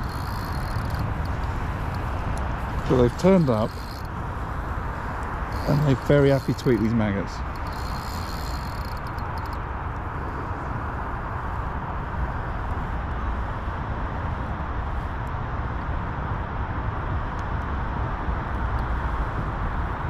It's a good fish, that's another.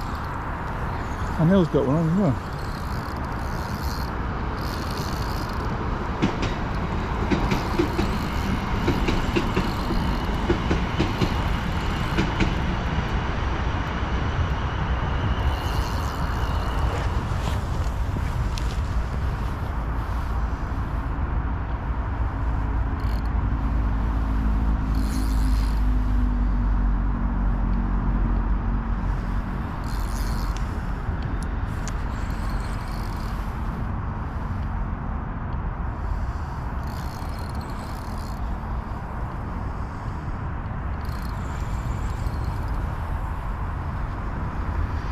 How we got? 9 minutes. If I can get this in 4, then maybe I'll get another one. And Julian will be right. Or maybe he's not, because I had to nip off to the loo.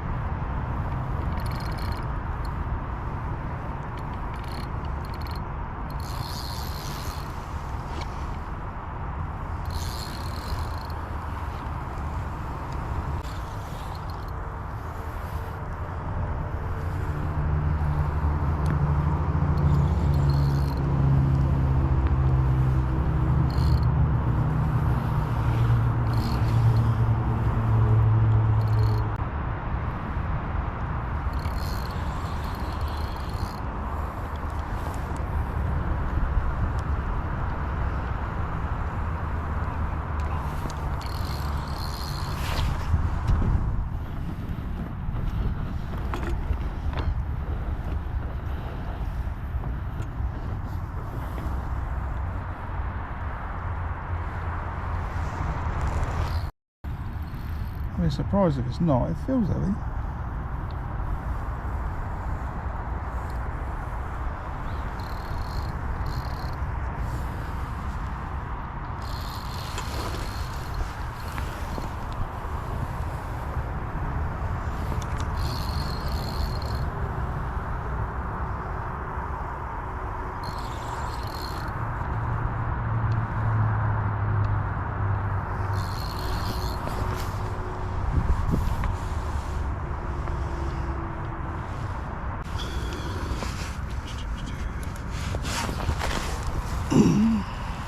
It's heavy.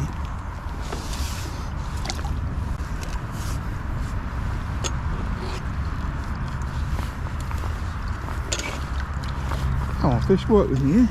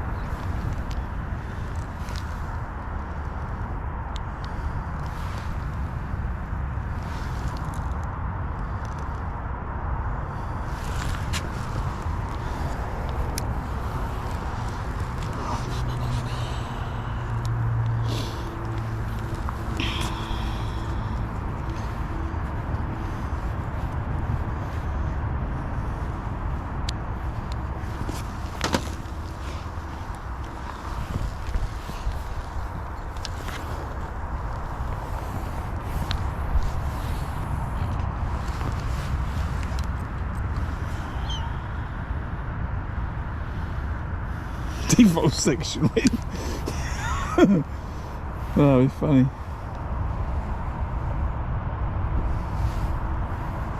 I don't think there's long enough. I don't think that's going to... Well, it might do.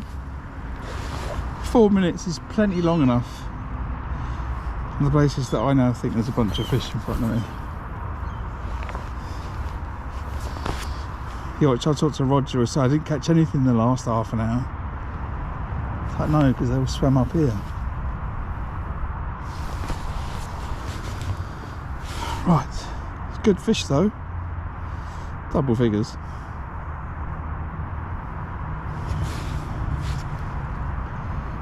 The other one was about £7, £8, so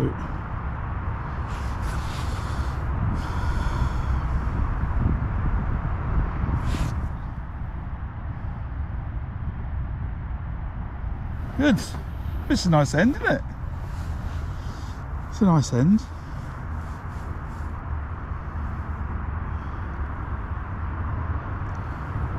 I'm not sure if it makes a video or not now. I tend to leave all my sort of views and opinions out of the video and just put sort of what I'm doing and the action and that type of stuff. So I'm not sure.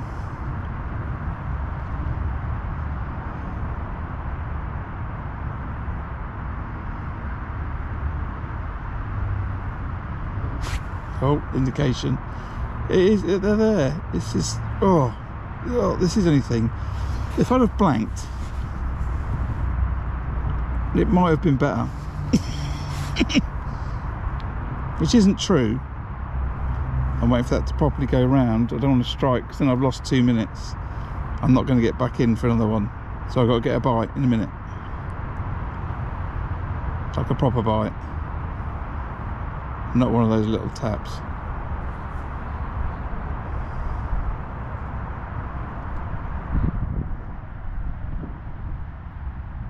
Come on. Come on, come on, come on. Come on, come on, come on.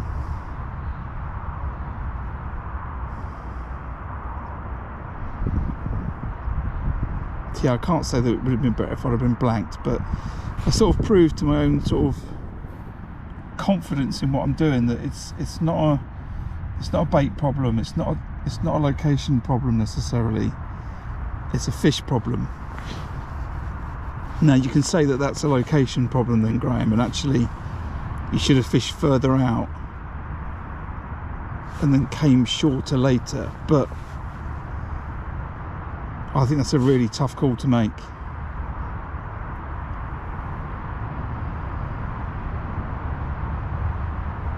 I think there's a group of fish there now, and they're happily munching their maggots.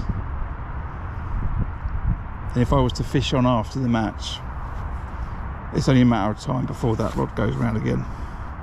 And not long. It's minutes. They're milling around it now. There's indications where them pectoral fins are just bashing against next week. And fish the same way again, okay? Just in case you wonder why I do it again. So, a little summary for the day. Very, very slow start for the beginning of the match. Actually, for the first 4.5 hours of the match, I've not had any bites. And then in the last half an hour, I've had 2 fish. One about £7 and one about £10. So 17 odd pound I think I'll finish on today. I've been absolutely taken apart by the people to my left, who have caught significantly more, but I think the tactics were right, but maybe the distance wasn't right, and that was the problem. I don't know. It could just be that the fish was sitting up to the left hand side, and a few of them have moved down towards me. In the winter you can't do anything to really attract them, you know. If they're going to come, they're going to come, but when they seem to have come, then they haven't got an issue eating what I'm offering, so I'm happy with that. It gives me a good idea about what I'm going to do next Wednesday when I fish my next match. We've had a fantastic stream. I've really enjoyed it. Thank you all for watching. I really appreciate the support. I really appreciate the support from everyone, on the basis that I wasn't catching anything, so that's awesome. Please give it a like if you've enjoyed it, and hit the subscribe button if you're not subscribed. I really appreciate that too. Anyway, that's it. I've got to get packed up, so I've got to weigh people in, and I will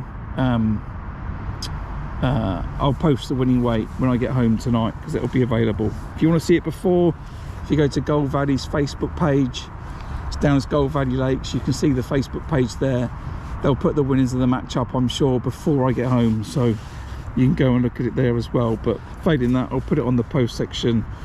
Thank you everyone for joining, and if you can join again, then I'll see you next Wednesday at the same time. Apart from that, I'll catch you later. See you later everyone.